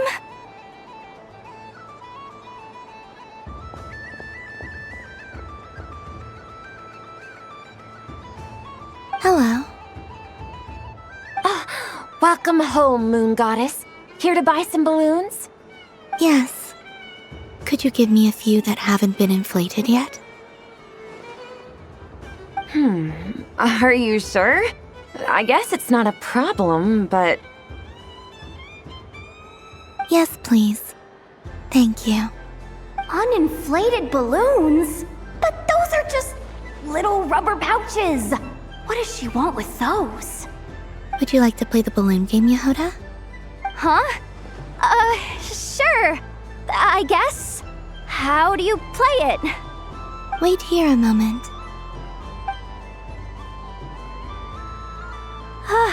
Oh. This is so weird. What have I got myself into now? I thought I saw Columbina nearby. Uh-oh! That's the fourth Harbinger! Although she's helped us out quite a bit, she's good people, right? Is she looking for Columbina? Oh, guess that's my ticket out of here. I'm not sure my heart can take being sandwiched between two Harbingers.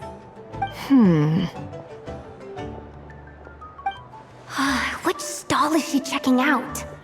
Oh, it's that other Frost Moon Scions one. Try on the headgear, see what it's like having antlers or animal ears for a day. Oh, I wouldn't be caught dead wearing that stuff. So embarrassing. I have enough gear to carry as it is. Wait, what? She put it on?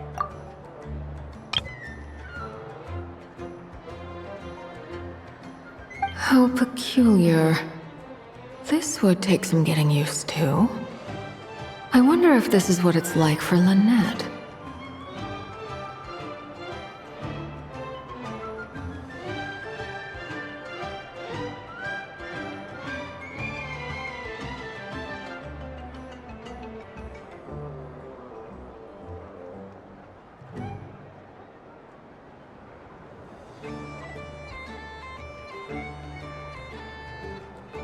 It really suits you, ma'am.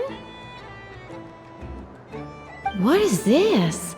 She was so intimidating a moment ago, but now, dang, she's really rocking those ears. How does she make them look so cool?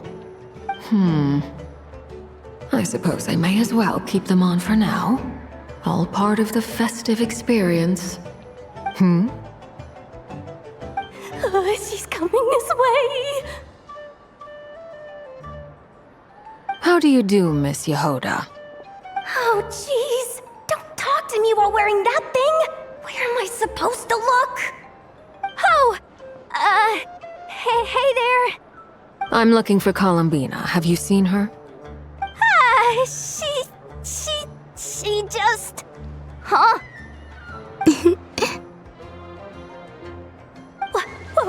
Wait, is that what she meant by balloon game? Yeah. Huh? No fair! How come I get caught in the crossfire? An ambush from the rear? Is this a declaration of war, Columbina? Would you like to play too, Arlecchino? Seriously? Are they gonna stop?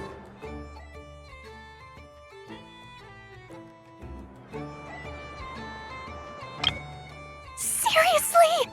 Are they gonna start some beef right here, right now?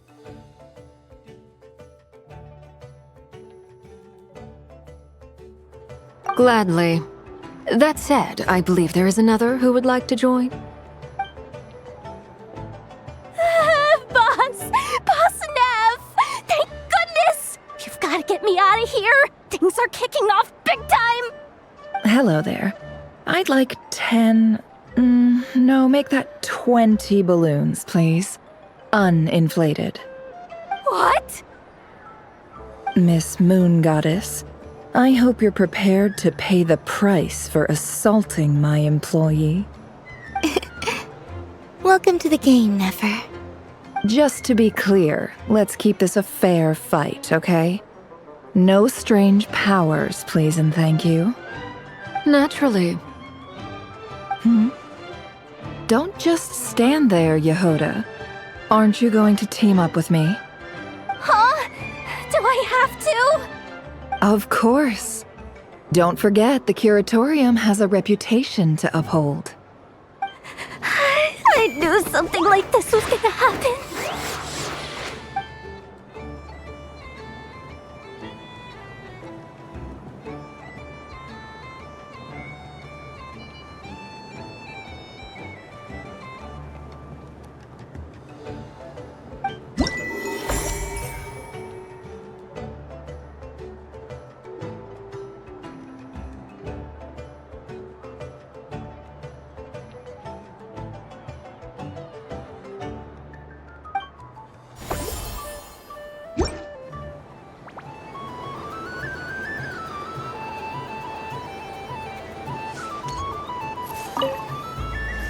I've seen Linny and the other children play this game before. It would seem that it's not a bad way to relax, once in a while.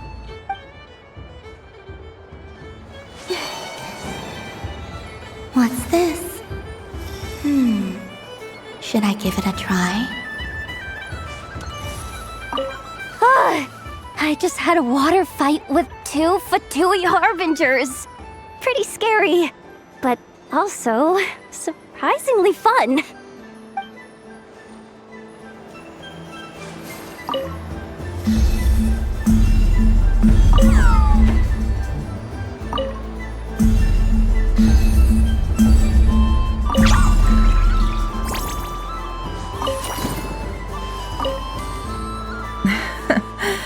That was fun.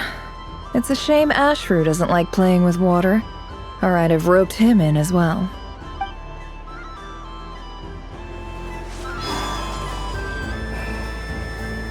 Sunny days! I prefer sunny days. Ah, well, you are as warm as the sun itself, Moon Goddess. Very well. I believe your spirit animal has to be this most adorable chic badger. Wow! Thank you, Mr. Talking Magic Lamp. Have a very happy festival, Moon Goddess. Flint? That's you, isn't it? Shh. It's our little secret, my dear traveler in Paimon. Okay, sure, but why are you here selling sugar sculptures? Everyone celebrates in their own way. After gazing into the abyss and spending time around gravestones all year, what better way to relax than to see sunny smiles on the faces of the living?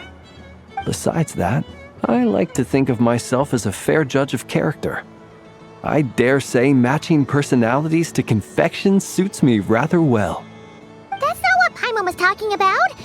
Aren't you afraid that your true identity might be exposed? Should I be?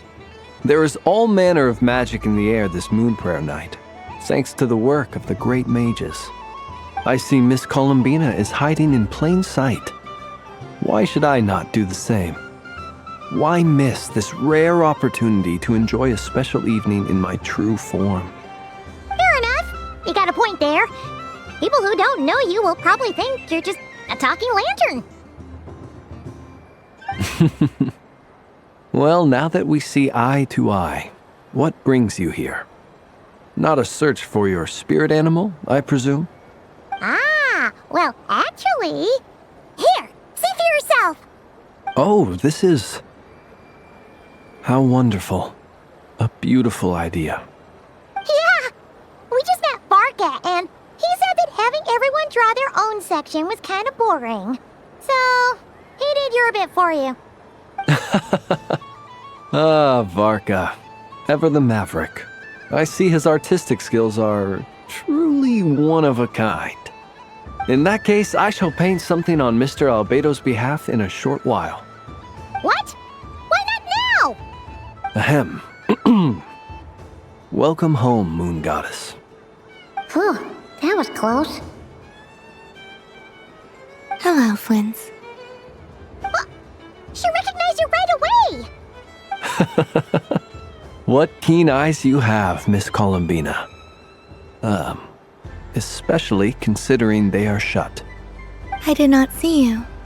Rather, I sensed you. I can sense the fluctuations in Kuvaki all around me. One would expect no less of the Moon Goddess. Might I interest you in some candy? Yes, please. Excellent. I shall make some for you right away. Something the matter, Miss Columbina? What about my spirit animal? All the other children carrying sugar sculptures are talking about it. Wait, is she taking the test seriously? Ah, my apologies. How could I neglect that? You are quite right, Miss Columbina. Every one of us has a magical creature living in their heart. Would you permit me to help you find yours? Yes, please. Do you prefer the day or the night? Night. Which of the 4 seasons is your favorite? Winter. Think of a perfect day. What is the weather like? Sunny, rainy, or perhaps cloudy? Rainy in the morning, sunny at night. What kind of answer is that? Forests, lakes, and open seas. Which do you prefer of these? I like them all. Imagine you opened your very own shop. What would you sell there? Moonlight, I think. Wow! Paimon would totally shop there.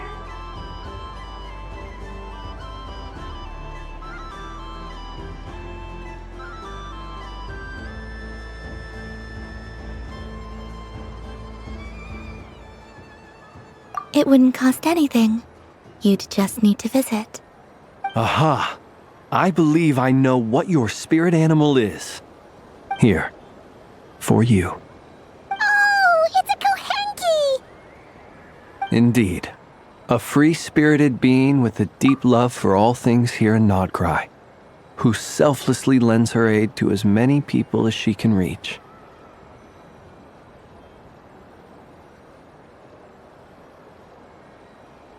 It is the perfect fit for you, Miss Columbina.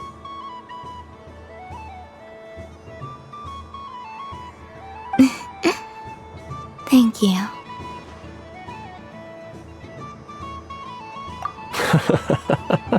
It would be my honor. But you shall have to forgive me. We have known each other for quite some time.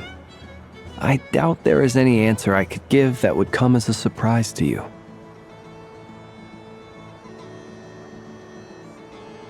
So instead, would you accept this sugar sculpture as a token of our friendship? It's a lantern.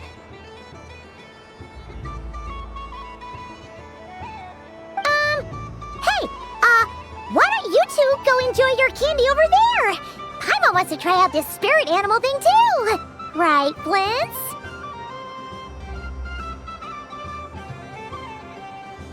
Come on, play ball. I get this drawing done. But I want to hear Paimon's answers. But it'll probably take ages. Paimon's a complex soul. And we don't want your candy to melt while you wait, huh? Oh. Okay then.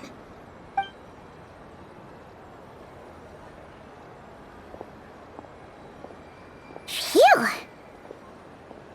Nice excuse, Lady Paimon. That was some quick thinking. Yeah, no thanks to you. A little help next time.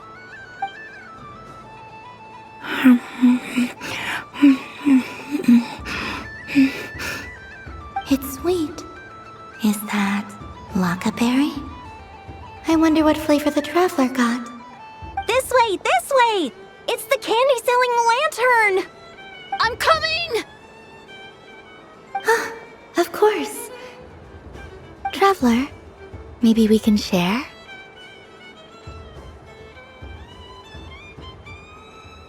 Yes. I found out recently that people share their food sometimes, so I'd like to try it. Or is that a no?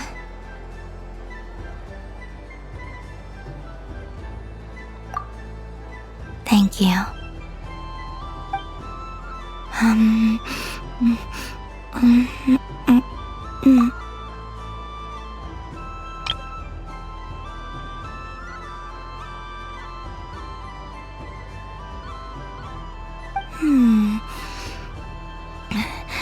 Yours is a little more sour than mine. Here, you try it.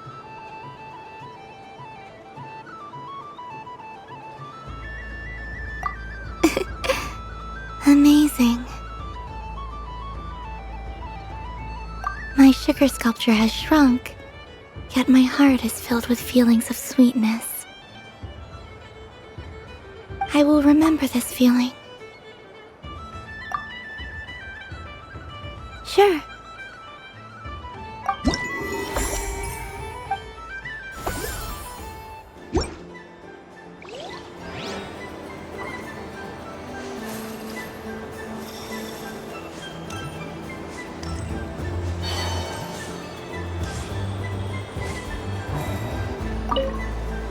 Done being a do-gooder yet? Thanks for coming here with me, Hat Guy. Are there any games you'd like to play? It's your turn to pick. I'll come with you. Why does that hamster think you've grown up? You haven't changed at all. I know you don't mean that. You're just taking the opportunity to make fun of me, aren't you? Even if you won't admit that taking some time to compose yourself is important, I can see that you're doing it in practice.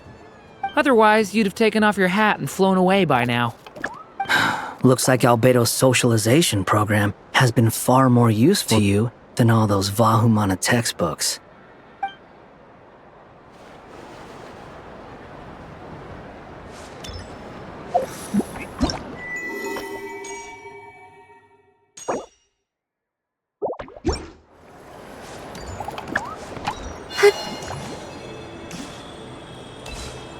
There are so many attractions here. Since I rarely get out, I might as well make the most of it.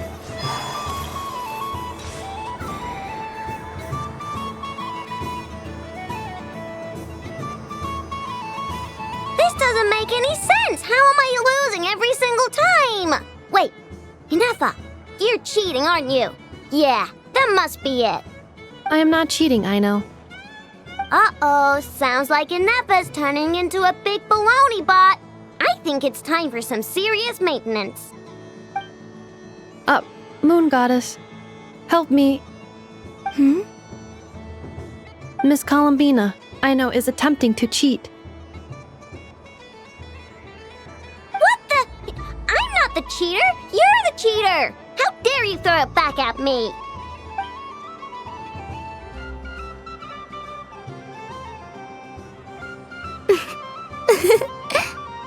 Alright, fine. Let's all laugh at I know. Just you wait till I get home, because I'm gonna make a game bot that can win 100% of the time. Let's see you laugh when I come back and beat your butts. You'll all have your heads covered in stickers when I'm through with you. We came to check everything was okay after all that yelling, but,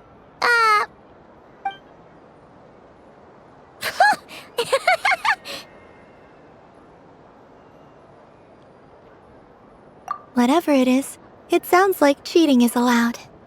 Kuhenki concentration. Each player starts with differently colored kuhenki. Each round, they draw one kuhenki from their opponent. When a player has two kuhenki of the same color, they make a pair and can be discarded.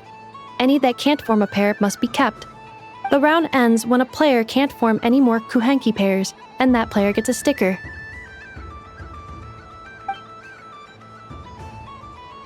Ooh! Can 4 people play as well? That is fine, so long as the turn order is fixed beforehand. Alrighty then! In that case, the 2 of us will join as one team. Okay, but if you lose, you're both getting stickered. I don't want to hear any excuses. Sure. And if we win? If you win, only one of you gets to sticker someone else. I have taken to calling this. I know logic. Hey, lay off me, alright? Okay, so we're starting the game from scratch again, which means all my stickers so far don't count. Looks like Luonatar is the Kuhenki of honor for this game. Anyway, let's go clockwise, starting from Inefa.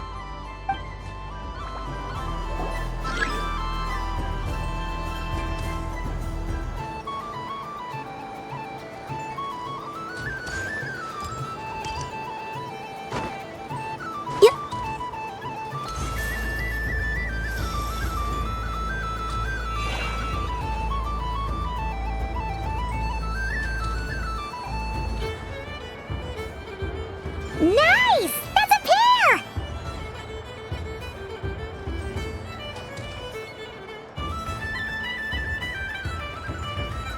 Go, go, fly!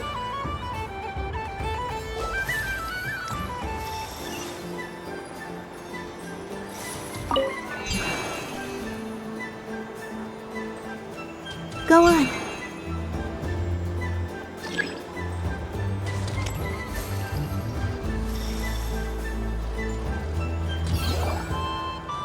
I have a pair.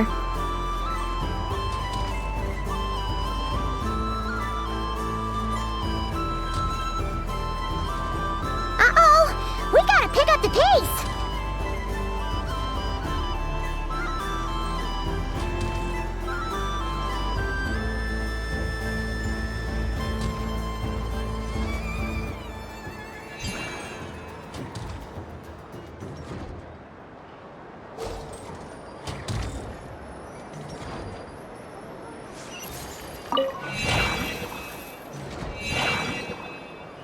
I win.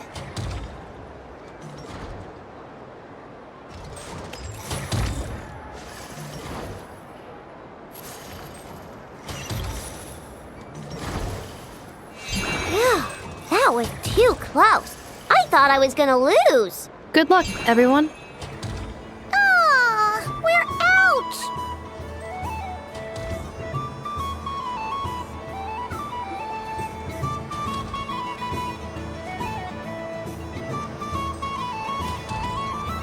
Let me pick a good one. What's it gonna be? You're looking very pleased with yourself there. What happened to being a huge Grumposaurus? I won. Duh.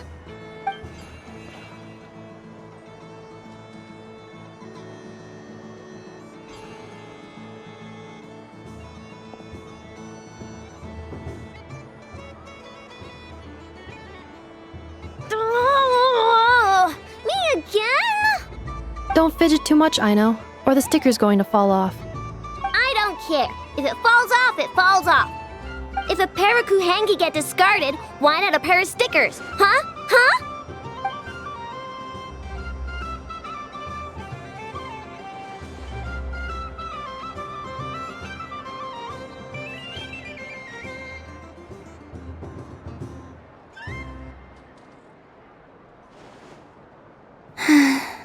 I've lost. Sticker, sticker, sticker!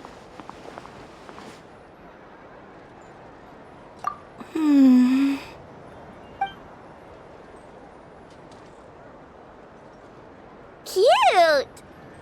You think so? Shame. I can't see it for myself.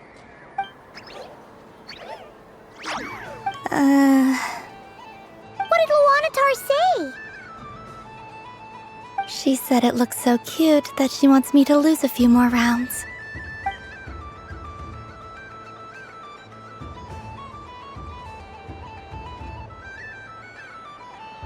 Who put these stickers on Paimon's eyebrows? Ugh, she can barely see! Alright, now, I think we got enough evidence to prove that there's a serious problem here.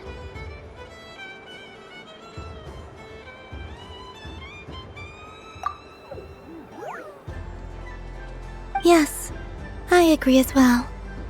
The culprit is... Inefa! Culprit? What did I do? Quit acting dumb, Inefa! You're not wriggling your way out of this one. I've been watching you. Not only did you remember whose side Luanatar started at, but every time someone drew a Kuhenki, you were logging it and calculating every last possibility. Which Kuhenki pairs were gone, who had what color Kuhenki in their hand, even our facial expressions. You were keeping track of it the entire time. Exactly! What Ino said! Putting aside the fact that running calculations is not against the game rules, do you have any evidence to support your allegations?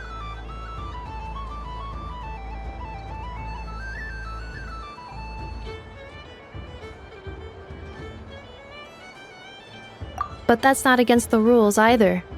So she admits it. She certainly does. Alright, everyone grab a sticker. It's time to get Inefa back. But... Take that!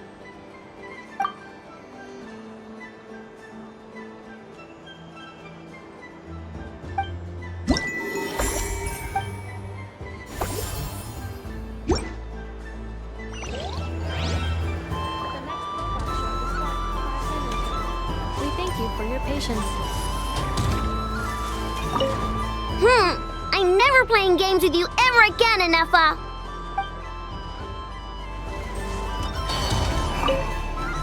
Aino is throwing a tantrum again. I believe it will take 3 crumb-kakes to constitute a suitable peace offering. The robot show will now begin.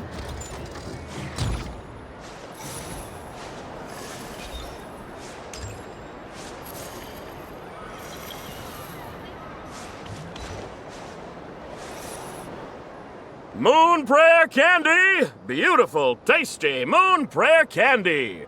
Buy a whole box, share it with your friends and family! Candy? To share? I wonder what flavors everyone would like. Welcome home, Moon Goddess. Fancy a box of Moon Prayer Candy? Sure. I knew you would! Now, what flavor would you like? I'm not sure. What flavors do you have? Is this for yourself or as a gift? A gift for my friends. Ah, I see. In that case, I'd recommend apple, lockaberry, or midsummerberry. Those are the most popular. Do you have nocturnal blossom flavor? Huh. I've seen couples give those as gifts before, but I did not know they were edible. No? Okay then. Moonfall silver? You did say this was for friends, right?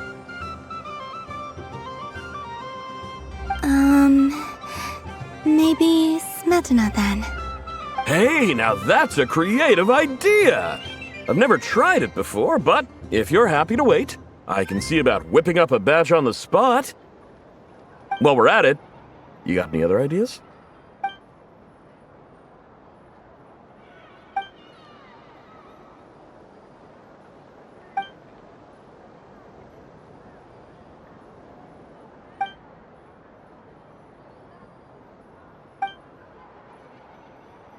Here you go.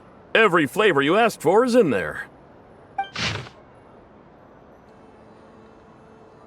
Thank you. Haha, I should be the one thanking you! You brought me a whole bunch of new business.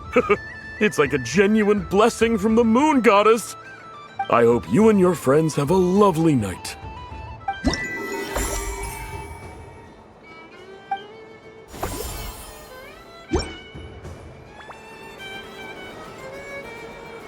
Assorted Moon Prayer Candy! All your favorite flavors in a box! Alright, kids, just line up over here.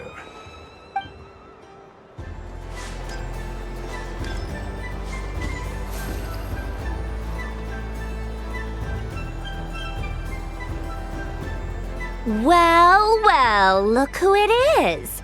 I heard someone went and disappeared on us the moment we let her out of our sight. They looked all over for you. Frankly, I didn't think you'd be back for Moon Prayer Night. Were you worried about me, Sandrone? You would like that, wouldn't you? Do you even hear what you're saying? It seems to me like you disguised yourself with festive headgear, just so that you could come see me on Moon Prayer Night and make sure I'm okay. You didn't even bring Polonia with you. You? Ugh, I thought you couldn't see. I cannot. But I sense the confusion of those around us rippling through the Kuvaki currents. Based on what I know about you, let me guess what you're wearing. Is it cat ears? Shut up!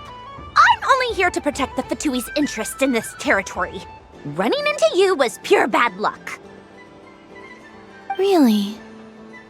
But you were the one who asked Arlecchino to help everyone find my name. Columbina! Ugh! Just one more word, and I'll unscrew your vocal cords. It's Columbina Hyposelenia now. Tell someone who cares. I've missed you, Sandrone. The whole time I was gone, I was thinking.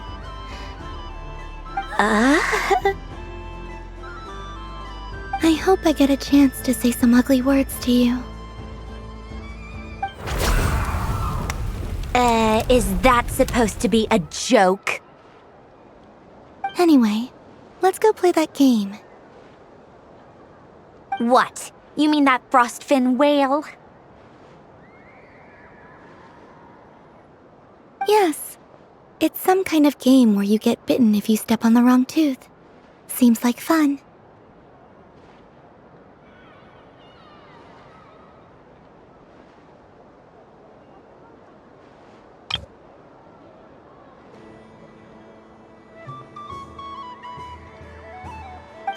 Who in their right mind would wanna? Because you're not a scaredy cat.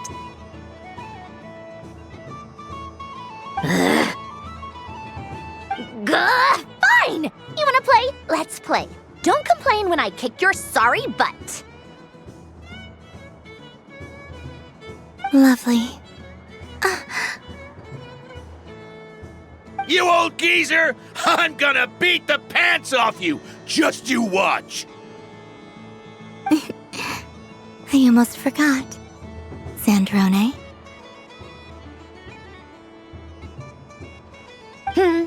What is it now? You'd better not lose, or I'm going to beat your head in. What? Allow me to demonstrate since I'm feeling so nice.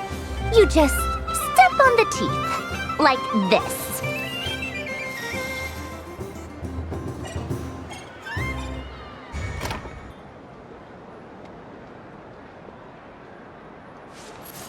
Which should I pick?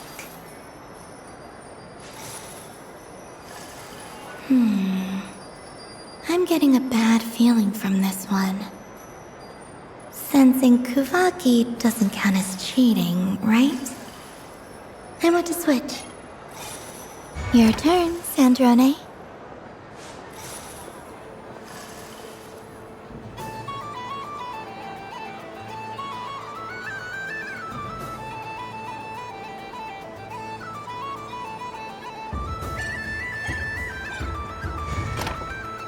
Don't come crying to me if you get bitten.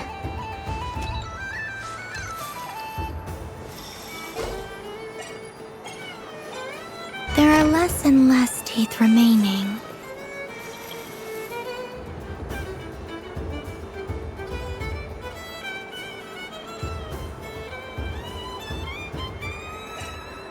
Huh? What's that noise?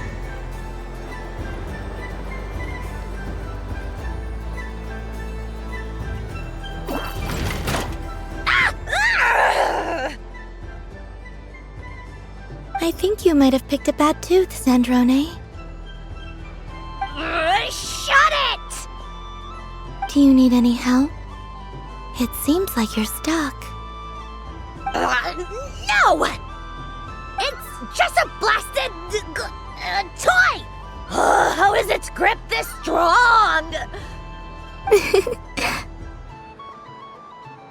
Stop laughing! All right. Well, you lost. So just like I promised. Hey! What are you doing? Are you seriously? Hiya!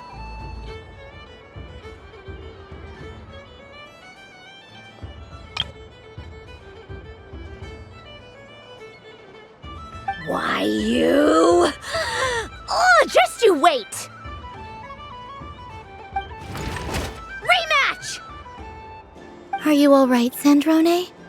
That was quite a strong bite. Are your clockwork parts? Quit your fussing! I don't need it! All right. I'll go first this time.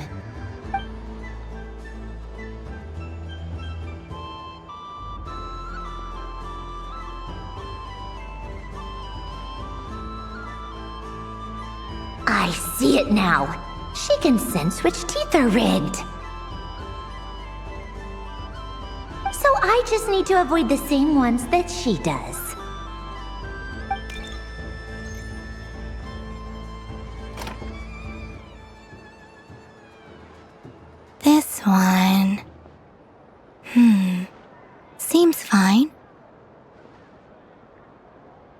She avoided that one then? Now I've got you. All right, my turn.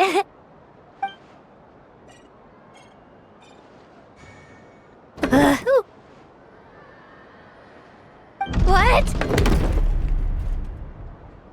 Looks like you lost again, Sandrone. Wait! There's more than one bad tooth! Bunk.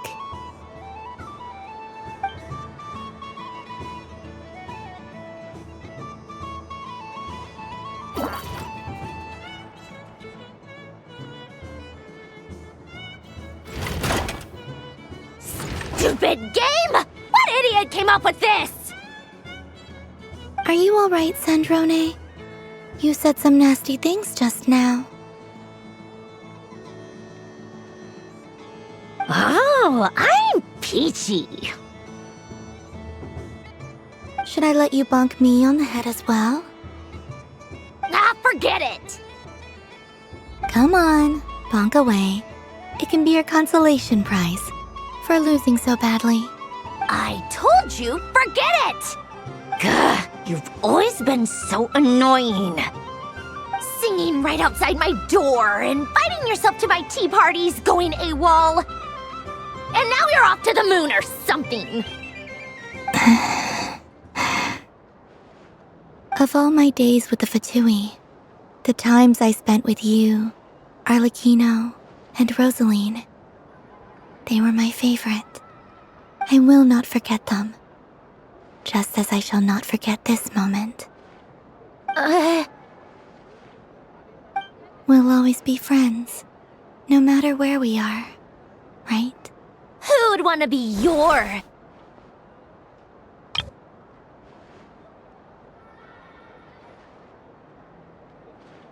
I'll miss you, Sandrone.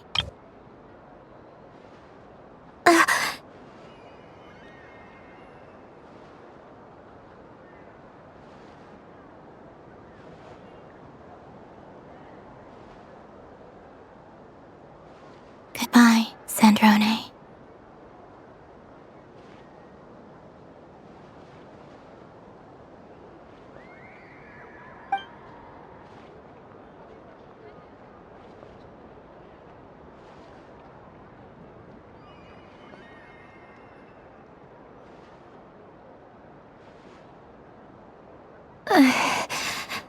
I'll miss you too, Columbina. Sorry, what was that? Ah! Ah! Yeesh! No need to freak out. What's wrong? We've been looking everywhere for you. What do you want? Oh, nice ears. What do you want? This! Huh? It's your turn to draw something. You're one of her friends too, aren't you?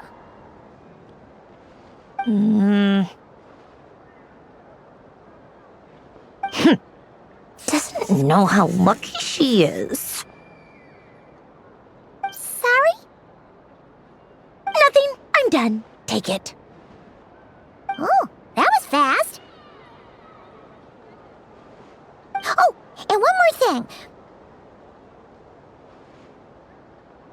Last time we spoke, you mentioned you were interested in the Narcissan Kreuz Ordo's research, remember? There were too many people when we last met, so we didn't get the chance to do this.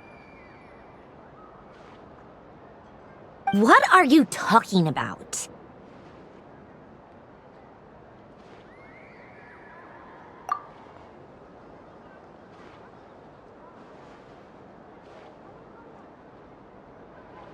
This is... Oh. Alain, Renee, and Marianne. Huh. The Holy Blade. A savior's plaything. It's not about whether I approve or not. These people, they would sacrifice themselves for the sake of the world, especially Alain Guillotin and Renee. That is something I would never choose to do.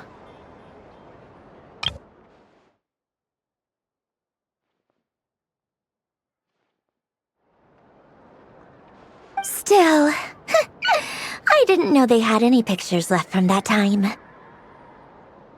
If I'd have thought to bring a camera, I'd have... What? Yeah, of you being bitten by the frostfin whale and Columbina bonking you on the head. Tear it up! Now!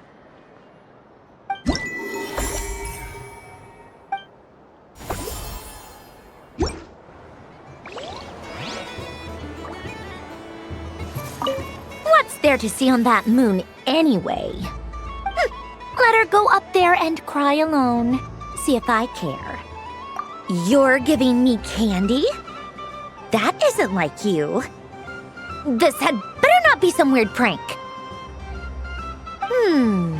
Coffee flavor? I thought you hated coffee. It's extra strong too. You didn't do all this just for me. Hey! Don't take it away! I never said I didn't want it. I mean, you can't unmake the candy now.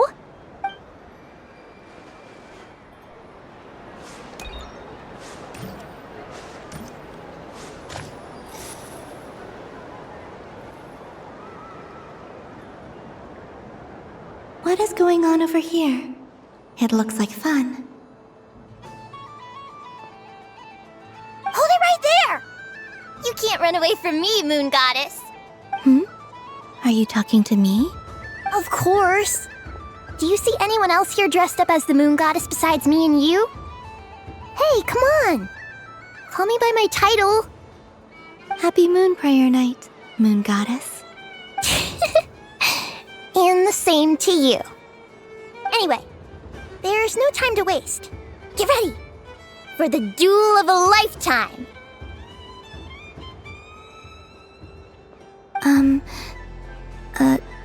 Duel?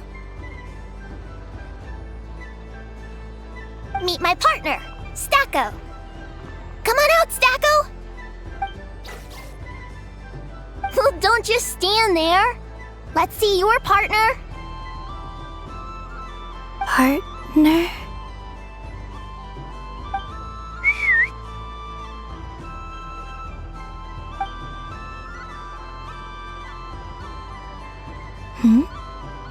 So I need to select a partner and command them in battle.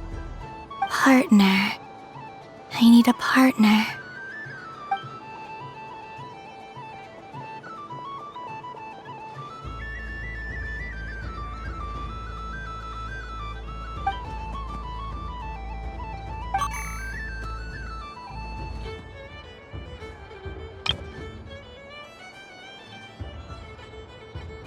Whoa! Am I seeing things? Where'd you get a Kuhenki? They're super rare. That's great, but you can only bring one partner to battle against me and Stacko. No ganging up allowed. They all look so eager to be picked. Which one should I choose?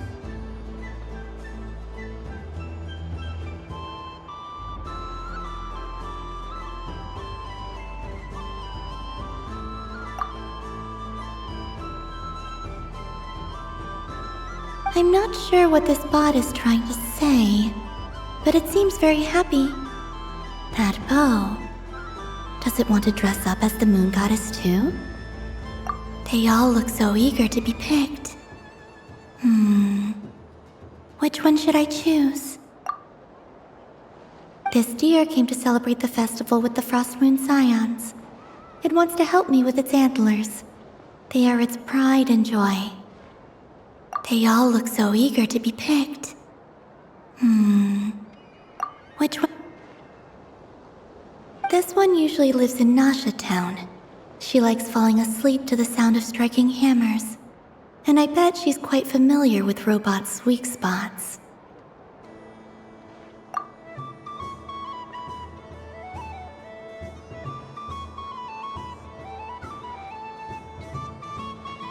They all look so eager to be picked.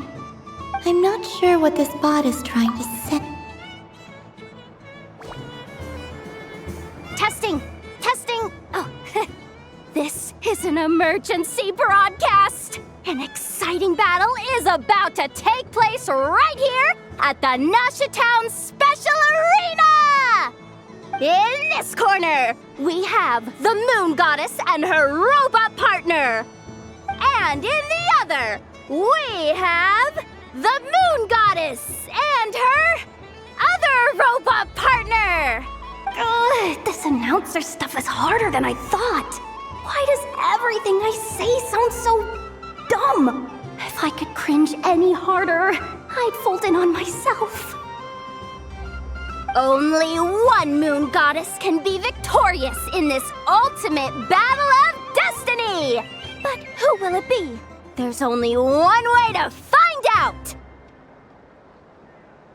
Now, without further ado, let the Battle of the Moons begin! I don't care who we're up against. Stacko and I ain't gonna lose. Let's strike first.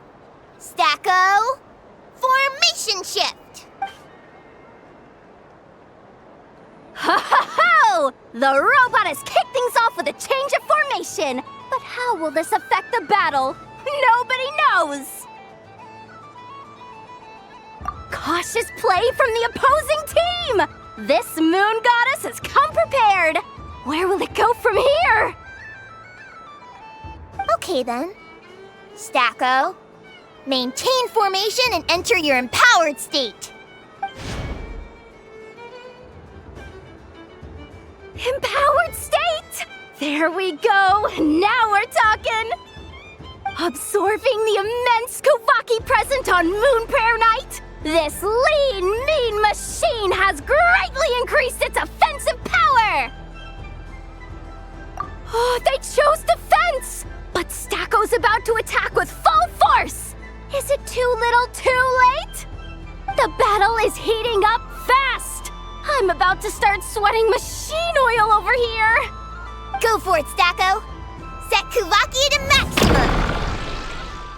Can their opponents withstand this blow? And what will this Moon Goddess do? Don't be afraid. Fight however you wish. And it's the empowered state! Both robots empowered now! The attack comes in, but oh, attacks repelled! Opposites attract, but likes repel. And now you've seen it in action! What a powerful repulsion! The robot crashes into the wall! Can it keep going? Stacko! Oh, Stacko is down for the count! Our winner is the Moon Goddess! The slightly taller one, I mean. You did your best, Stacko. I'll take you to Ainos for a checkup right away, don't you worry. Well, you beat me fair and square, I guess. Honestly, I underestimated you. Won't make that mistake again. I think my partner deserves most of the credit. Just you wait. When I'm a little bit older, I'm gonna come back a whole lot stronger. Be ready for a rematch. I'm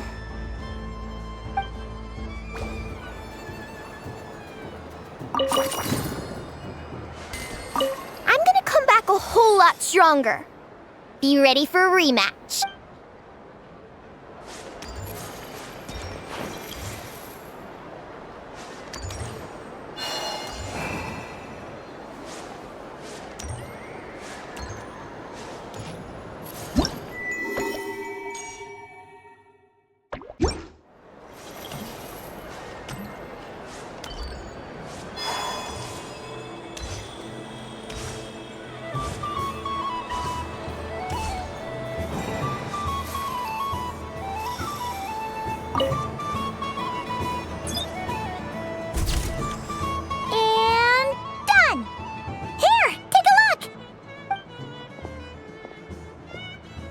I think it looks quite funny. Well, Paimon thinks it's super cute. It looks like a silly chic badger and a rhyme-horned deer that's about to fall asleep. Maybe I'll stand on the chic badger's side instead. It looks like we've attracted the attention of quite a few animals. Let's make room for them.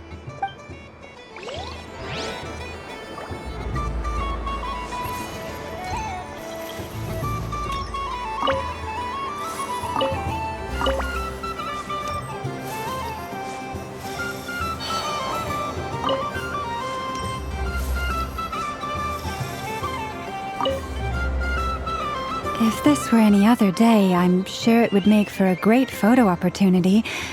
But Moon Prayer Night has rendered my antlers uncomfortably large. Doesn't it look like this rhyme-horned deer has 2 sets of antlers?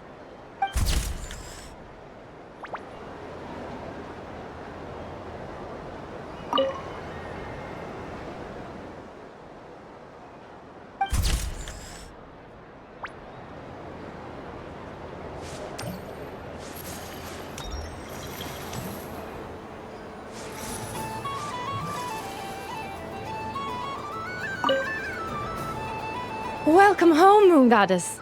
Would you like to try on some animal-themed headwear? I always hear Lauma saying how heavy her antlers are. I wonder how it feels. Let me give it a try. Oh my! It really suits you. It's a little itchy, and it's hard to turn my head. Should I keep wearing it? How does this look?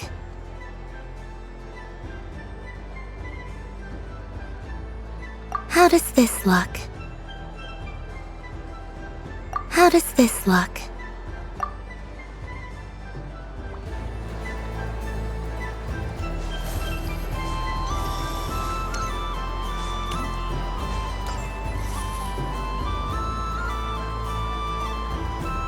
I wish for a never-ending supply of laka berries. What a humble wish. Probably written by a child.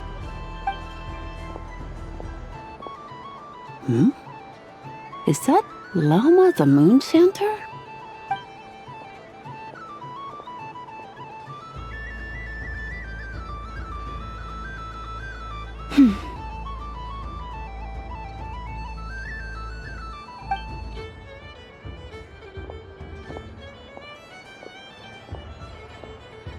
I wish that the long plume ibises would stop biting me. Oh dear, poor Lauma. All right, I'll write that one down for you. I got it. While everyone else is celebrating Moon Prayer Night, you're as busy as ever. I don't mind. It's rewarding work. A good kind of busy. My antlers are at their heaviest tonight, and the Kuvaki waves are especially strong. But as I help these dear friends hang their wishes up, I feel a great peace within myself that is hard to describe.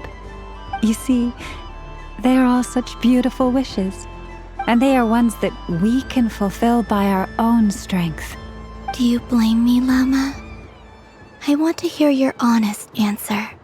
It is by the help of so many people that I can return to the moon. But I feel as though I've hardly done anything in return. You've done plenty, Columbina. I say this in earnest, both as someone who knows your history, and also as a friend who has seen what you've been through. What about as a moon chanter? I feel proud to honor our moon goddess's wish. And I'm sure any moon chanter in history would have felt the same way. Thank you for your kind words, Lauma. But... Since you asked for my honesty, I won't lie to you. My feelings are mixed right now. Besides pride, I also feel... I suppose it's a reluctance to let go. Once you return to the moon, we will be far apart and separated by a false sky. I'm sure those of us left behind will gaze up at that sky, yearning for the moon once in a while, just as you used to do. I will miss you, Lauma. I will miss you all. I hope to stay in touch. I will try and find some way to send messages down from the moon. Perhaps you could use Kuvaki.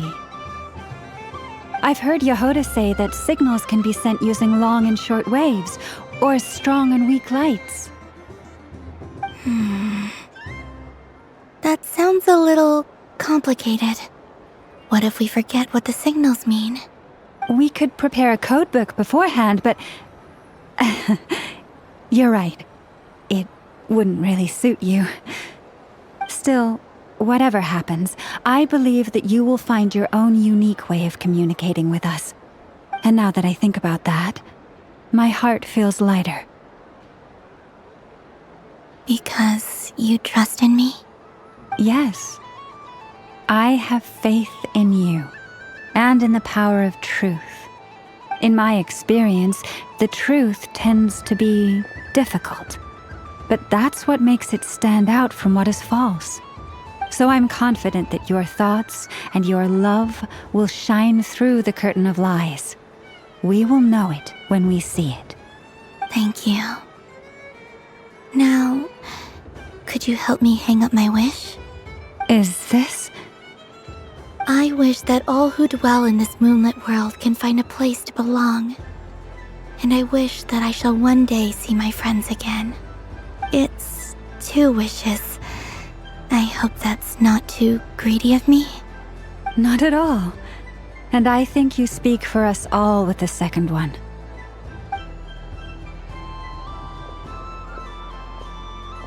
I shall continue to pray until the day that all of these wishes come true.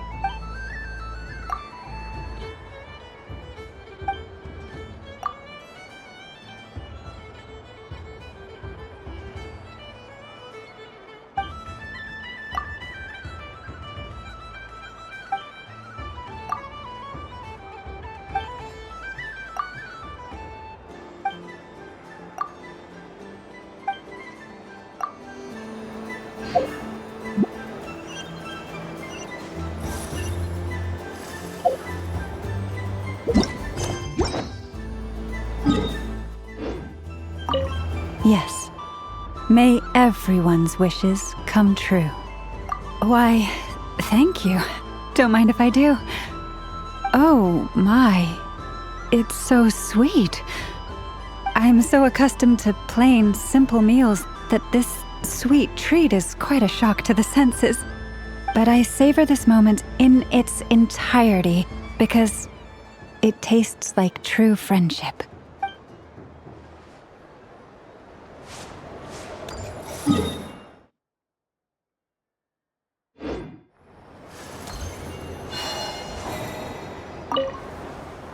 I've seen Linny and the other children play this game before. It would seem that it's not a bad way to relax. Candy? Would you mind if I took a handful extra? I'm sure the children will enjoy them. I must say, Columbina, you really have changed. You never used to show this much consideration for other people, even when prompted. I'm sure Sandrone would agree when I say, I like the present version of you better.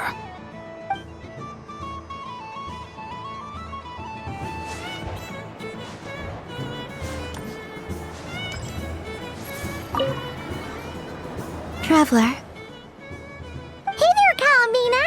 Are you done checking out the festive amusements already? Are you sure you don't want to look around some more? You might not get another opportunity like this for a while. Right right now, what I'd like to do is... Oh, candy for us? Thanks a bunch, Columbina. Don't mind if we do. Whoa, this one's intense. But it's so tasty. What about you, Traveler? How does yours taste? Oh, sounds good. I'm drooling now. Are there any more Smatna candies in the box? Yes, I believe so. Okay, gotcha. Let's see. Sure. This one, and yep, this one looks right too. Okay, that's 3. Here we go. 1 per person.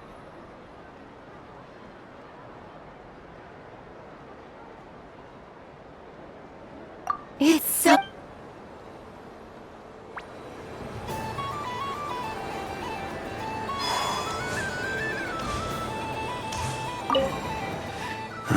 To be rude, huh? Albedo? This sketch is for you. Oh, a gift for me. Thanks. Let's see what you've done for me. The north wind left in the lurch. Thank you. It seems I've picked lemon. It strikes a good balance between sweet and sour. This has piqued my curiosity. Perhaps I should take the time to try this out.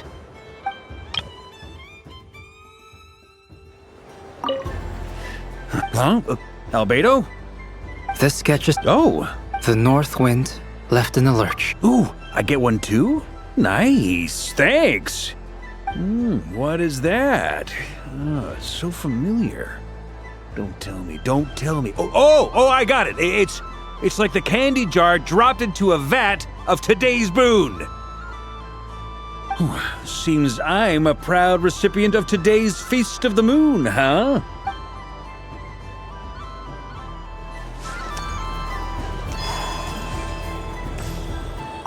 If all the prizes are gone, so the next time, and remember, oh, a gift for me? Lord Sangama really is going up in the world. Wow, candy from the moon goddess herself. If I back this up, no, what am I saying? Box this up in exquisite gift boxes? Yes, I can make a fortune. Maybe I don't even need to go to all that trouble. Any old boxes will do. I just need to tell my customers that this candy is blessed by the moon goddess. Yeah, that ought to do it. Sounds like a plan. Time to have Irwa earn his keep when I get back.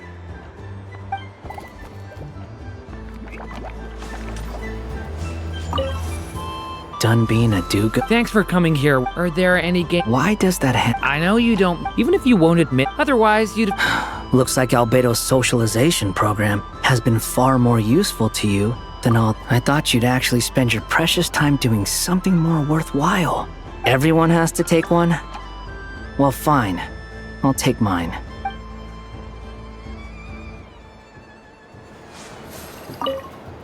Done being a Thanks for coming. Are there any games? Why does that? I know you even if you won't, otherwise you... Looks like Albedo's socialization. A moon prayer candy for me? Huh, thank you. It smells like... baked apples and butter.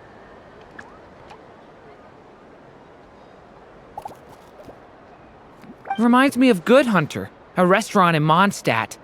I always have to resist the temptation to go there unless I'm ordering food.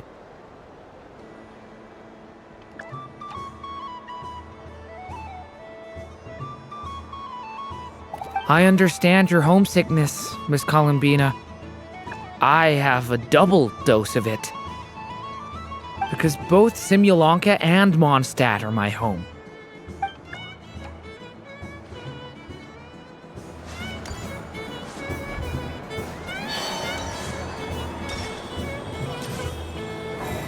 Something about festive lighting always has a way of putting the warmest smiles on people's faces. This is most thoughtful of you, Miss Columbina. Kindness exudes from your heart like benevolent moonlight. Forgive me but I shall have to enjoy this gift a little later. I hope that the flavor I chose is not the only one of its kind. If others were denied the chance to sample such kindness as you have shown to me, it would be a great pity indeed.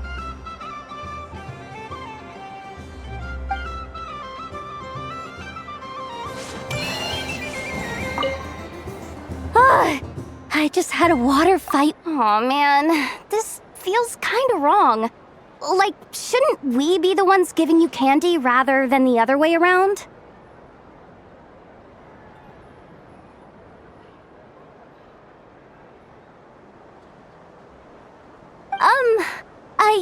I guess I'll just take one. What flavor is that? It tastes like getting a mouthful of muddy grass. After being rear-ended by a blunt-horn rhino, then face planting the ground. I'll never get this taste out of my mouth. It's delicious. Mm-mm.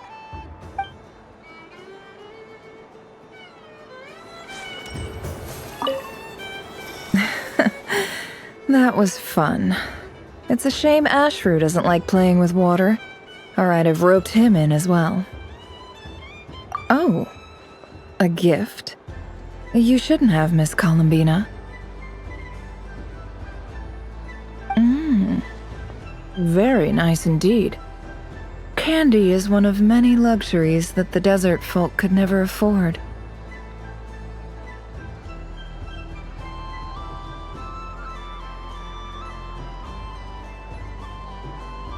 How I yearned for candy when I could not have it. Yet, now that it is readily available to me, I never seem to crave it. May your moon prayer night be one free from regrets.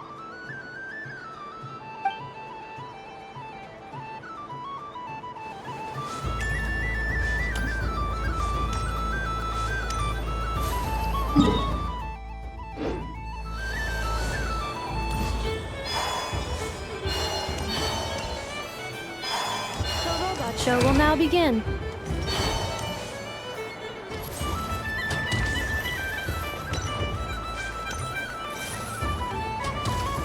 Please welcome to the stage, Cool Your Jets Ducky.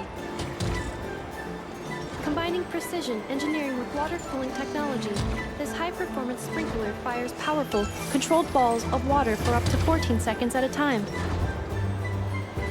as well as providing accurate plant watering at range. It can also be used to clean those tough-to-reach areas of the house that Aino cannot get to, no matter how high she jumps. Show us what you can do, Cool Your Jets Ducky. Now that's what I call true power. What a demonstration.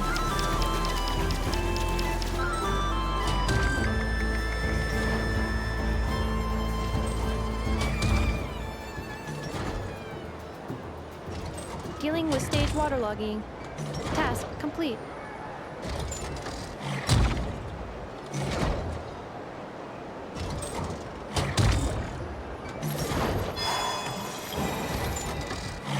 Ding dong. I'm never playing games with you ever again, Enougha. Ooh, moon prayer candy. Sweet. Is it okay if I grab a whole bunch? Columbina, turn around. Use your huge cloak to block Enougha's vision. Yum. Oh, this one's even yummier. Ugh, the flavors are blending in my mouth. Ew. Robot show will now begin.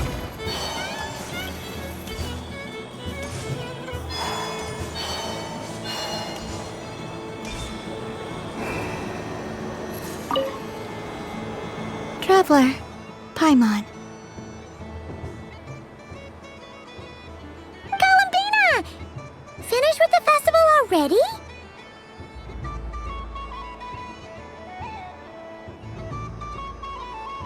Really? You're sure you don't want to have a little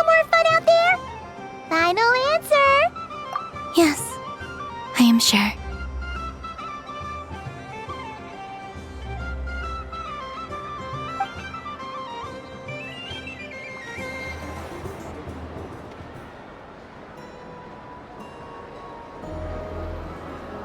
This was the most fun I've ever had on a moon prayer night. Everywhere I went, people were saying, "Welcome home," and there were friends at every turn. I only wish it could last longer than one night. Oh. Yes, you're right. The moon prayer blossoms.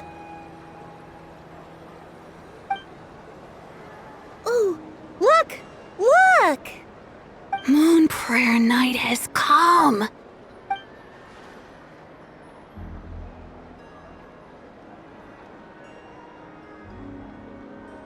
The moon. It's so beautiful. Happy Moon Prayer Night, dear. Happy moon prayer night.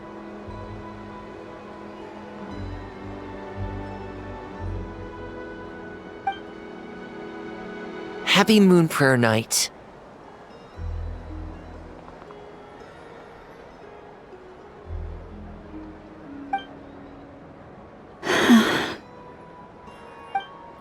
Aww.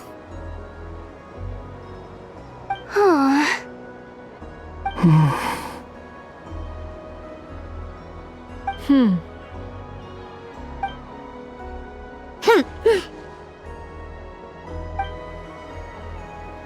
Time flies when you're having fun.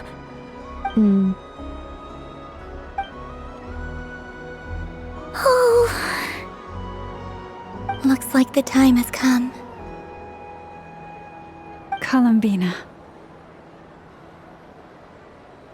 You're heading off then? Yes, to the ruins you mentioned, and from there, back home to the moon. Wait! I know? At least... Take one of our craft shop's crumb cookies up to the moon with you. You know, for a snack. Sure, why not? The Curatorium of Secrets believes in proper farewells. No story should be left without a satisfactory endnote. Never. Farewells are an important affair for the Ratniki, too. We never know when we might meet again. Haha! And here I thought grand farewells wouldn't suit tonight's mood. But I suppose friendly passion is not to be stopped, eh?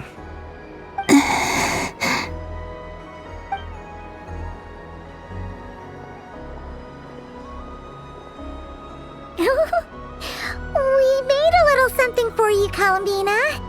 Ta-da! What is it?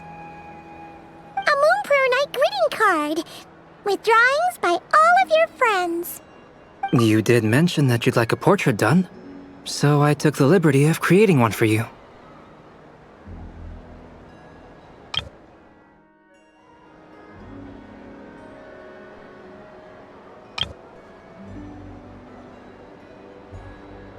I, meanwhile, did the portrait of Mr. Albedo, and Mr. Varka did the same for me.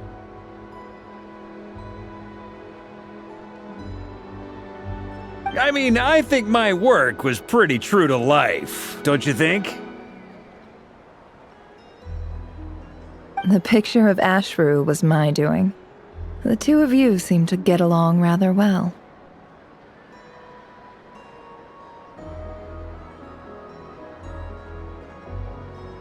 Wait, was I the only one who did a full body picture? That's so embarrassing.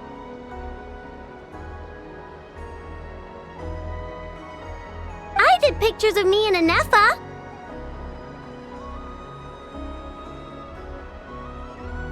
I did my own portrait and one for Hat Guy.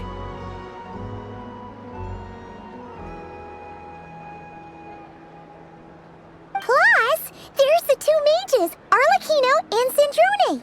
So, if you ever miss us, just flip the card open and we'll all be right there with ya.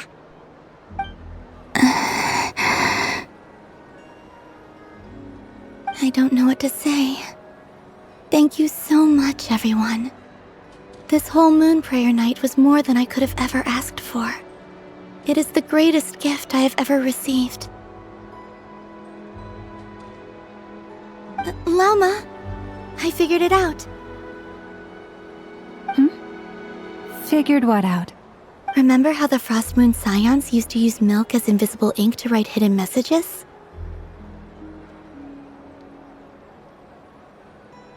That was a very long time ago. Oh, are you saying? Yes. When I miss you all, I shall use Moonlight in the same way, to write words that only you can see upon the moon itself. Wow, that sounds lovely. Quite. But how will we see them? Simply open your windows on nights when the moon shines bright, and the moonlight will naturally flow towards the words I have written. That sounds most fitting indeed. Very true to form. I'll try to write them in places that won't disturb your sleep. I, for one, would sleep all the better for having read one of your messages before settling down for the night. Exactly. So don't worry about disturbing anyone's sleep. Just promise you'll write to let us know you're okay, alright? All right. I promise.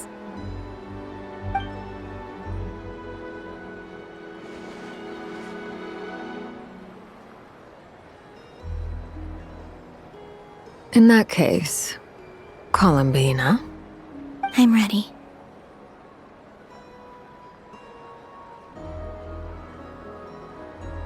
Very well. Let's go.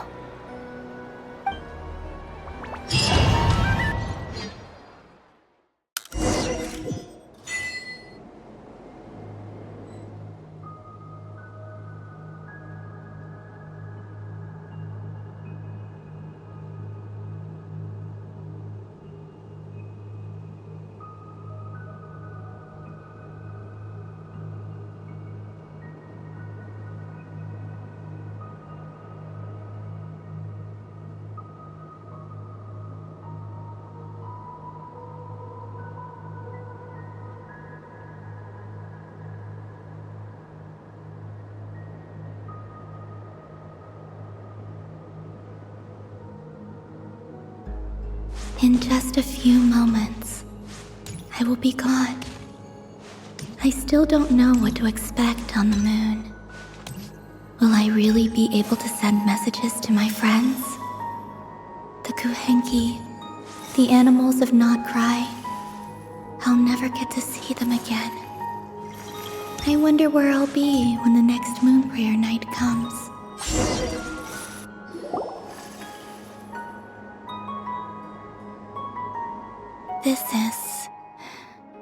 This is where the people of Hyperborea used to communicate with the moons.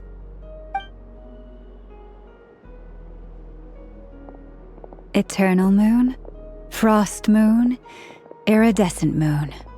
When the power of all three converge, the gate to the moons shall open. Moon marrow preparations are complete.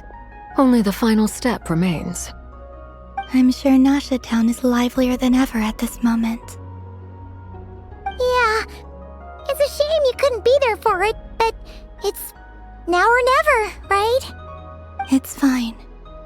I'm more than happy with this. My last piece of luggage.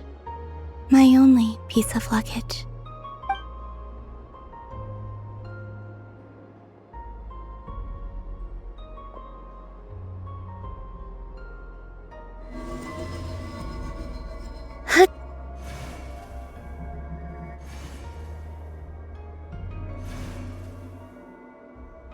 I can already feel the moon calling to me.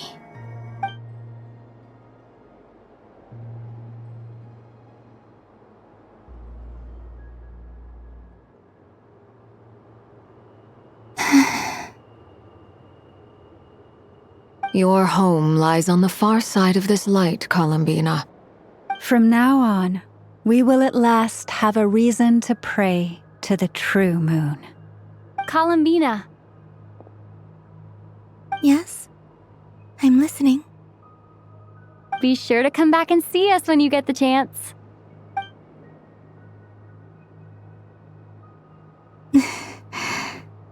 Of course.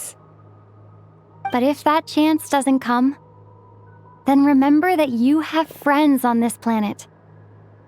People who will miss Columbina. Yes, I will. Thank you for everything you've done for me. And remember, come night or day, the moonlight shall always connect us. Well then, farewell, my friends.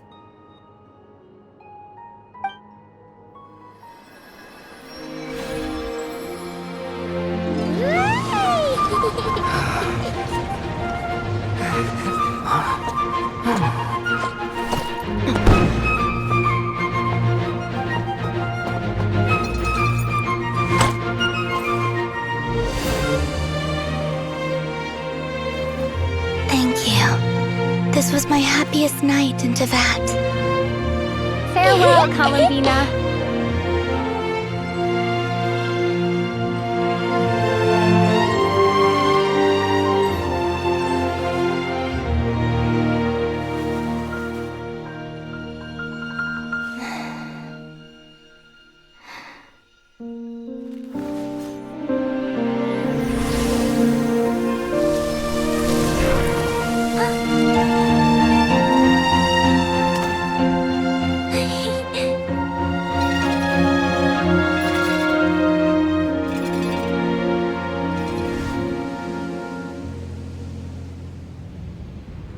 The moon really is closer than ever tonight.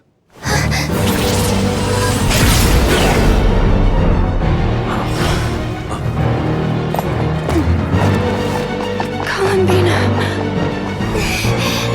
All 3 moons in one place. Time for one final experiment. Reason, life, death, time and space. They all believed I would fail.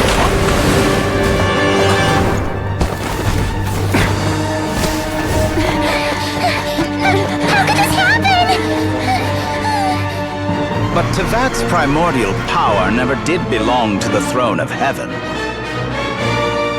And now, they are mine.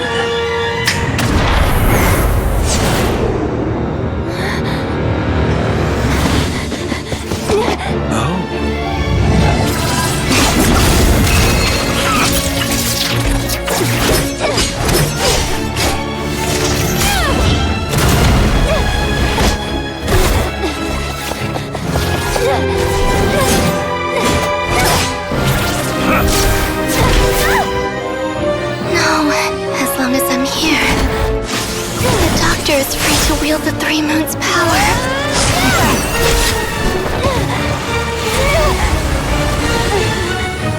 It's the only way.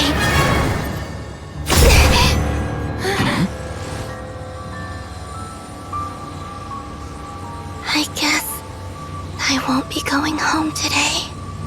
Columbina! No!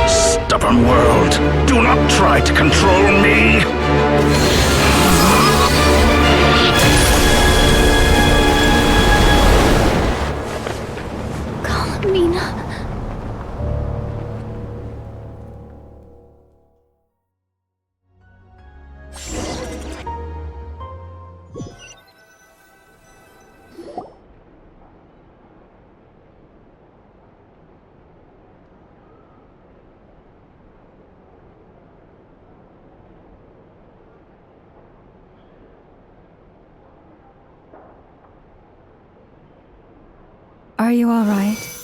Do your wounds still hurt? I had someone prepare a little medicine that could prove effective. Take it if you need to. In that case, let me relate the contents of the call we made to Alice after the incident occurred. That Dottore is a crafty one. He distracted the Hexenzirkel by creating a huge fuss at Tevat's borders. I'd assumed that the cause was an abyssal intrusion from the outside world, which in fairness is a rather common occurrence. But after learning that you managed to influence the phantoms in Krai, I realized that perhaps this interference could have come from within Tevat instead. But we weren't able to change their fates. True, you couldn't change how their stories ended, but you did build some variables around yourself. Variables? Yes, things you heard that you could not otherwise have learned, ideas that would otherwise have never crossed your mind. All these things are variables. Of course, most variables usually pale into insignificance with the myriad of possibilities floating around. But the moment you start treating them as building blocks and intentionally stacking them, that changes things. That's what Dottore did, and it's how he created the necessary conditions so that when you activated the portal tonight, it played right into his plan. However, we have no way of knowing exactly what he did. Yeah, we also need to ascertain Columbina's status. And that about sums it up. As I suspected, Dottore has disappeared completely. If it's any consolation, he wasn't able to control Columbina as he might have wished to. Oh no! What? She did what? All we saw was Dottore appeared and used some kind of power. The next thing we knew, he and Columbina were gone and you were falling into the sea.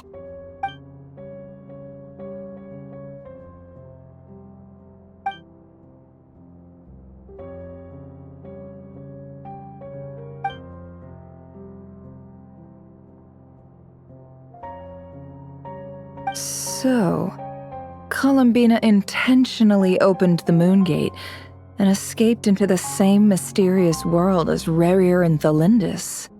Sounds like bad news.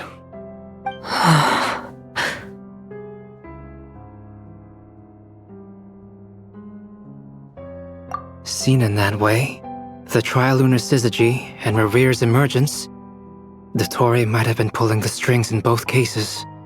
According to Miss Alice, he is attempting to transcend his destiny and finish an experiment that only a god might complete.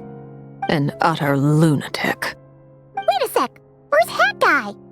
Seems like he'd want to be here for this. He took off with the Dodo communication device after we spoke to Alice. He said he had a hunch that he wanted to investigate by himself. The look on his face was terrifying. I've never seen him like that before.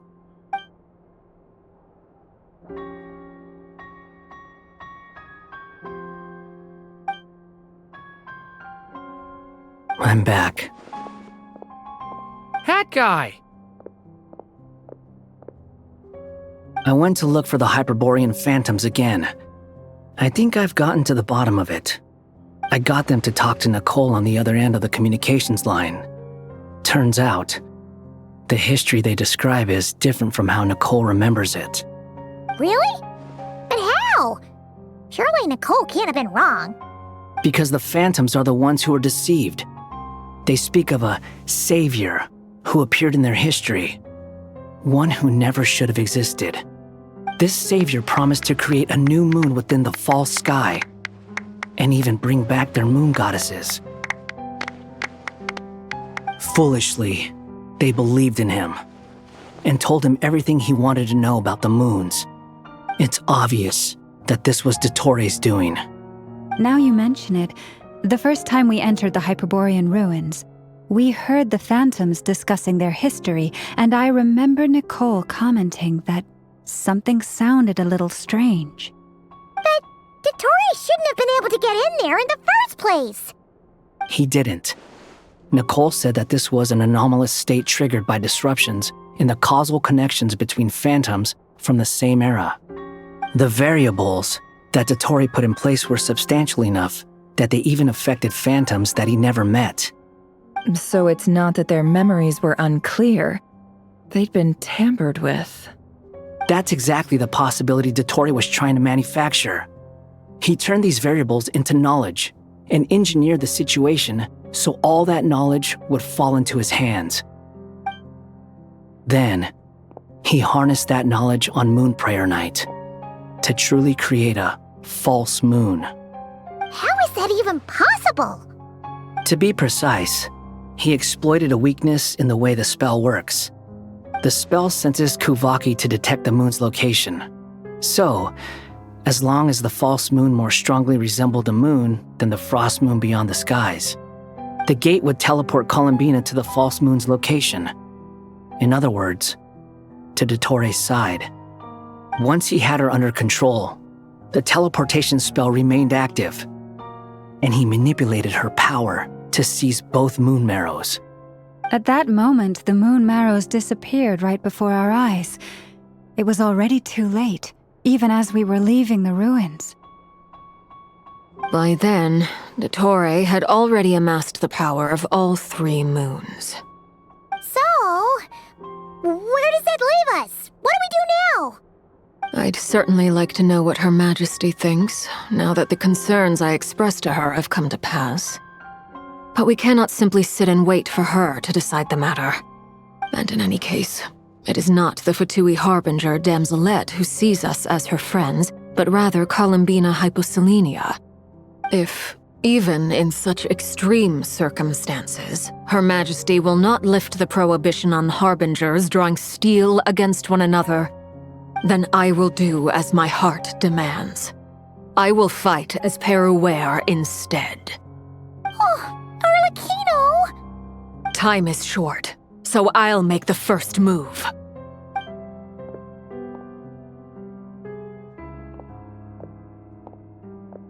Whew. Even Arlecchino seems to be losing her cool now.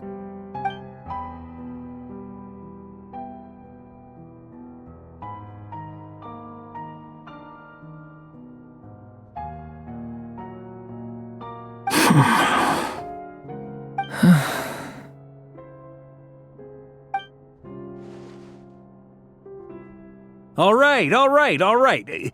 Lose those dejected looks for a moment and let me get a word in. It looks bad, I won't lie. Very bad, in fact. So Dottore's pulled some real dirty tricks to gain the upper hand. For now. And yeah, it's to the point where even the mages say that his variables have affected destiny. I'm not so sure, though. Many have told me that Tevat's destiny is fixed, and that does appear to be the case. Well, what makes Dottore so sure he'll be the exception? And since he was able to stack these variables up, who's to say we can't do the same? You of all people should not be discouraged, traveler from afar. This isn't over yet. And you're not alone in that. Everyone here does, whether they've spoken thus far or not. But none of us are the type to sit back and wait for the sun to shine again. That's exactly how a knight should roll. If they knock you down, you get back up and get back in it. Don't forget, Honorary Knight, you're a legitimate member of Mondstadt too. Vark is right. This is far from over. Dottore's already way overdue a butt-kicking given his past shenanigans.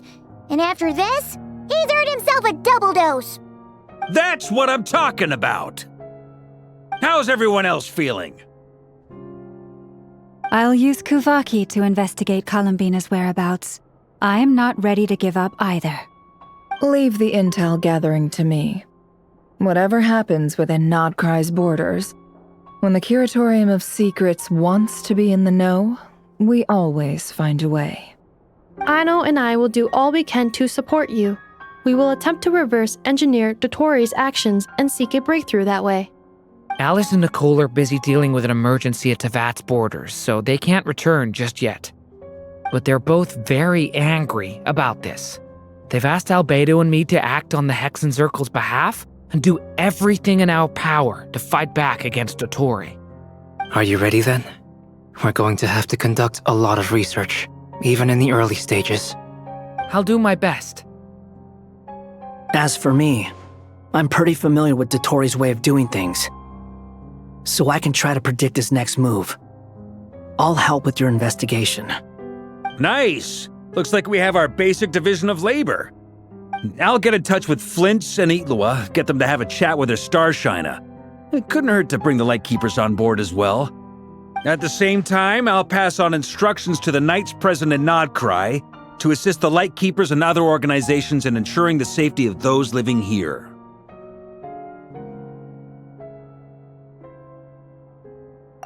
Yeah! We'll show him! That's it then. Good luck, everyone.